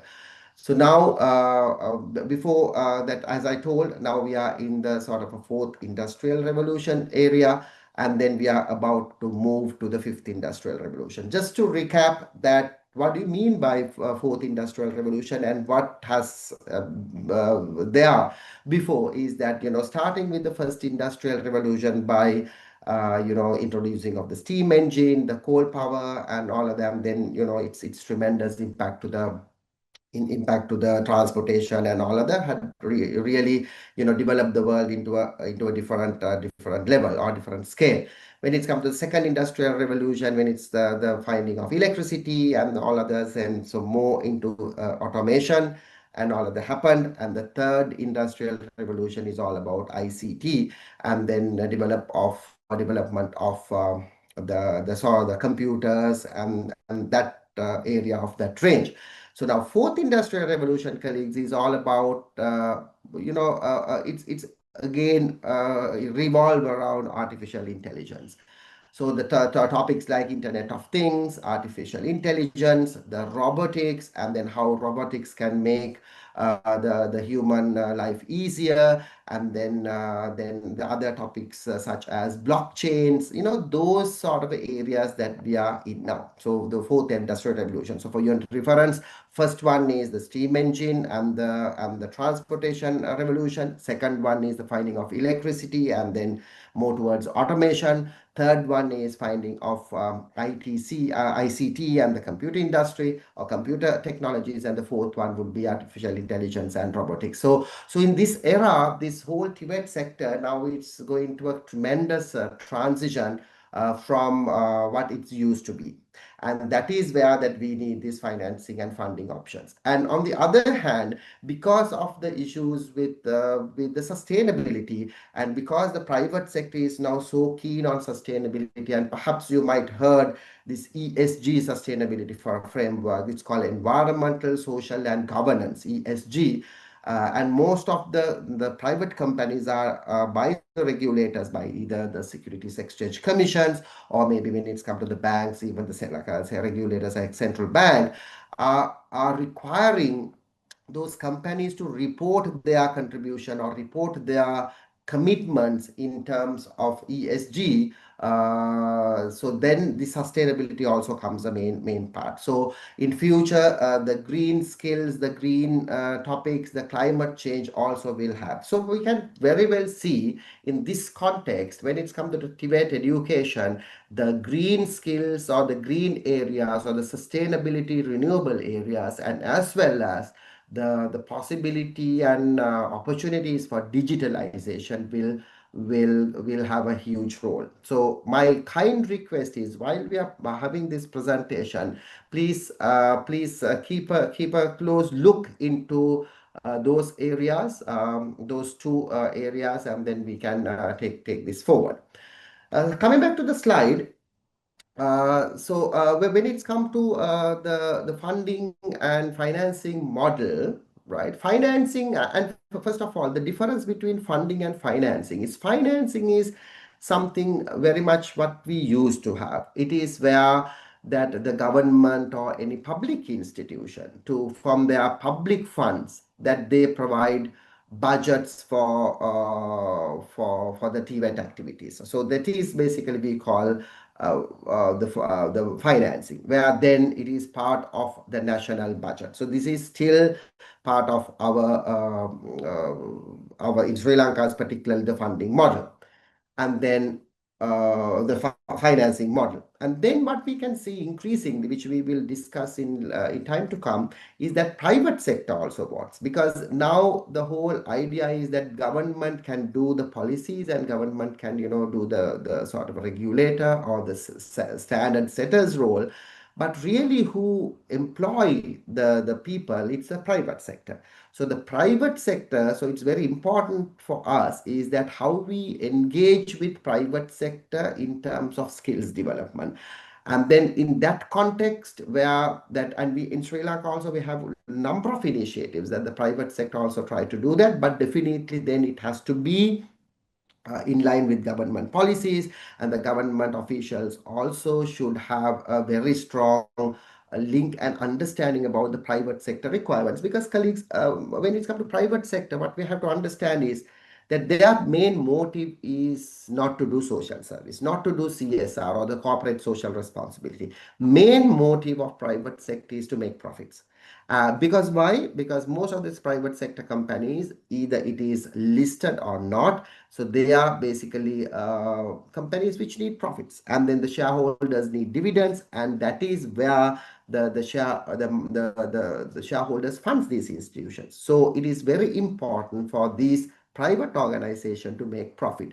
So while you are talking about as public service that you are doing services to the public, because public sector is more geared to provide the public goods that is good for the general public, and then into the services. Private sector are more on profit motives and profit orientation, and their CEOs and the main the ranking officers, their performance will be measured based on the profitability that they get. If they don't deliver their profits, if they don't deliver their bottom line, their jobs are at stake. So while you are in public sector, when you are looking at private sector, you have to understand this dynamic and try to work around with that. So sometimes the thinking of public sector might not necessarily in line with the private sector. So that's what I have to say. So again, they are, even though that they have CSR initiatives, the main point for private sector engagement in Tibet is, I will quote, that private sector should have a business case. I quote and unquote, the business case for any such funding or co-financing initiative. So this is very, very important point that you have to know. Going along with this line, and to a little bit more formalize this, now we have another model and options. It's called public-private partnership options. So this is where a formal agreement that you have in arranging a lot of things, like where formally through agreement that public and private sector work together, come and work together, can co-invest and work together. So there, a very important point here is down in Sri Lanka that the tremendous improvement have been made in this line, where the Minister of Finance also had set up Office of Public-Private Partnerships and looking this PPP option for different initiatives. So normally in this context, when it's come to the infrastructure, when it's come to the land, or to a certain extent the building of a particular project is provided by the government, that is basically for the public side, the investment. And when it's come to the machinery, the management style and the other resources are coming in the private sector. So it is, because the thing is, for the private sector, sometimes acquiring land and then the big buildings and that sort of stuff might be challenging. So then that part will be facilitated by the government, because most of the land and most of those resources are owned by the government.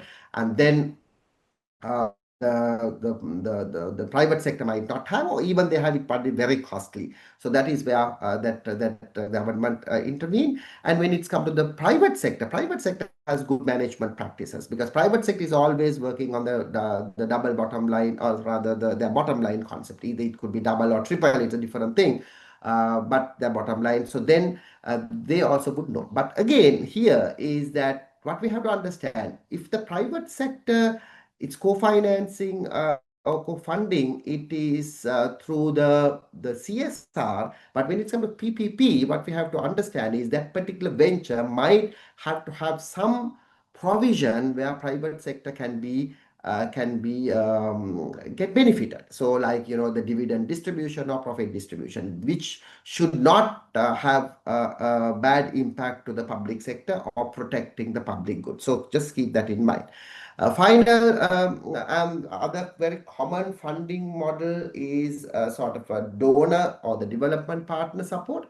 But dear colleagues, what we have to understand is that because of current economic and social dynamics, that we must understand that this particular line of funding will be having a great challenges, where most of the European countries are looking at now much more nationalistic point of view of the politics, and then of course with the engagement of Ukraine war. So most of the funding opportunities or the available budgets for the development cooperation might be limited. And when it's come to the US, when it's with the current regime with President Trump, so when it's Make America First initiative, MAGA, so there are also a lot of restriction on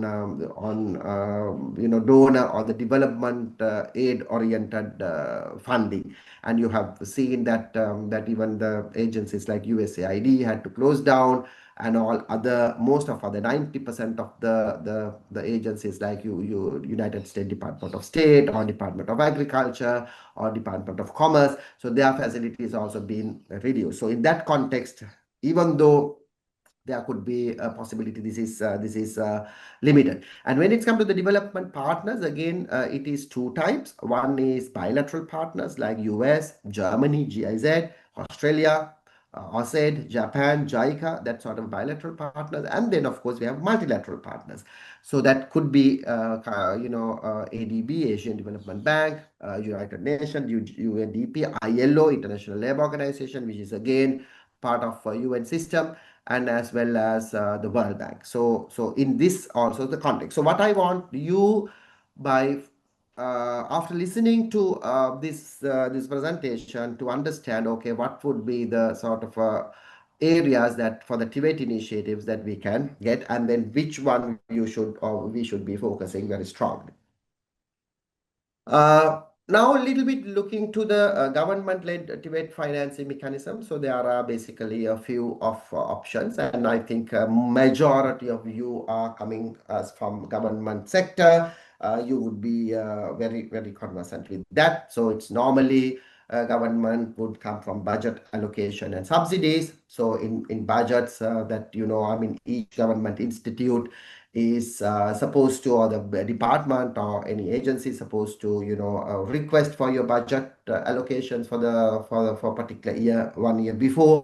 So and then there would be budget allocation. And a good point here in Sri Lankan context is that Sri Lankan government, when it's come to education, I have seen has increased that the budget allocation for 6%. But however, the question still remain is that, like, okay, which sort of initiatives in terms of education, out of that 6% of GDP is being proportionate. So that is quite a question mark and a policy decision where the policymakers has to take into, because 6% of GDP is quite a handy or quite a good percentage of allocation. However, when it's come to the treasury education, vocational education, whether out of that 6%, what would be the percentage? It's still a question mark. But however, having said that, that is one thing is one thing that we can count on, and I think that is one thing that the government would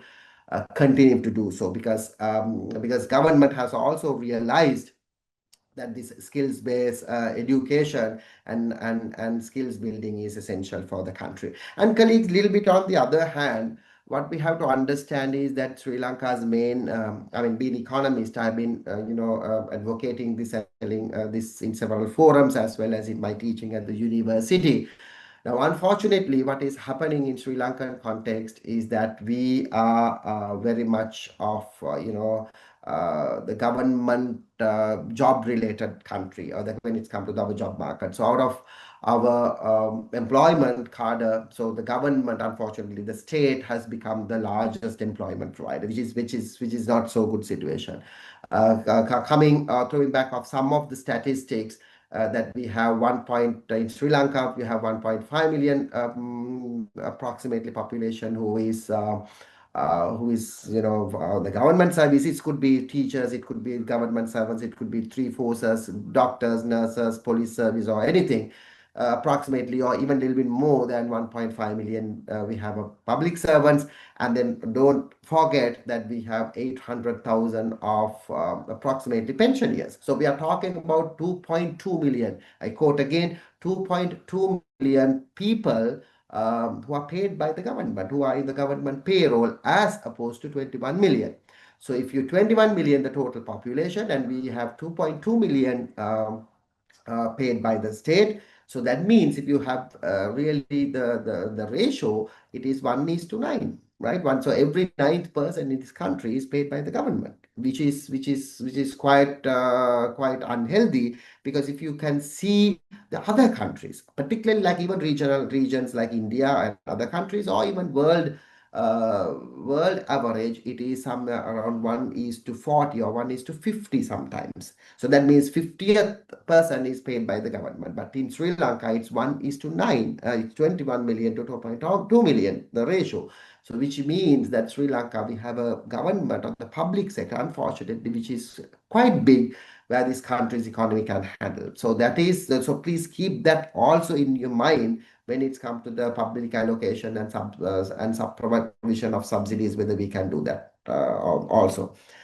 Second point is performance-based funding. So this is also been now introduced by the government, which is Sri Lanka was very, very, very shy on this, because we don't consider that the private sector, unfortunately, sorry, public sector should be performance based. And even, I mean, our remuneration or any other element also been not in line to the performance. And then, and it would be a huge task of, again, introducing the KPIs, key performance indicators, to the public servants. But now I think that movement is happening, which is very good. And even for the ministers, I mean, if you really see even countries like Singapore, ministers have KPIs.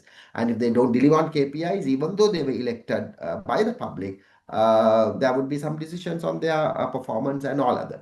And when it's come to Sri Lanka, this is again a thing that this performance, or the meritocracy and the performance-based initiatives need to be introduced. But I'm very happy now we have some of these performance-based funding opportunities also. But it is at a very, very infant stage, but it might take it up. The fourth point is this youth skills development fund. So there is, when it comes to government, the youth skills development and the future of work, it's becoming, the world of work, it's becoming very important priority. So government has identified that, and there are a number of initiatives taking place. And then, of course, there are some of the donor agencies, particularly ILO, is very much working on the future of work concepts, and then the others also. But when it's come to the government, now we are talking about the government funding. Government also work on that to this, because this is again like very important skills development. Sometimes government have scholarship schemes and the training voucher schemes. So this is not very popular in Sri Lanka, though, but as a sort of for your knowledge, for your international exposure, that you should know that these initiatives are taking place. Quickly moving to the other one, when it's come, this is very, very important, private sector and employers' contribution. This is the sector skills levies. So this is basically that, having through the sector skills council. So this is, training funds being developed in most of the countries. So that is why, so it could be agricultural sector, it could be automobile sector, it could be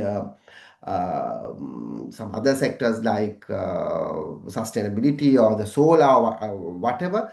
And then so that is one area that private sector can contribute, which Sri Lanka is not very strongly advocating. But what I have heard and then involved in this, the TVEC, the commission has approximately 9 sector skills council. So maybe this is one option, that whether we can have this these funds, the sector funds or the skills for the skills development in the sector, which is of course because sector skills council will talk on that a little bit later. That is one of the very good public sector, private sector forum that can advocate skills development and all others. So we can do that. And when it's come to the apprenticeship, cost sharing and industry training consortiums and all others. So those are the sort of a private sector opportunities, private sector mechanism that we can do.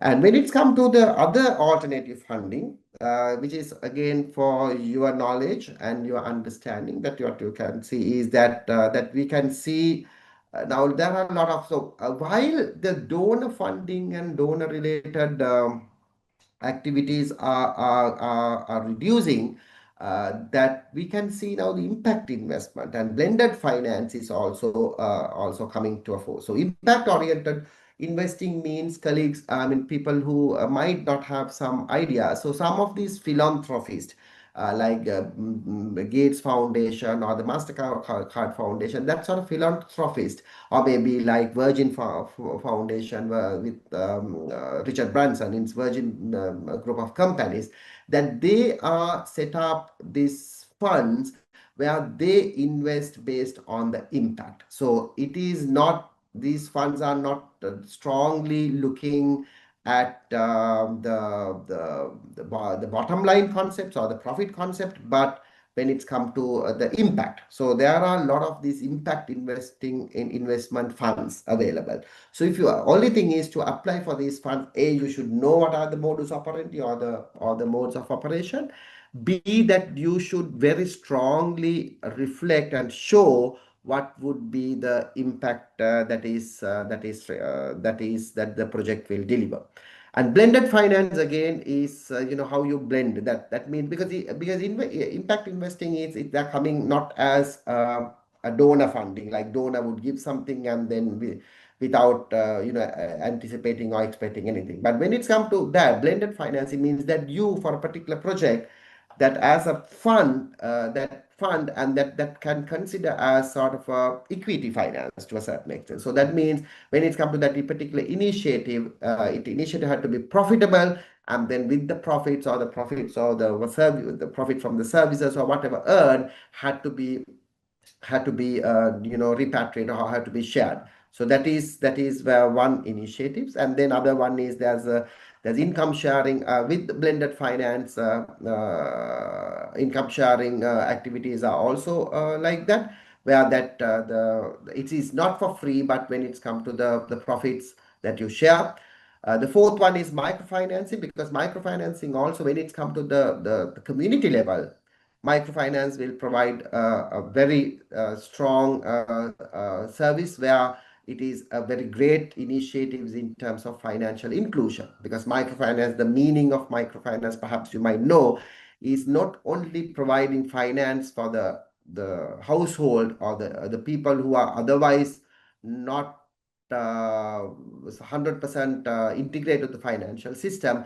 It is providing that or integrating that to the formal financial system. So this is one area, maybe not at the government or the major private sector level, but when it's come to the individual skills, with the individual learning, individuals capacity buildings, microfinance will play a major role. And there is, although now the last point is green and climate linked funding. Although now these green funding mechanisms are relatively less encouraged, let it put it that way, because of the US, the president's the policies where this green and climate related funding. But this is again will not die. I mean, this is where, but still, like countries like Germany and Canada, Australia are very strong, and some of the Scandinavian countries are very strong on that. So this is again some of the funding alternatives that you can see. Moving on to some of the challenges, colleagues, that even though we have seen that these are sort of challenges, and other than that, I would say more than everything, which is not even here, the one of the main challenge is that the skills and the awareness of public sector TVET institutions to tap these funds is one of the main challenges, because public sector TVET are not TVET. Generally, the public sector sometimes are quite, I mean, don't take me wrong, but quite complacent of what they are doing, and they don't want to show and perform more, because I mean, to be honest, by themselves, also because there's no incentives, so there's no KPIs, there's no performance based sort of a reward system, because as individuals, one of the very important economic requirement is that everybody of us are working for incentives,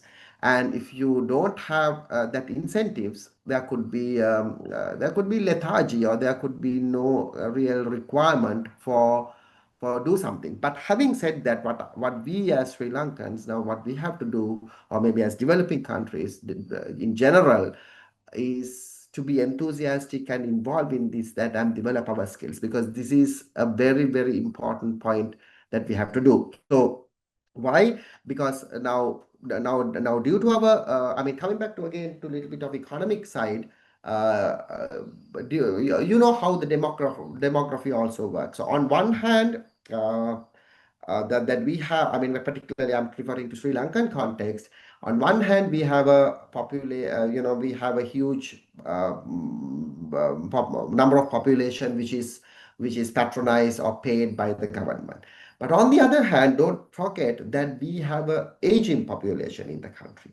So the Sri Lankan now, the average age of a person is closer to 40 years of age. So normally we call the average age of the population. So as a country, Sri Lanka is not a country with younger population. So we are generally getting older.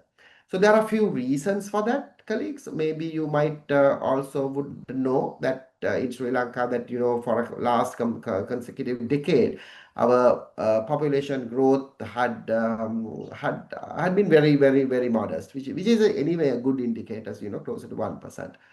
On the other hand, with all the health and the public health service, the availability and the free health service, so our life expectancy goes more. So the women are generally living more than men, around 78 years or closer to 80. Men are 74, 76. So then this is quite good. So Sri Lanka, in one hand, Sri Lankan population is aging. So, but now the problem is, but still we are in a developing stage. So normally the aging population and limiting population or having a modest population growth is a characteristic of a developed country. So normally this demographic means the peoples, the demographic transformation happen most of the times after the economic transformation from a middle income country to high income country. I mean, look at Japan. So once the economic transformation happened,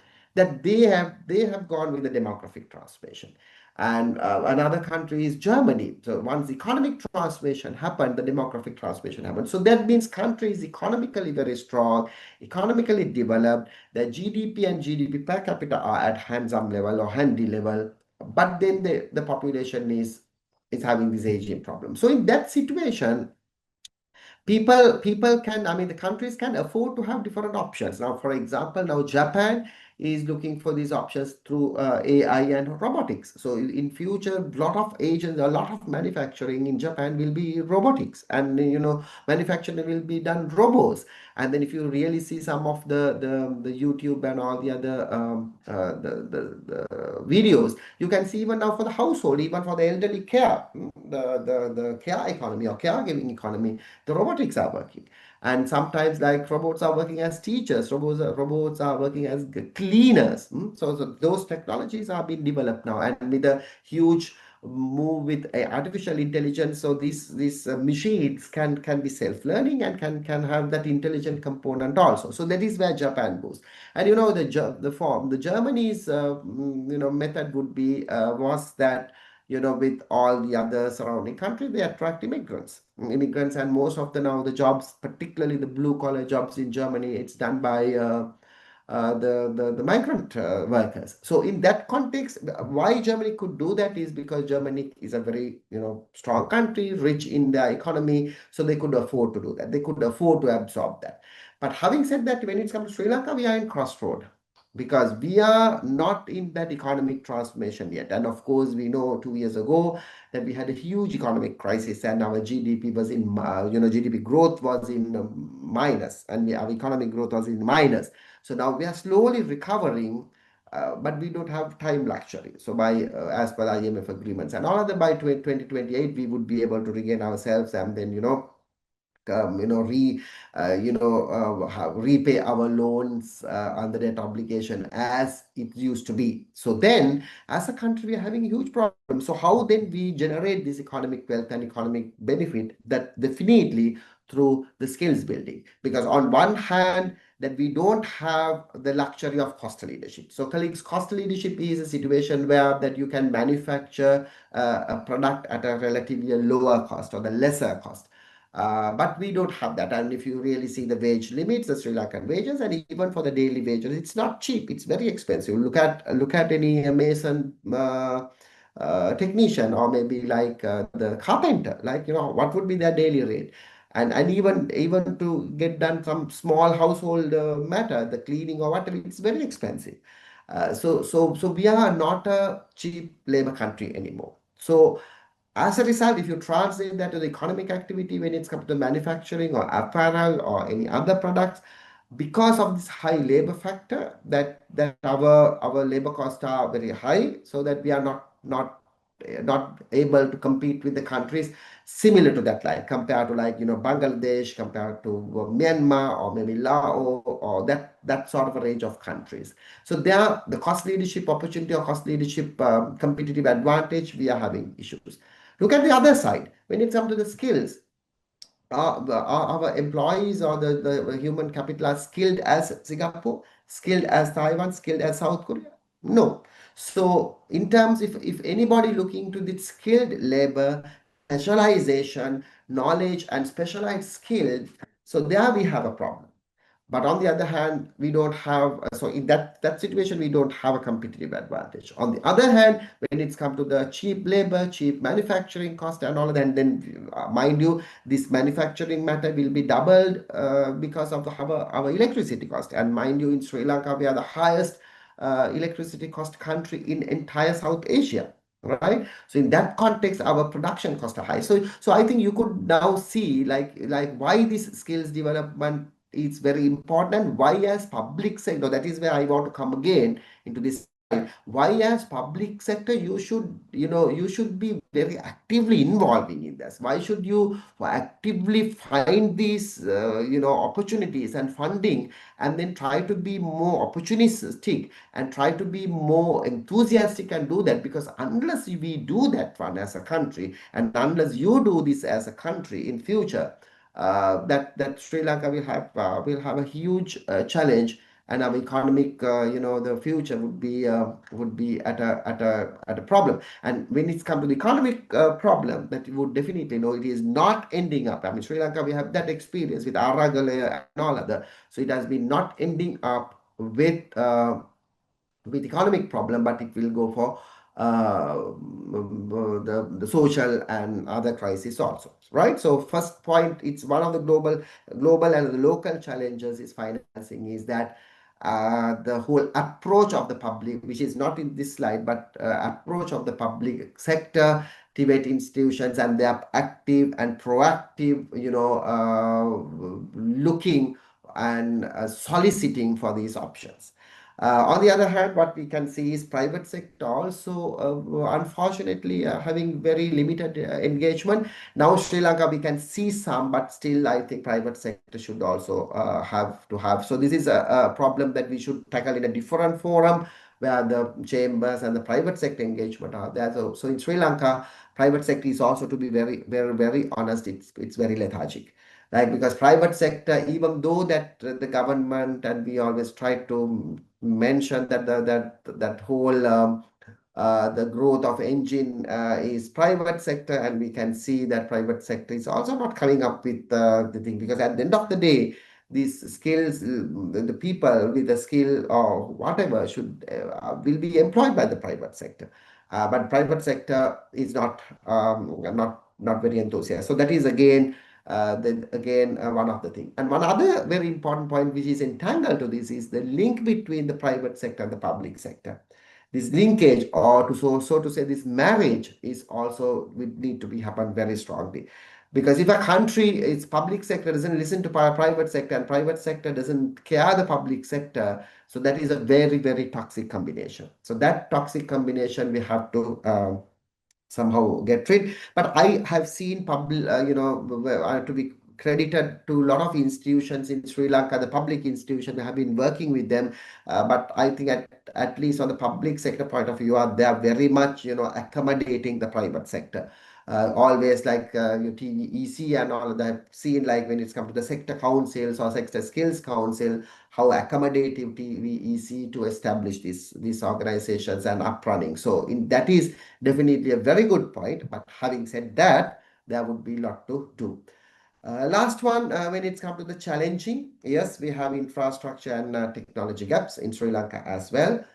Sometimes our infrastructure is not strong or not adequate and not up to date, and that is again a thing. But again, like it is again the infrastructure, the chicken and egg situation. So if you want to have a very strong TVET initiative, you have to have proper infrastructure. Without proper infrastructure, that you don't have that, and on the other hand, without proper initiatives and all other, that you don't have funding to develop the infrastructure. So this is a bit of a chicken and egg situation, but however, we need to tackle that. And the technology gap again, because as a country, particularly when it comes to Sri Lanka, are we ready for the fourth industrial revolution is a big question mark. Whether our universities, I mean, we know that we have very good universities in terms of technology, STEM area, science, technology, engineering, mathematics, and we have a very strong vocational training sector and the training infrastructure.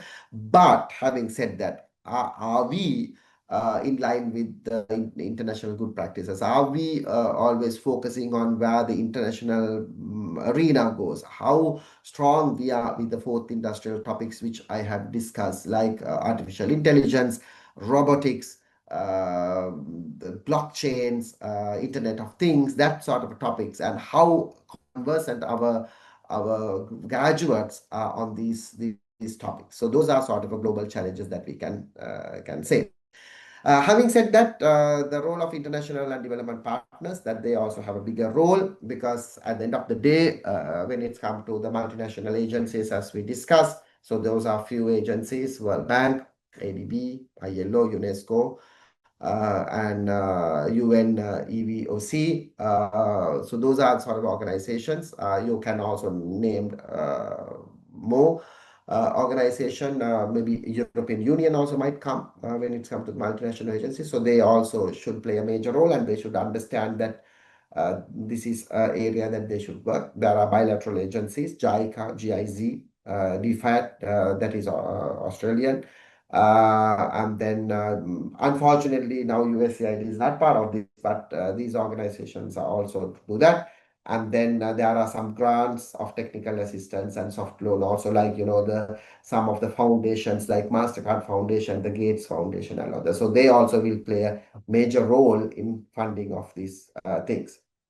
This is, I mean, now let's try to, conclude the presentation after a few slides. And one of the good practices that as Sri Lankans that you should do it. I will do, I mean, since we don't have much time today, but I will try to maybe shoot a very small paper on these systems where you also can refer, like what are the sort of international good practices, particularly on public financing model. These are public financing model, but however, applicability of these models would be quite challenging or have quite a number of concerns when it comes to a country like Sri Lanka. But having said that, for your knowledge, that you can have that. One thing is that the very important areas that this Germany's dual training system. Perhaps colleagues who have been involving in Germany and German vocational education training sector that you know, and then of course Sri Lanka's CGTI, the Ceylon German Technical Institute, and to a great extent the Kilinochchi SLGTI, Sri Lanka German Technical Institute, also had some sort of technical assistance or some sort of influence of this system where the German has this with the German governments and then how they use uh, public, and because Germany is a country that you know it's having social market economy, so public-private partnership is very essential part of social part sister social market economy, where they have huge opportunities for private sector also to engage. So this is again a very important dual training system. Finland, colleagues, that you know, I mean, being a Scandinavian country, which is mostly a government-funded institution, country, and then you know, Finland, it's again when it's coming to education and higher education, also fully free, like Norway and Sweden. Even though now it might change a little bit with the current situation, the geopolitics. But having said that, Finland's model of government funding vocational training is good. I mean, Sri Lanka, I think we are much more closer to Finland than Germany in terms of government funding. But the problem in Sri Lanka that we don't have funds. We don't have such budgets now. And because of the budget constraint, we have to come up with this German model or public-private partnerships model. So this is where you have to understand. Singapore is where that they, sorry, Australia. Australia is where that they have identified skills sectors.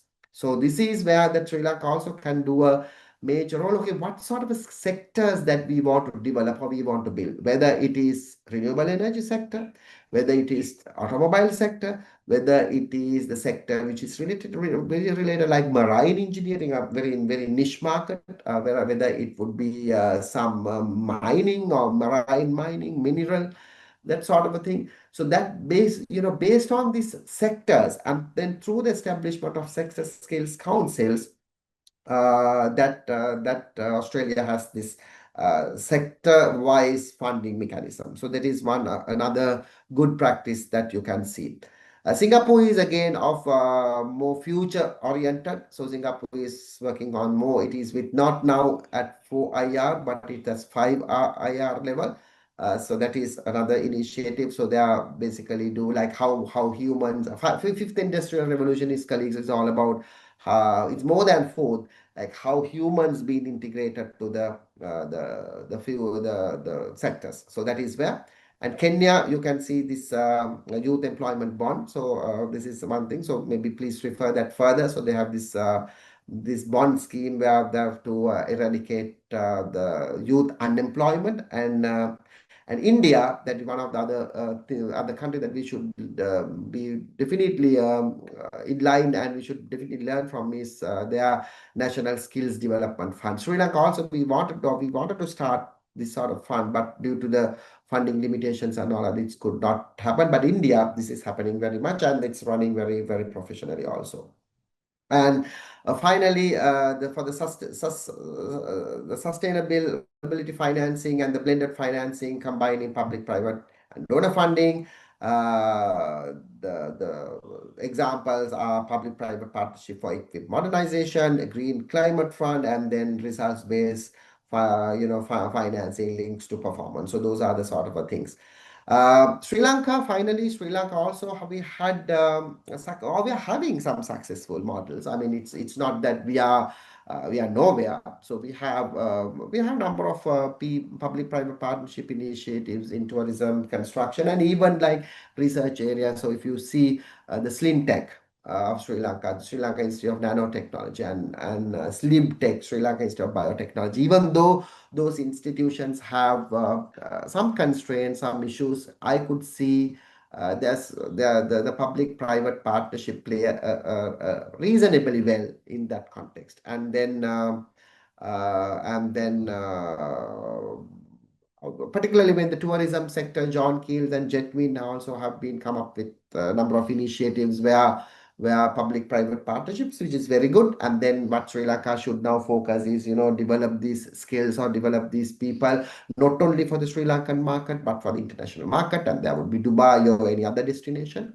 And SDC collaboration, and I will move forward the youth entrepreneurial loan schemes, where Sri Lanka also had done, and then of course for education and some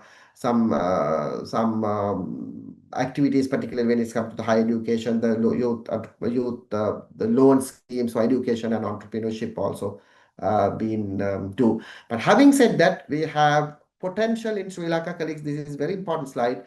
The local opportunities, CSR partnerships. Unfortunately, what I can see in Sri Lanka is that most of the private companies and even like bigger companies, they are doing a lot of CSR activities. And generally, Sri Lankans, we like to involve in social activities. We like to involve in giving. We like to involve in providing some support, help to the needy people. I mean, that is a little bit blood in our blood and in our DNA. If you see, like if you have any problem with the flood or anything, the Sri Lankans are naturally going and helping and providing tsunami or floods or the earthquake and all that.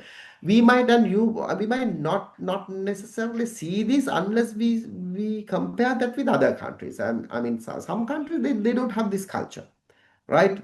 But Sri Lankans, even we have, I mean, how much we are having issues or the constraint, if there would be a need comes, we do that. So likewise, if they trans into the private sector, there are a number of CSR partnerships. However, colleagues, there's a big concern. There's no proper coordination. I mean, in fact, what I was once proposed is that we should have something called CSR secretariat in either finance ministry or some other place, where there should be this at least for the bigger companies, so at least for the companies who are listed in stock exchange, that their CSR initiatives should be coordinated, and then there should be no inventing of the wheel kind of a thing. And then of course, then as a government or the public sector, provide guidance for the private sector. Okay, these are the areas. It could be environment, could be skills building, could be education, could be water sanitation or whatever. That's one. So what I would like is, again, you as public sector, please look into these CSR partnerships. And a lot of companies like John Keel's Foundation, the Dilma, the MJ Foundation. So they are very strong, and then Mace Holdings, Brandix, they all are having their own CSR initiatives. And bigger companies like Nestle's and all of the, and the Ceylon Biscuits, the Munchies, Maliban. So look at these options and see, like, okay, what are their priorities, because they are supposed to report on ESG metrics, environmental, social, and governance. So skills building, definitely, educations definitely come to the social side. And then other one would be whether would be any provincial level this organization, because provincial level, and how to involve with the SMEs, because very important part that we have not very strongly advocating is the role of small medium enterprises in skills development, because not only the bigger the larger the famous companies attract skills, but SMEs also need, and the government has a clear policy, because I've been involving in previously also with Enterprise Lanka and some of the SME development initiatives, that all SMEs to be provide goods and services not only for Sri Lanka but to the international sector. So then provincial level, local level, skills funding, skills development, again one other thing. Last option that what we could do is, like, what we can leverage with our remittances, because Sri Lanka we are living on approximately the 2 to 3 billion remittance per year, and which is one of the very great lifeline to most Sri Lankans and as a country. And this is where we have our dollar rate to a certain extent is kept under control. Whether we can leverage on these remittances, how these remittances, whether we can use this as some of that, at least the mechanisms to support things. And of course, we might get a lot of experience from Philippines, because Philippines also, like Sri Lanka, has a lot of remittances and all other of how to leverage these for the potential funding opportunities. Uh, Definitely, when it's come to strategy, policy advocacy, which play a major role. So policymakers, TVEC, the commissions, the ministry has to understand this and provide their policies. I'm very happy that TVEC recently completed the greening, the policy on greening of the TVET sector, which is very good, because greening renewable energy, it's definitely a future, and whoever would come to the power in Sri Lanka, the worldwide, we will realize. I mean, it's a matter of time. So then, to do that. And other point is what I always want the public institution is to develop the capacity of the individuals, particularly the director levels, assistant director, deputy director levels, on the proposal development, because sometimes we don't know how to write proposal. Sometimes we don't know how to pitch it. And then little bit on their financial management, including the donors regulations, because most of the donors like GIZ or DFAT or JICAP, their regulations are quite stringent, because they've been a government-led development corporation. They are supposed to report to the Auditor General or the Audit Office of those countries. So this financial management thing, the procurement related thing, and all other, that we as public sector officials, we should know. Finally, what I want you to mention is that that there's as a TVET practitioner, that you have a major role in this. We have talked a lot. I've been talking almost 1 hour now. First one, again, is be open-minded, look for option, because in Sri Lanka, there's no alternative. Skills building is perhaps very few way out for majority of Sri Lankans in terms of getting out of our economic mess. Be open-minded, look for options, don't be in the niche, talk to the donors, talk to the private sector, see like what are their CSR initiatives, schedule some meetings with major CSR foundations, the private sector foundation, and see whether their objectives are line up with your objectives. You might think it is little bit, you're doing something outer than your job, even though it is like that. For the time being, it has a huge options, because if public sector plays that role, it would be encouraging the private sector. Similar to that second point, engage more with industries, engage more with private sector. I'm happy to see that, as I told, our public sector officials are quite private sector savvy, and they are very friendly with private sector. But I think when it's come to the engagement level, I have my doubt whether they really engage, whether as public sector you really engage with the skills sector councils, because skills sector council is a official forum of engaging private sector and the public sector. Are you doing that? So this is one thing.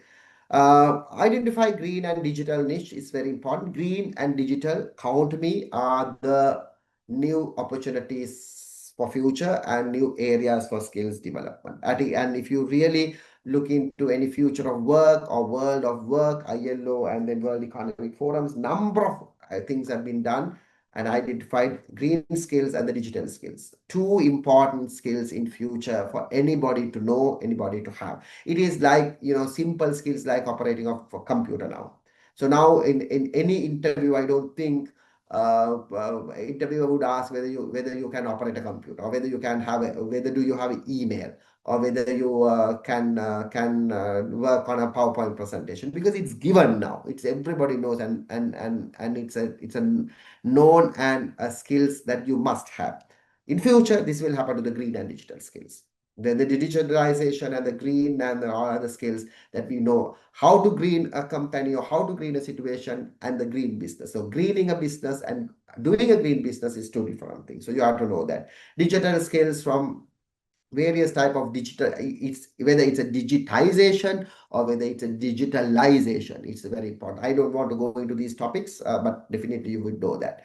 And then what would be another digitalization opportunity? And colleagues, now the Sri Lanka is looking for that, and I think one of the very big and first step is have the digital identity card to make NIC digitalized, and with that, even like your all your payments, and including the fine payments for the traffic violations and all of that, try to be digitalized. Of course, it needs a lot of infrastructure, lot of commitment, and lot of I would say perseverance from a lot of people, but it would come and it would be the future. And then one of the other very important role is that you also as public sector, that you have to design public driven proposals, and this proposal either to shoot into the government or to the donor or to the CSR fund or CSR initiative that you should do. And that particular proposals, particularly when it's come to the business, the CSR or the private sector, you have to show the business case, quote and unquote, the business case. Why in terms of business, why in terms of making profits, that this particular initiative would be very important.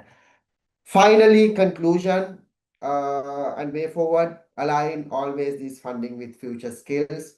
Future is, as we discussed, future is there,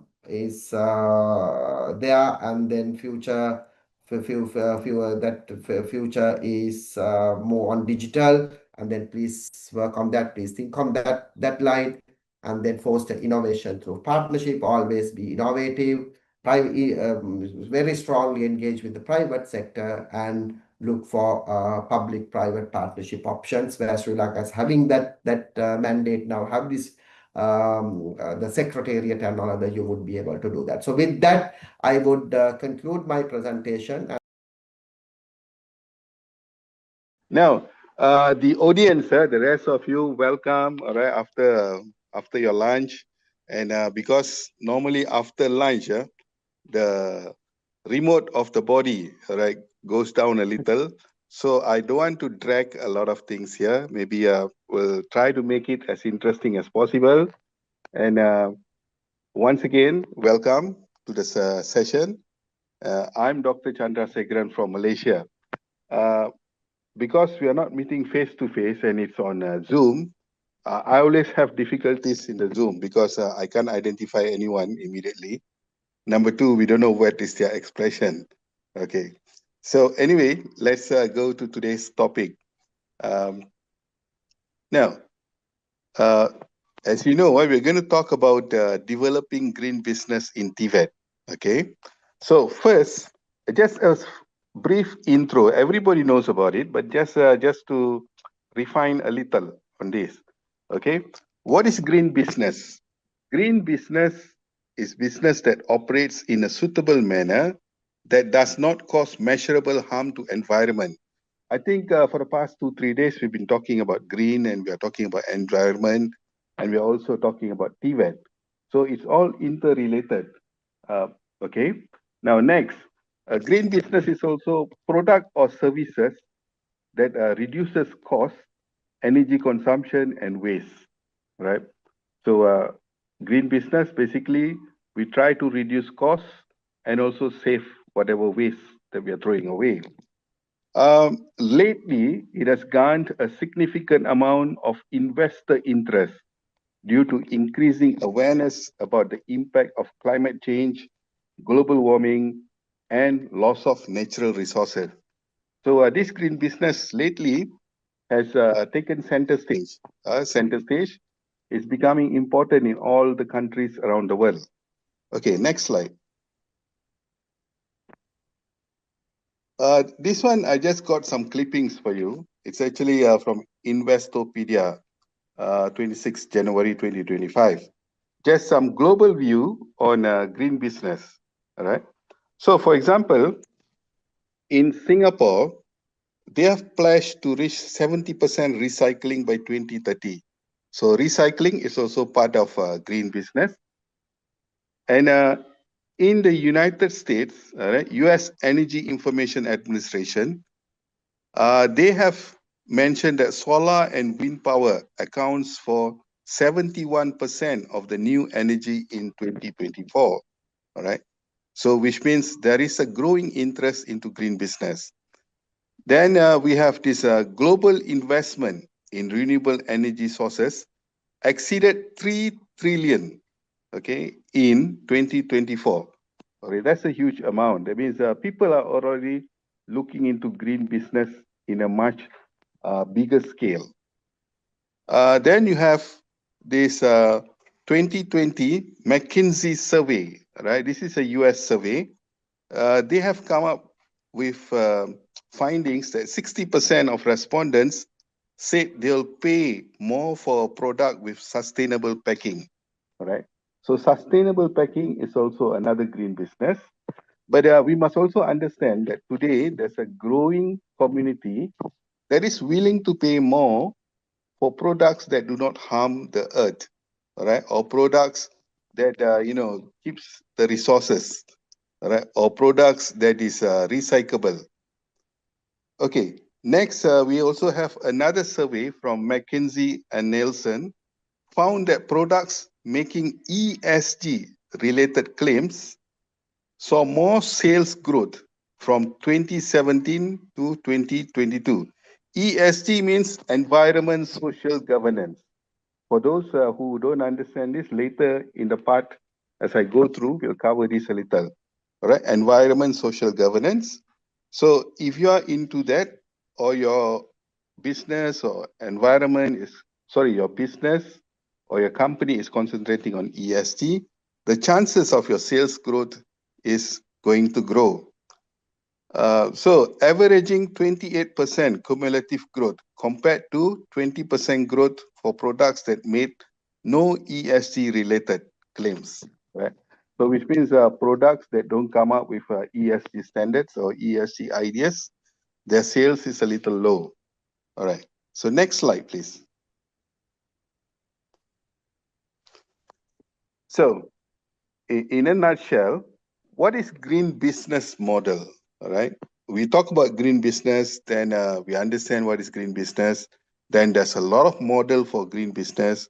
But just in nutshell, it's very simple. It's the term covers new and more environmental friendly ways to conduct business. All right.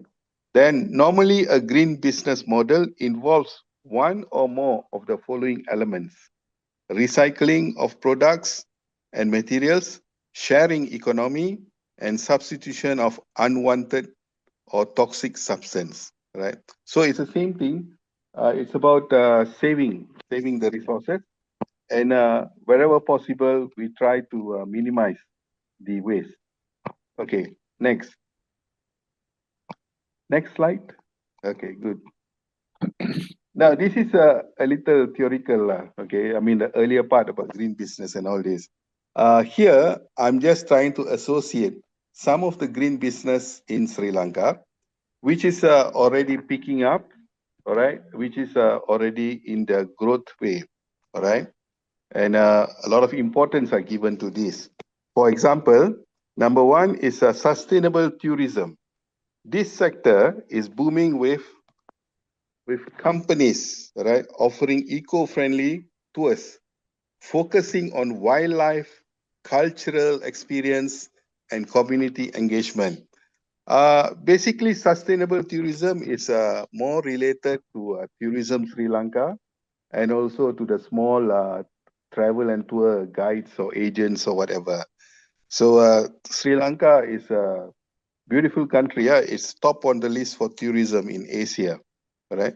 So how we blend sustainability or green into tourism is a very important aspect. You can read a lot about this in the papers or magazines or even articles in Sri Lanka, all right? Okay, next. We also have plant-based products, okay? Plant-based products. Sorry, I have not finished the other slide. Thank you. Okay, plant-based products, all right?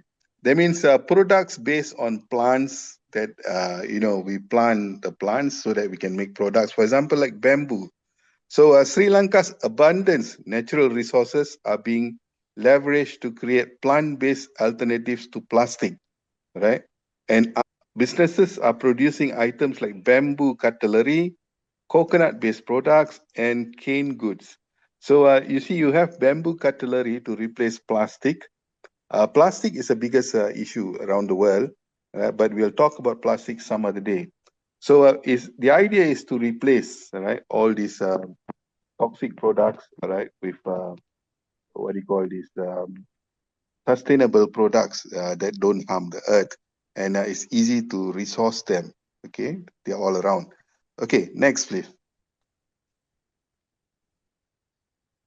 Okay, no, B. Yes, thank you. Okay, other things that you find in Sri Lanka is recycling and upcycling are gaining traction. Okay, it's becoming popular. Okay, this venture transforms. Sorry. Yes, I missed out the page. Okay. Materials into new products, contributing to waste reduction and resources saved. Right. So, recycling and upcycling is actually to create or to find new materials or make use of the waste to do new materials. So this is gaining popularity around the world, not only in Sri Lanka, in many countries, because waste management is a big problem in most countries, right?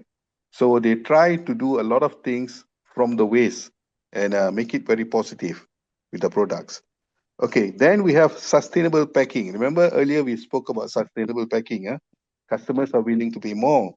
So what is sustainable packing? Okay, Sri Lankan business are offering eco-friendly alternatives to conventional packing materials. These alternatives include recycled cardboard, fabric pouches, and biodegradable options. All right. So packings, that means we don't use harmful packing anymore. We try to use packing that is eco-friendly. Okay, then you have one more sector that's picking up. It's organic farming. All right. The demand for organic food is increasing, leading to growth of organic farm and businesses selling organic products. So organic products, basically, we don't use a lot of pesticide or chemicals or whatever. We try to plant it in a natural manner so that the product is produced naturally. Okay, next. Diana, next. Thank you, Diana. Okay, green business in Sri Lanka again. One thing that a lot of people forget is fashion is also sustainable and also green business. So we have sustainable fashion. Sri Lanka is seeing the emergence of brands that prioritize sustainable materials, ethical production practice, and reduce waste in the fashion industry. I know a friend who runs this waste management, but he only collects cloths, shoes, and leather items. So what he does is he cuts the jeans or cuts the shirt or take out the button from certain shirts, pants, and all. They resew into other kind of materials. Maybe the jeans is produced into a shorts, and then the cloth is made into a cloth bag, right? And then they make pouch and all this from whatever waste material that they can find, and they call this fashion, all right? New fashion. And then you also have models who go around wearing dresses that are patched up with recycled materials and all this, right? So it's also gaining a lot of importance or popularity. Okay, next is green building and construction. This one, normally construction is a big business. I mean, investment requires a big investment. So most of the countries, they have something called the Green Building Council of Sri Lanka, right? Sri Lanka has that. In certain countries, they call Green Building Association, right, or Green Building Council. So the council actually promotes the use of sustainable building materials, right? Materials which are eco-friendly, materials which are cheap, but last longer and environment friendly. Okay, then you have something new here called green investment. Of course, investment everybody knows, but a green investment means you are investing into something that is sustainable and also green, right?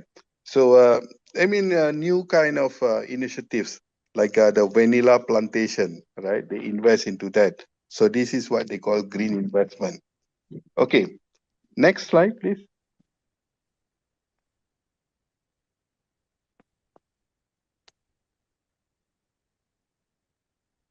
All right, now we go to something heavy. This is taken from the Malaysian context, TVET for sustainable development. Although we are talking about green business, we need to understand how TVET comes into the business and how it's playing its part in Malaysia. All right. Malaysia's TVET sector plays a vital role in the nation's shift towards a green economy. All right. We got the 12th Malaysian plan, which is 2021 to 2025. The plan is actually every 5 years, we have a plan that looks into what the government needs to do. The economic goes into which direction. All right. So in 2021 to 2025, we have embarked on having more green economy, all right, inclusive workforce and innovation-driven, innovation-driven developments or economy. At the same time, we also have Malaysia Green Technology Master Plan, all right. So just now you understand, I'm actually from Malaysia Green Technology Society. We actually cater for the Malaysia Green Technology Master Plan. Not cater, I mean we support and give a lot of ideas based on the master plan. So TVET is inclusive, all right, and it's realigned to meet SDG priorities in Malaysia. So SDG cannot move without TVET, TVET cannot move without SDG. That's part of it. Okay. So what are we focusing in Malaysia currently? We are focusing into SDG 4, SDG 8, SDG 9, SDG 13. I think a lot of you are familiar with this. We have 17 SDG actually, all right? The United Nations came up with the 17 Sustainable Development Goals. So each is into one sector, but this time around, for the next 5 years, we are concentrating on quality education, decent work and economic growth, industry innovation and infrastructure, and also climate action. So if you look at these titles itself, you'll understand there's a lot of emphasis given on TVET. Okay, so at the bottom there, you have a TVET dashboard in Malaysia. The dashboard is actually to give you an idea, all right, how TVET is being introduced, and then what are the sectors they are into, and so far how is it growing, or what percentage or rate, or how it's going. So just an example, let me explain to you. All right, for example, sustainability area, number 1, green skill integration. All right, so you must have a percentage of TVET programs with green content. Okay, so current status is 30%. We have achieved 30% of green skill integration into education, all right, into education through Ministry of Higher Education and also institutes of training skills. So the target is by 2030, all right, which is another 5 years or 4 years plus, all right, we have to have at least 70% of the green initiatives, all right. So what is the remark? Green curriculum in construction, agri-tech, solar PV, and waste management. We are embarking on this. Different countries may have different priorities for their SDGs, right? So what I'm saying now is not the must-have or must-do, right? It can differ with countries, but the aim or the target is the same, all right? It's the same. It's the same means we want to achieve the Sustainable Development Goals target. We want to achieve the TVET target, that's all. Okay, number 2, industry green linkage, right? So industry green linkage with the industry means, normally when you say industry, we talk about economy, we talk about companies, we talk about factories, productions, and all this. So there we are looking at green industry partnership in TVET. So what we are doing is growing this under green technology financing scheme, right? So we want the industry to embark on the green technology idea as well. So we need to, the government actually tries to boost them up, okay, and come up with some ideas and plans and partnerships and all this. So the target by 2030, there should be at least 50% partnership, right, with the industry.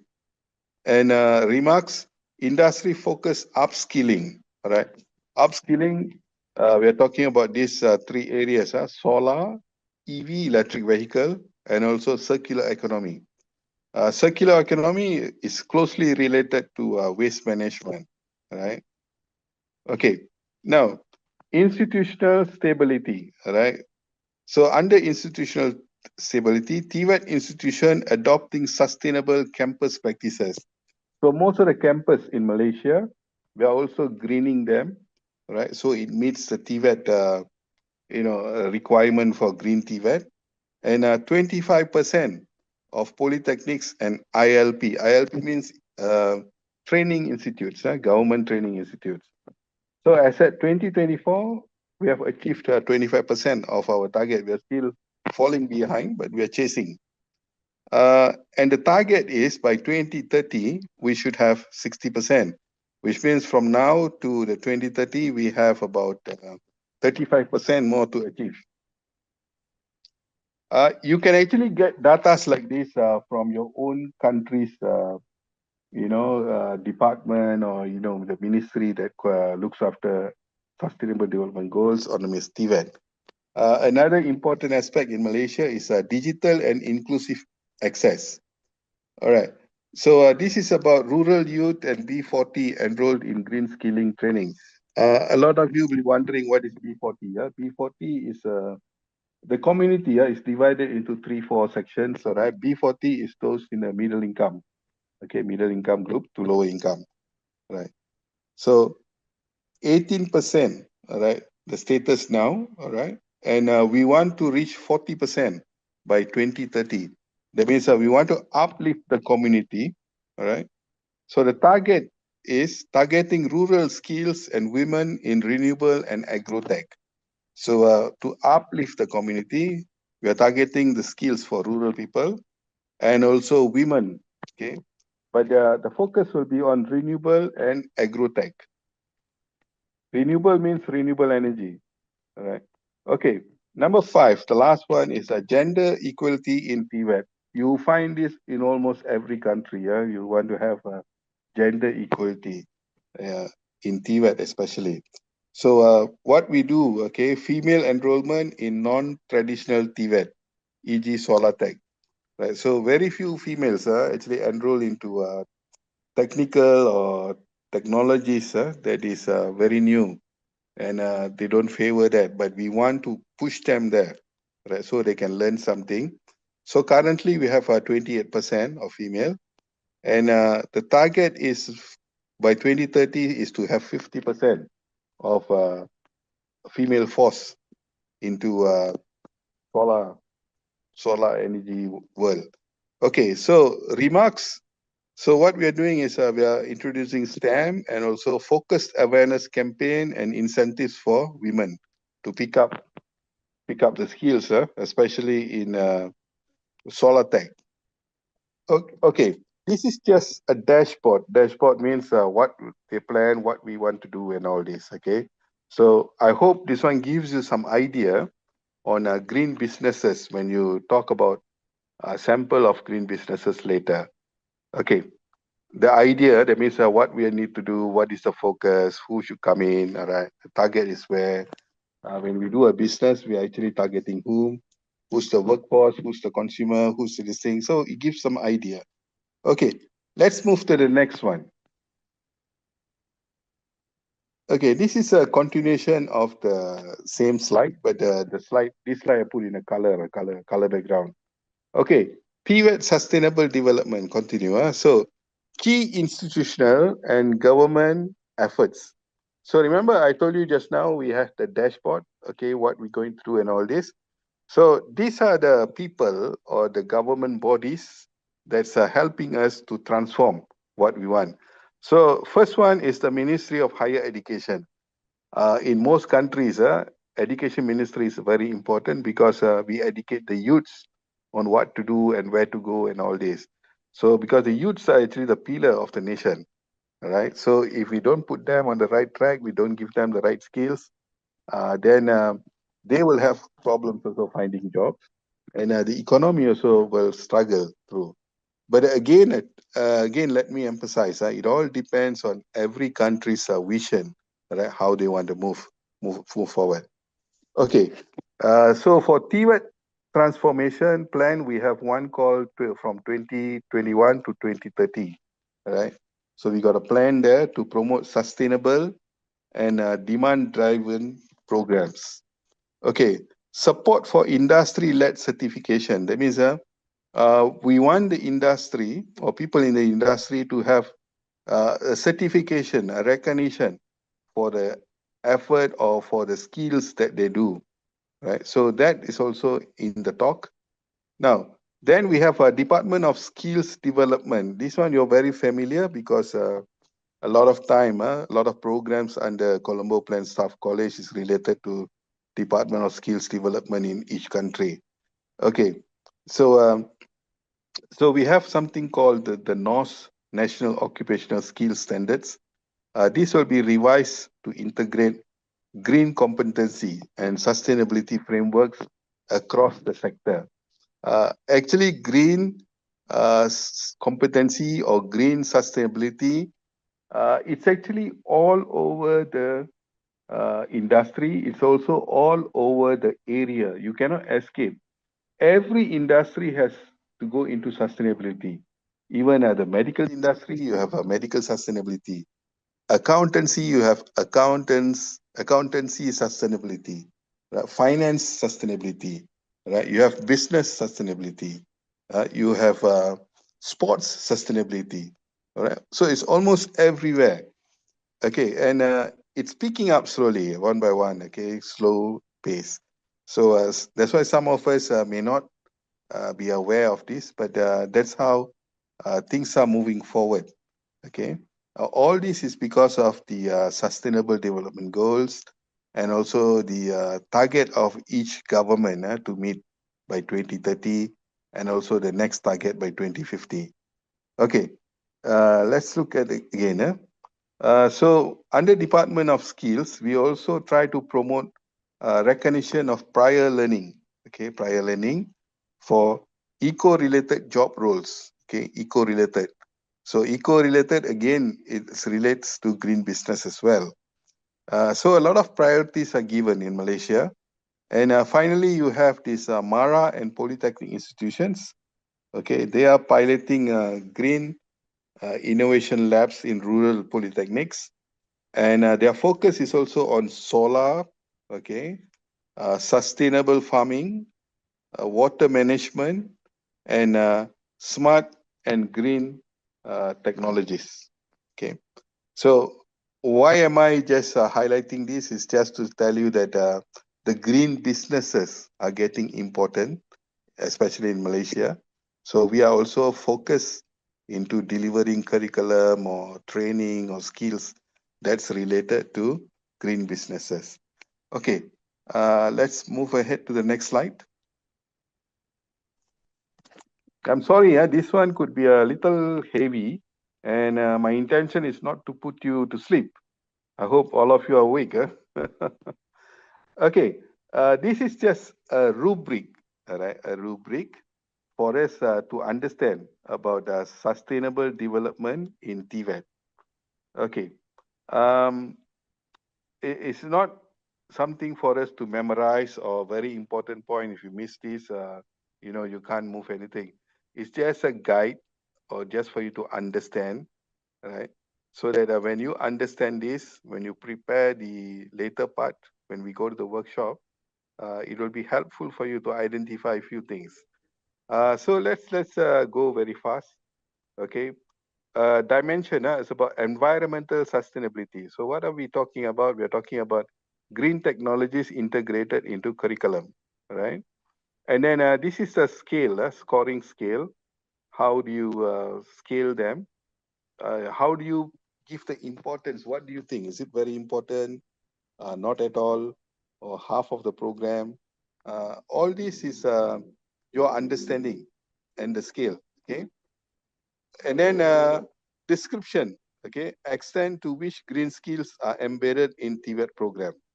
Okay, so you need to, from your own understanding in each country or each sector, okay, how is this being implemented? Then the other thing that's important is also economic sustainability, all right? So economic sustainability will be an employment rate of graduates in relevant field. Again, some of you may ask, why are we talking about this? Okay, it's because when you plan to do a green business, again, who is going to work for you in the green business, right?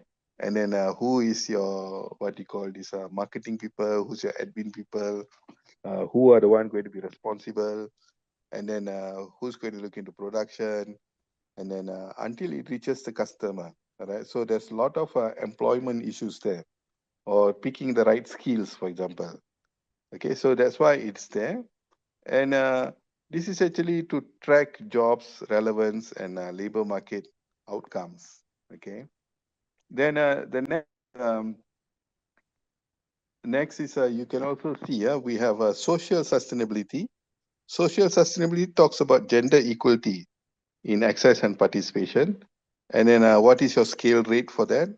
And then a balance.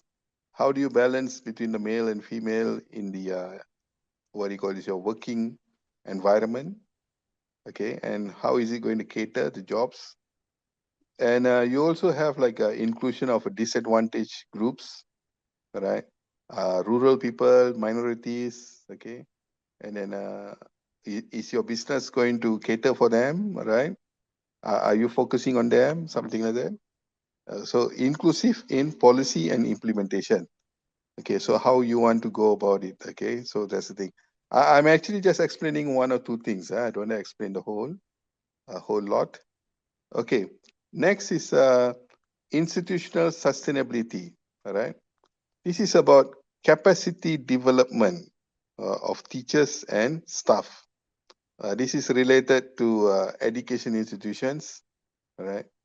And then what is the scale for that? And then the staff trained on sustainability and pedagogy, right? So are most of your staff trained into this so that they know what they're delivering, or if they're trained into this, then they can produce better, what do you call this, work.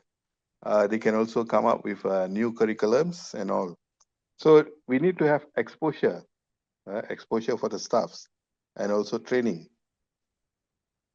Then under institutional sustainability, you also have sustainability in strategic planning and budgeting, right? So this is common. Most places you go, you have to do the strategic planning for the institution and also the budgeting, right? How much budget you need to run the whole place, or how much budget you need to run the program. Okay, so whether sustainability is a budgeted priority. So this is also important in your day-to-day running or your budgeting for the whole year. Are you focusing on sustainability as well? And then your budget, is it clearly defining, right, the issues of sustainability? Or are we just buying just for the purchase, just purchase for purchase, right?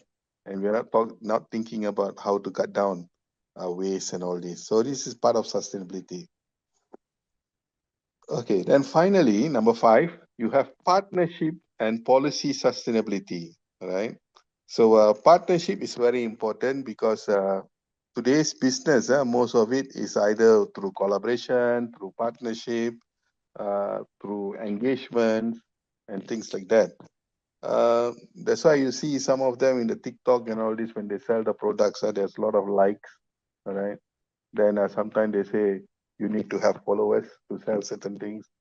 Right? So this is the modern era, how things are being done. So all this comes under multimedia, or social media, right, for business. Okay, we come back here, partnership and policy sustainability, engagement with industry on green jobs, right? So we need to understand the industry, which area of green jobs is available, and then you have to focus into that area so that you will get their support as well. And then active collaboration for labor market relevance. We need to identify from the labor market which area or which niche is the priority now. So we focus on that area so that we get the right candidate. And then for institutions, we train the right candidate as well. Okay. You also have policy alignment with SDG targets. That's for partnership and policy sustainability. So what is your SDG priorities? What are you going to do? So like I told you, in Malaysia, we're actually focusing on SDG 4, 8, 9, and 13. Okay. Now, next is the last one, okay, under sustainability and no, I have not finished. Sorry. Okay. International and regional cooperation. All right, that's also very important. All right, for you to do some collaborations, partnerships, and all this. So we look into a wider angle rather than locally. We go for regional, so that we can share ideas, technologies, and all this.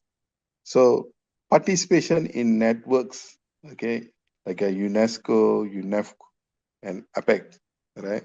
So it's very important to be part of the participation in this what do you call it, groups, so that we know what is happening currently, or what is happening among the players or the industry. Okay, Diana, can we go to the next slide? Okay, I think this is the last slide for this topic. Okay, this is the scoring guidance for each rubric items. All right. We talk about just now the sustainability part, economic sustainability, management sustainability, all this. So again, the scoring is still 1 to 5. All right. So 1 means there's no evidence or initiate yet. All right. So that means you, from your understanding, you understand that there's no evidence or initiative done on this. So that is your score if you give 1. If you give 2, that means initial steps taken. All right. So implementation is on the way. Okay. Then if you choose 3 is a moderate progress. Okay. Policies or practice exist but need strengthening. That means everybody knows it's there. All right. It is moving, but it's not strengthened. Right. It's not strengthened. So it's there, but it's not moving. It's not strengthened. So that's what we give 3. So at least when you give 3, that means that particular policy is already there, implemented. You only need to push the policy. Okay. Then you give 4 as a score for strong implementation. All right. So that means it is implemented strongly and regularly it appears in most of the functions or visions or whatever. Now, you only give 5. The score of 5 is if fully institutionalized, right? Fully being used, fully being practiced.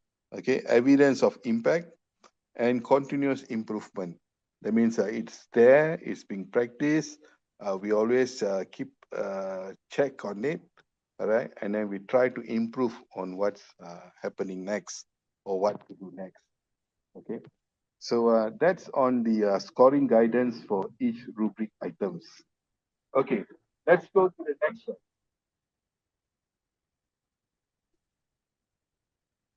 All right. This is actually, I think, the last slide in the first half of the session. But this is taken from International Labour Organization, their webpage, right? And I wanted to just show this to you all so you all understand the importance of green businesses. So this is from World Employment and Social Outlook 2025. It's a new one, all right, 2025. International Labour Organization. If I'm not mistaken, it's dated somewhere January, I think. Okay, January. It's actually an abstract from the executive summary. Okay. So what is important for us to understand is new opportunities for decent jobs are emerging with the green transitions. All right. So this is good news for TVET. Right. So that means a green transition means green businesses, right? Green sustainability. So it's already there. And International Labour Organization is also giving full support, all right, and then also designing, okay, areas, or I mean, working with countries, okay, to come up with ideas and skills or whatever relevant for green businesses. So I just read for you. Increased investment to accelerate the transition towards green energy and mobility has caused policymakers to focus their industrial policies in these areas.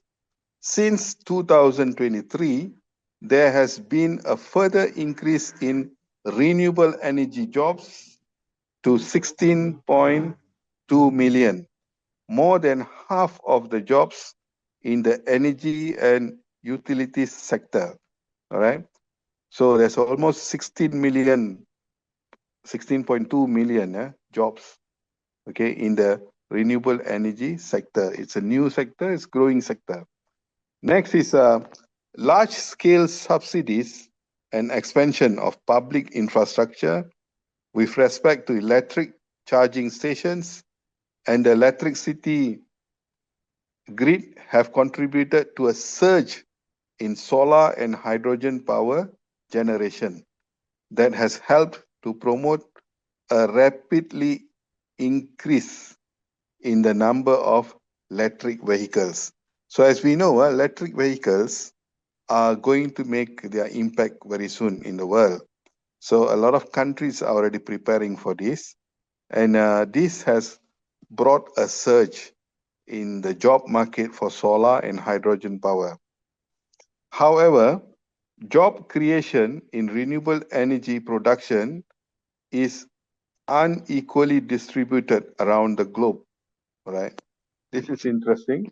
Almost half of new green job opportunities have been in Eastern Asia. There have been few decent work benefits in other developing and emerging economies. North America and Asia and the Pacific have attracted the bulk of new jobs creation in renewable energy. That means North America, Asia, and Pacific, all right? They have attracted a bulk of new jobs, right, in renewable energy. And China alone is accounting for 46% of renewable energy jobs, right? So that shows how interesting, or how the green businesses are picking up, right? Picking up, and it's good for TVET to focus into these areas.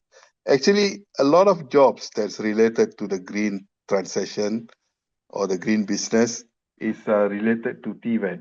So TVET is actually a very important component in building the world, right? So can we get to the next slide? Okay, this is just some important points. I've finished with all my theories just now. Now we go into what we are expected to do for the next session, but it's just preparation in the first session itself.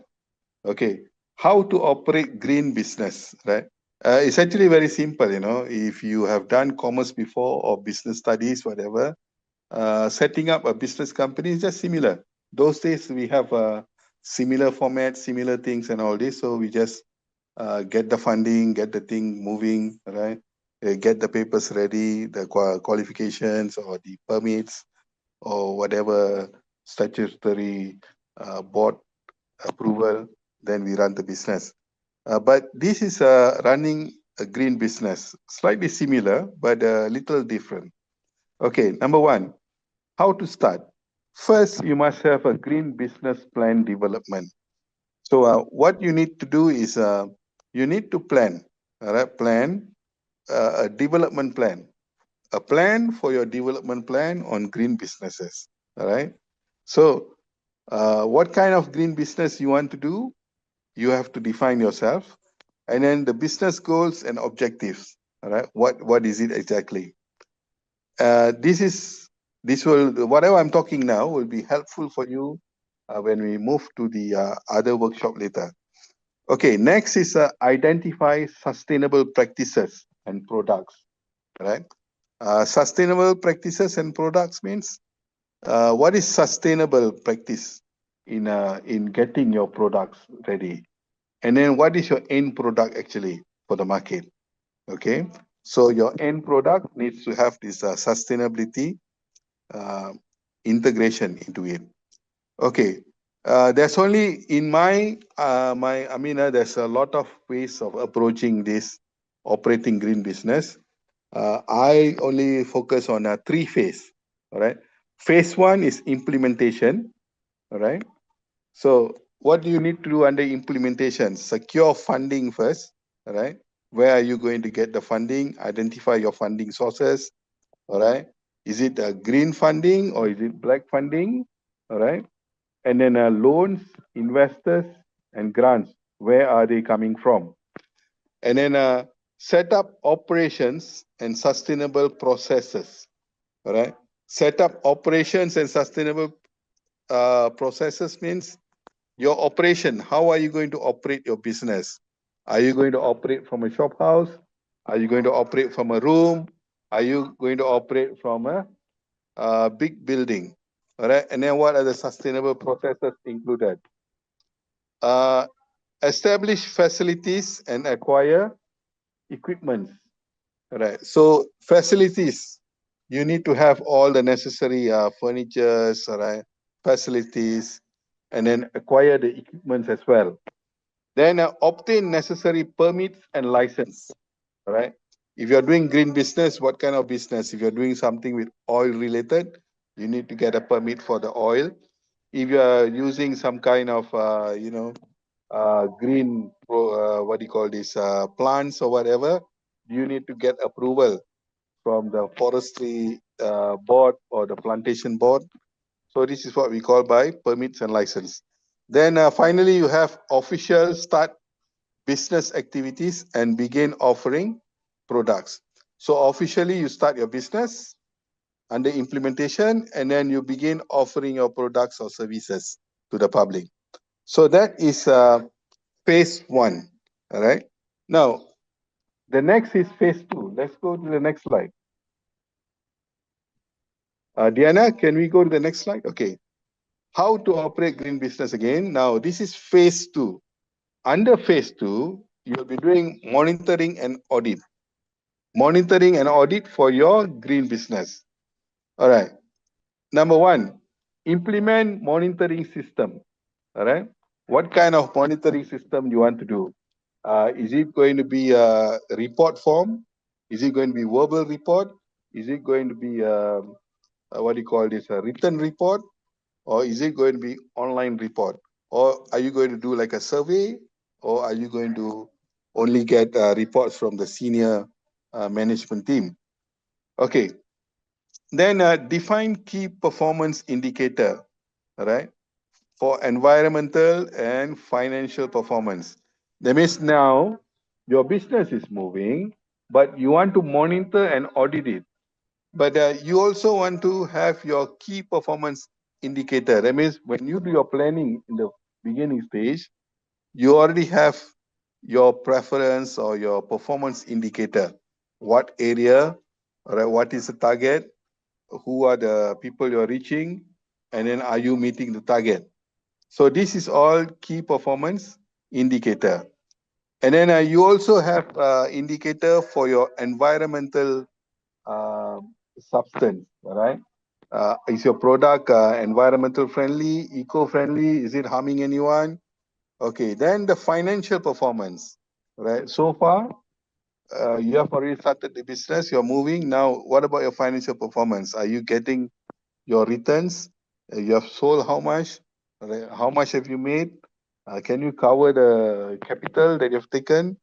Right. So this is all needs to have regular audits. Regular audits. So audits can be in many form. It can be audit on employee, audit on products, audit on materials, right? Audit on safety, right? So there's so many audits that you can do to make sure that your business enhances and grow. Okay. Then you can also perform environmental impact assessment. Environmental impact assessment is very important, especially with the Department of Environmental or Industrial Department of Environmental. Different countries, they have different names for this, but their job is mainly to look at the production or the manufacturing that you don't cause any harm to the environment. Okay, environment can mean water, river, plants, fish, all right, animals, birds, all right, even grass. Okay, all these are called, even ants, for the example, right? It's called environment impact assessment. Okay, then you also conduct financial audits to evaluate profitability and compliance. Right? So financial audit is very important because if you run a business and there is no financial returns are coming in, that means the business is going somewhere that you also not sure where it's going. Right? So we have to be very sure about what we are doing and how we are operating. Okay, Diana, next slide, please. Okay, next, under how to operate green business, we have phase 3. Right. So remember, I've taught you two phases already. Phase 1, implementation. Phase 2 is operational audit. Phase 3 is a return of investment. Okay, analysis. So under phase 3, you need to do a lot of analysis and also audit. Right. So under phase 3, your business is running, you have sold the products, you're collecting the money, the income, okay, collecting whatever necessary.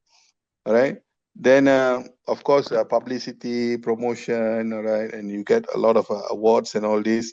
That one comes under this return of investment, especially return of investment also. Okay, analyze financial data. Okay, review profitability, cost, and revenue. So most important thing is to review the financial status. Then assess environmental and social ROI. Remember, I told you you'll be receiving awards, right? Promotions, and then publicity. All these are based on your environmental and social return of investment. So, when you do these green products, are you with the community or against the community? Are you with the government or against the government? So all this is very important, right? Whatever we do, we have to support the law, support the rules and regulation. Okay, then you evaluate the impact of sustainable practices on the environment and community. All right. So evaluate here is in a big scope. Your green business, is it giving jobs to the community near you? And then your business, is it doing harm to the people around you? All right. Or is it being positive? All right. Everybody is happy with you. So these are the reports that you need to get, right? Sustainable practices. Okay. Then finally is you generate a return of investment report, summarize findings and present ROI to stakeholders. Now, a lot of people, they think when we talk about return of investment, you need to show a huge amount of profit. You need to show a big bank balance, right? Money is everything. Today, when you do green businesses and all this, return of investment also covers, okay, sustainability. It also covers your part in the environment, right? It also covers your part in greening your community, right? Greening the surroundings, right? So sometimes you may not make a lot of profit, but you will win a lot of green people or green community or green culture, right? So that's also a profit for your ROI. All right. But again, the bottom line is for you to survive, there must be return of investment. All right. The financial standing must be there. All right. You have to break even. If you say you're with the community, you're doing green and all this, but you don't break even, then something is wrong in your management, right? Management. So you go back to your sustainable management practice. Okay. Finally, how do you end your green business? Okay. End means not close. Huh? End here is for continuous improvement. Okay. You use the audit results. Remember I mentioned just now so many audits. Huh? Use the audit results and the return of investment analysis to refine your processes. Refine your processes means see where are you wasting. We're either wasting labor or means wasting green products or there is a wastage. And then you also see why you're not getting support from the locals in terms of employment. Nobody wants to come and work with you, for example. But if a lot of people come and work with you, that's good, all right? You're doing a wonderful job. And then your products, why your green products are not being bought in the market, right? So something is wrong along the line. So you have to check all that. But if it's doing well, then that's good. So you just need to keep on doing and improve things. So adjust business strategies based on feedback and performance data. So a collection of data is very important. Important in any business, anything we do. So that will help you to create, right, a wonderful green business. I think that's all on my side for the first session. Right. So we will take a break. How am I doing with time? Yeah, I got 2 more slides. Get back to the other one that you have. Okay, this is my picture. As you see me on the screen there, I mean the one on the slide, not my brother, it's me actually. Okay, I'm just slightly bald because I just went for a surgery, a spinal cord surgery. So I just shaved some of the hair on the head, and it needs to grow. And because of the spinal cord, I can't really move my neck. So I'm sorry, while my presentation, if I look a little rude, or people say, this guy is not smiling, it's because I can't really move my neck, right? So it will take some time. Anyway, this is a short description about Malaysia Green Technology Society. We are giving a lot of free consultation for green technology, sustainability, and ESG across the ASEAN countries, right? But we are also going broader, all right? We're also covering some of the other ASEA region, all right? And we do a lot of green consultancy in Mauritius and also in Maldives. We've come so far there, right? So we hope to have an opportunity, right, to do some green consultation in Sri Lanka soon, if everything works well. And even if you need any consultation, please call us. We don't charge you, understand? We don't charge you because we are just parked under the Ministry of Science, Technology and Innovation, right? And we're also under the Ministry of Human Resource in Malaysia. And because we work well with the Ministry of Education, a lot of our, awareness programs, a lot of our consultation programs are given free to education institutions. So any education institution, whether big or small, can benefit from us. Please do contact us, all right? You have my email there, my WhatsApp number. I normally welcome WhatsApp, okay? And then the website that you need to check on us, okay? And then we believe that green is the next thing, okay? So sustainability will be with us forever. Okay, so the next slide, please. Okay, this is the end of the slide, okay? It's actually from Malaysia Green Technology Society. So because my crowd is in Sri Lanka, so we have mentioned something there. Thank you in your language. I hope it's the right one. And thank you very much, all right? I enjoyed the first session with you all. Let's take a short break and then we'll continue with the second session. All right, welcome back. This is the second session of our talk today. Now, the second session will talk about sample business plan for green enterprise. And then later, we will have the workshop. Now, I'll brief you all 10 minutes on what is the sample business plan and how it is related to the green enterprise. Then later, I think Dr. Kesavan or those staffs there, they will divide you into groups and do things. Okay, now let's go to the first page. My slides, please.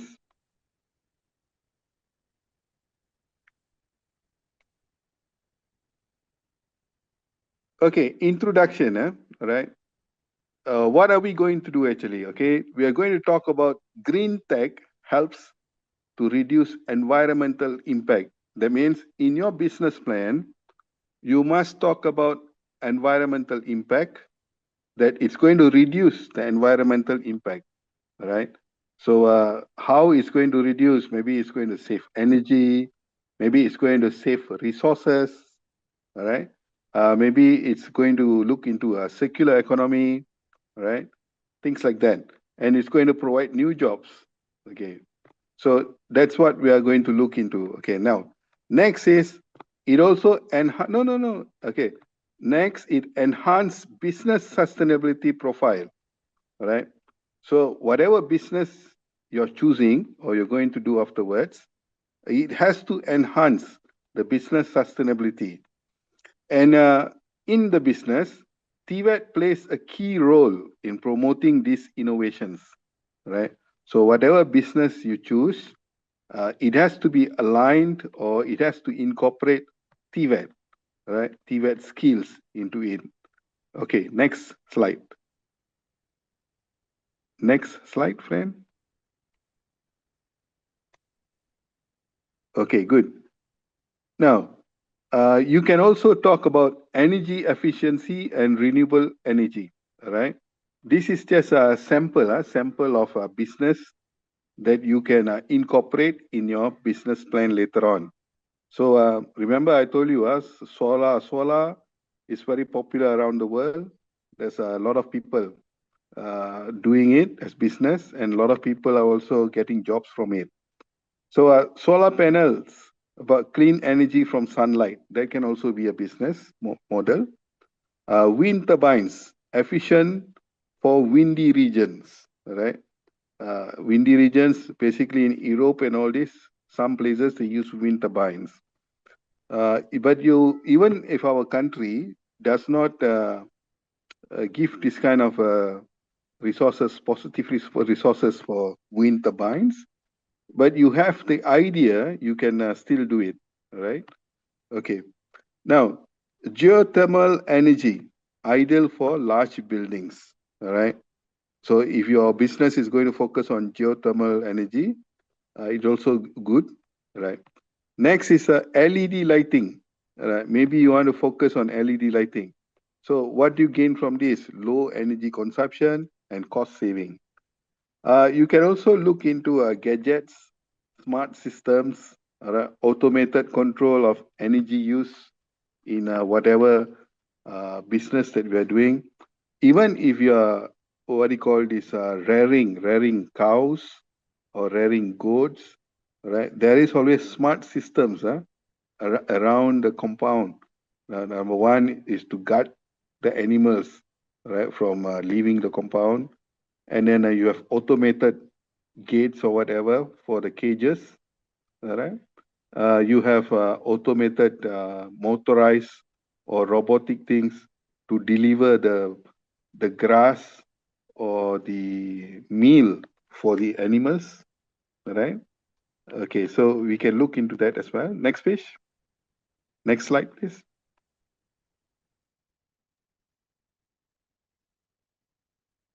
Okay, you can also focus on waste management and recycling, right? Another industry, right?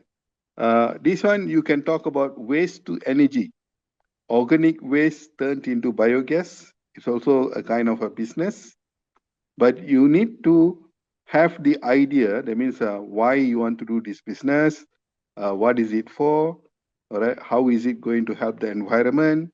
and then what is the funding needed, right? Remember I told you earlier, so that is what we are talking about now. But this is the business model, right? Business that you're going to do. You can also talk about recycling programs, broader material coverage, right? Recycling programs, it can be recycling cloth, recycling paper, all right? Okay, recycling waste, for example. Okay, recycle woods also can. Wood means, you know, the one from the tree, yeah, the planks and all. Okay, then you can talk about composting, all right? Composting, convert food or yard waste into compost, all right?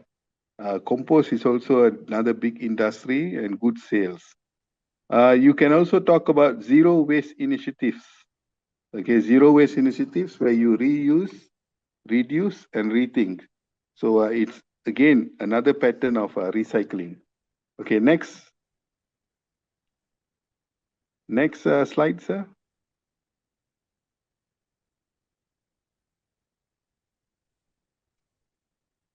Okay, water conversion technologies, right? You can talk about water, right? Water as a business as well. You can talk about low flow fixtures, right?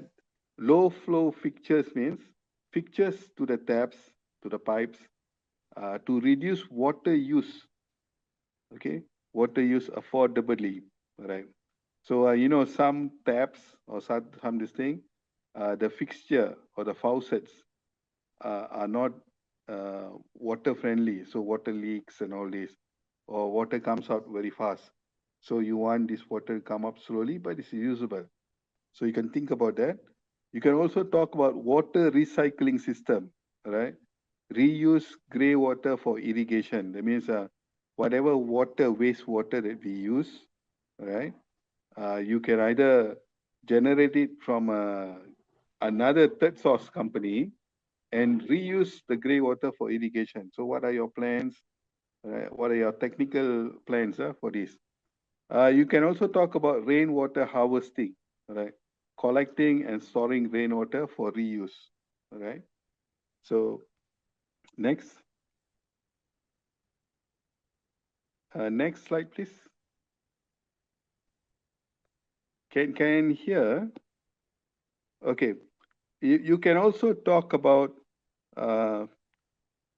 what do you call this? Transportation and logistics, right? Another idea here. Electric vehicles, right? You can talk about supplying parts for electric vehicles. Ono means the whole electric vehicle itself.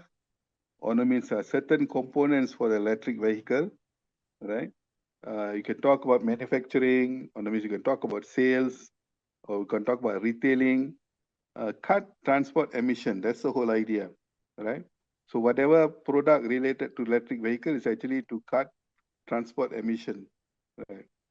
You know, emission means green gases, okay, and the carbon, okay, carbon gases and all. Then you have incentives, right? You can talk about incentives like promote cycling and public transport, okay? So your business is, you know, providing incentives for people who promote cycling or people who use public transport. So that is also a kind of business. It's the same thing, like sometimes you listen, people come up with a vending machine where you go and throw the plastic inside and you get coins in return on a token. Right? It's a kind of business, right? But for the consumer, he gets a reward, right? So things like that, you have to, what do you call this, innovate and find out. Next, you can also talk about route optimization. That means reduce fuel usage and delays, right?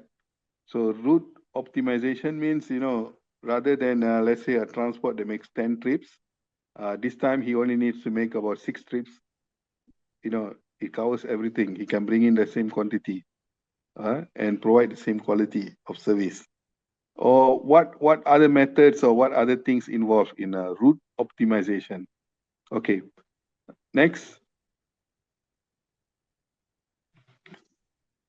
We can also talk about sustainable materials and production. all right? So, for example, you want to talk about sustainable sourcing, all right? Sustainable sourcing means the materials, whether it's ethically produced, eco-friendly supplies. For example, sustainable sourcing is, for example, you don't use child labor to do this product, right? I mean, for the material, you are working with the law, not against the law. For example, if you have a farm, your farm is on a land designated to do a farm. Your land is not on a land that is not designated for farming. So that's already wrong principle. It's not sustainable. So sustainable, there's so many angles to look into it. Right. Even the feeding or the feeding for the cows, for example, or the goats, right? The grass or whatever must come from a sustainable farm or sustainable supplier. You can't just take any grass. Some grass are with toxic, right? Some grass are with chemicals, and then you feed to the cow because it's cheaper and all this. So that's not sustainable. So just giving you some points there. Okay, next, you can also talk about bio-based materials, all right? So from plants and renewable sources, right? So this is bio-based material like biogas or biomass, for example, right? So these all bio-based materials. And then finally, you have recycled content, okay? For recycled content, you have lower demand for virgin materials. That means you don't source for materials that's very expensive. You don't source for materials that will harm the earth. You rather go for recycled materials. I mean, reuse them again, right? So if you think there's a jeans thrown away, and if you think that jeans can be turned into some kind of pellets or fabrics for other industry, then you're most welcome. Same like tires being thrown away, but you can recycle the tire. Your company wants to recycle the tire, make it into pellets, and then you use the pellets to mix with cement, and then you form bricks, for example, all right? Or you want to do a walk path using the pellets, right? That is already small pieces, rubber pieces. In some countries, they use rubber pellets from tires to do a basketball court and also a tennis court or badminton court, But this is just for sustainability purpose, all right? But of course, for games, international games and all this, you have certain standards for the courts, right? The material used and all this. Okay, next. Okay, other green innovations that you can talk about is green building design, eco construction features, and also carbon capture and storage industry. All right, carbon capture is quite popular in advanced countries. Okay, then you have feasibility varies by scale, location, and cost. That's actually for the carbon capture. Carbon capture is a new industry. Yeah. Okay. Next, please. Next, sir. Can we move the slide? The next slide, please. Okay. Now, this is a Gantt chart. Okay, Gantt chart. I just put it up here. It's just a sample that we are going to follow. If you don't want to follow the sample, also fine. If you have better ideas with you, that is also most welcome. But a Gantt chart is just to assist us to understand how we go about our green business. Okay, this Gantt chart is about bamboo products, all right? So it's about bamboo business. Okay, so first, if you want to do bamboo products from bamboo, first thing you need to do is market research, all right? Market research. Is there products by bamboo? Is it marketable? And then funding, where do you get the funding? And then registration, with whom you need to register. Of course, business will be with the business entity.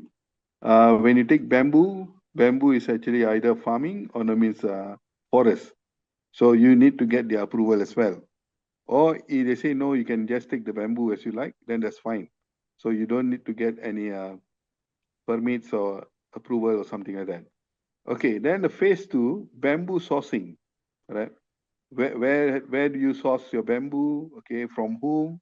All right, bamboo sourcing must be sustainable, sustainable sourcing, right? Then the setup and the equipment involved in the bamboo. That means what you want to do with the bamboo. That's very important. Do you want to do spoons, right? Fork and spoon from bamboo, or you want to do plates from bamboo, or cups, or trays from bamboo? So that's all in your phase 1. Okay. Now, phase 2, I just explained, sourcing. Phase 3, design, prototyping, right? Then website launch, design. Now you design your product. Say bamboo spoon, okay, you design the product. Then prototype it, right? Then you have a website to do sales and to launch, right? Sometimes certain products, not necessary you must have a website, right? You only depend on your friends, and you can also depend on TikTok. You can also depend on what do you call this, followers, okay? So that depends on you, what are you planning exactly? Okay, then phase 4, monitor feedback and then expand product line. So when do you monitor your feedback? When you design, prototype, website, you launch. When you launch, you give a period, whether 1 week, 2 week, 1 month, 2 months, then the time to collect feedback. How's the sales? How is the product moving in the market? Do you need to redesign? Okay, next.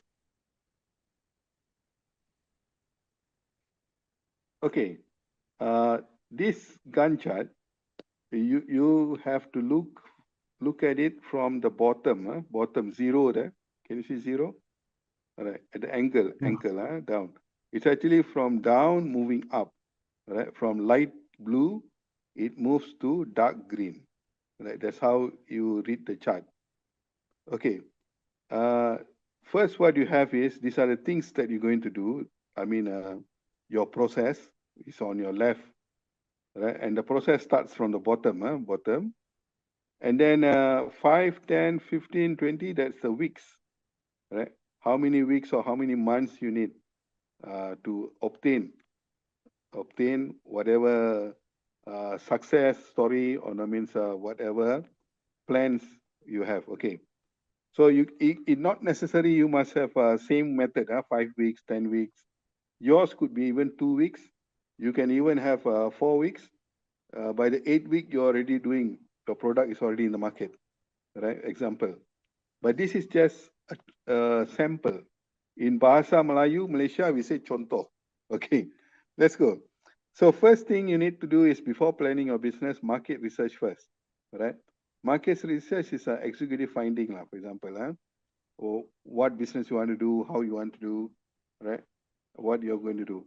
Next is secure funding. Where are you going to get the funds? Is it your own money? Is it going to be your friends, right? Is it going to be collected from government funding or a bank or whatever? Okay, then your business plan finalization. That means once you do your market research and you secure your funding, now you have your business plan. I have the money and I have the plan. So let's start with the business plan. Then next you look into legal areas. Permitting is permission. Whether what the business that you're doing is not against the law, or the law supports what you're doing. So that's legal. Legal means you get whatever notice, certificates, permits. Then this is based on bamboo product. So next is you source for sustainable bamboo. I told you just now, sustainable bamboo means a resource or product that is sustainable. It's not illegal. It's following the acts, right? And we are getting good bamboos, right? That means you're not doing products with smuggled bamboo. Smuggled bamboo is not sustainable bamboo. And then bamboo that grows on the proper land, right? That is for the use of this business. But if you cultivate bamboo, or you buy bamboo from land or plot that is not owned by the owner. There's a lot of dispute. Even you buy and you do your product, you will have bad publicity for your product. So that's why they say sustainable. Okay, next is a secure manufacturing facility. Where do you want to do the product? Do you want to have a room or house or a building? All right. Then you also think whether you want to lease the equipments or lease the land, lease the house, or you want to purchase the house, or you want to lease the equipments, for example. All right. As you go, then you have a develop production process. So now that you have funding, you have your plan, you have your resources, your materials, resource, then you purchase the equipment. Now, develop a production process. So how does the production work? What is the first step? What is the second step? What is the third step? And then next you go for product design and prototyping, right? Is the design of the product as you want? Does the design of the product match the interest of the public, right? Then prototype it. Prototyping means the first type. In certain country, they also call prototyping is something like you are having the rights to the product, for example. Right? When it gets popular, you want to hold the rights to the product so that people don't copy the same product. Okay, then you go for packaging design. Now your product, let's say the bamboo spoon now, how you want to package it so the public finds it attractive. Then your packaging, if you want to reduce the cost, then what kind of packaging you should use. If you want to up market or scale it up, all right, your bamboo spoon, how do you want to package it? All right, so that is packaging. You can also have a website development that is to assist you in marketing your products around the world, globally. Website design also helps, to communicate with customers. They not necessary for them to come and see you, right? They can buy through website and all this. Then a marketing campaign, that one your team has to discuss, right? How to do the marketing for your product, how many months it will take for the marketing. Then a product launch. Officially, you want to launch your product, or you want to have a soft launch, right? Then finally, you have monitor sales and feedback. Once you launch product, that means you're into the sales, you're already into the market. So then you need some time to test the market and see how much profit or how much sales you make. So feedback, I told you, is regarding audit and all that. Then inventory management, right? This one is to check whether your inventories are in order, right? It supports the activity, or do you need new inventory, right? How it goes. And then expand the product line. Now that you got a spoon, your next sales, are you going to talk about bamboo plates, right? And then bamboo saucer, or you want to have bamboo cups. So that is your next expanding the product line. When you talk about expand product line, we also talk about expanding the retailers. Retailers, honor means you want to have more suppliers, right? And you want to market it in more countries. It's also same with expanding product line. Then finally is explore wholesale partnership. So if the business is very successful, you have your return of investment, all right? Now that you want to go in a bigger scale, so rather than opening factories everywhere in China, in India, in Malaysia, maybe you want to have partners in those countries doing your products. Right? So that is under your expansion plan, return of investment. Okay, that's a little on the Gantt chart about eco-friendly bamboo products business. Okay, so basically you understand there's a phase 1 is a business planning and setup. Phase 2, production setup. Phase 3, product development and launch. Phase 4, operation and growth. So this 4 is very important in your workshop later on. Okay, let's go to the next slide. So Gantt chart, the implementation for ROI.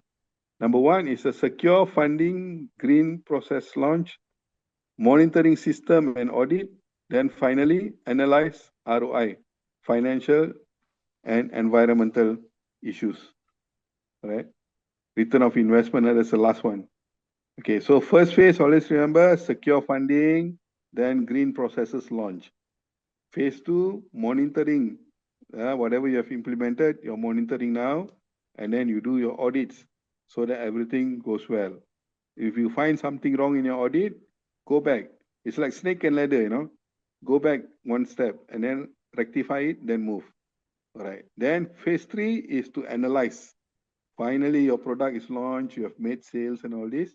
Now you want to see your return of investment. Return of investment can be financial and also can be environmental issues or environmental marketing or environmental promotions. Okay, next slide.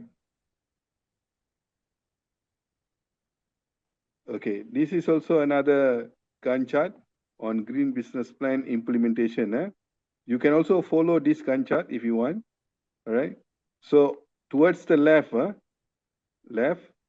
from bottom we start. Secure funding, set up operation, implement green processes, launch operations, implement monitoring system, conduct audits, analyze financial data, assess environmental and social ROI, generate ROI report. All right. That's all. Okay. So it's a simple mathematical terms also, right? You don't have to show your ROI in millions or whatever. You can just start with simple money, let's say 500, right? And then you start your business with 500, and it goes up, then it comes up to 1,000 or something like that. You can figures is just for you, right? You can give any figure you like. The whole idea is to understand the concept. Okay, next slide, please.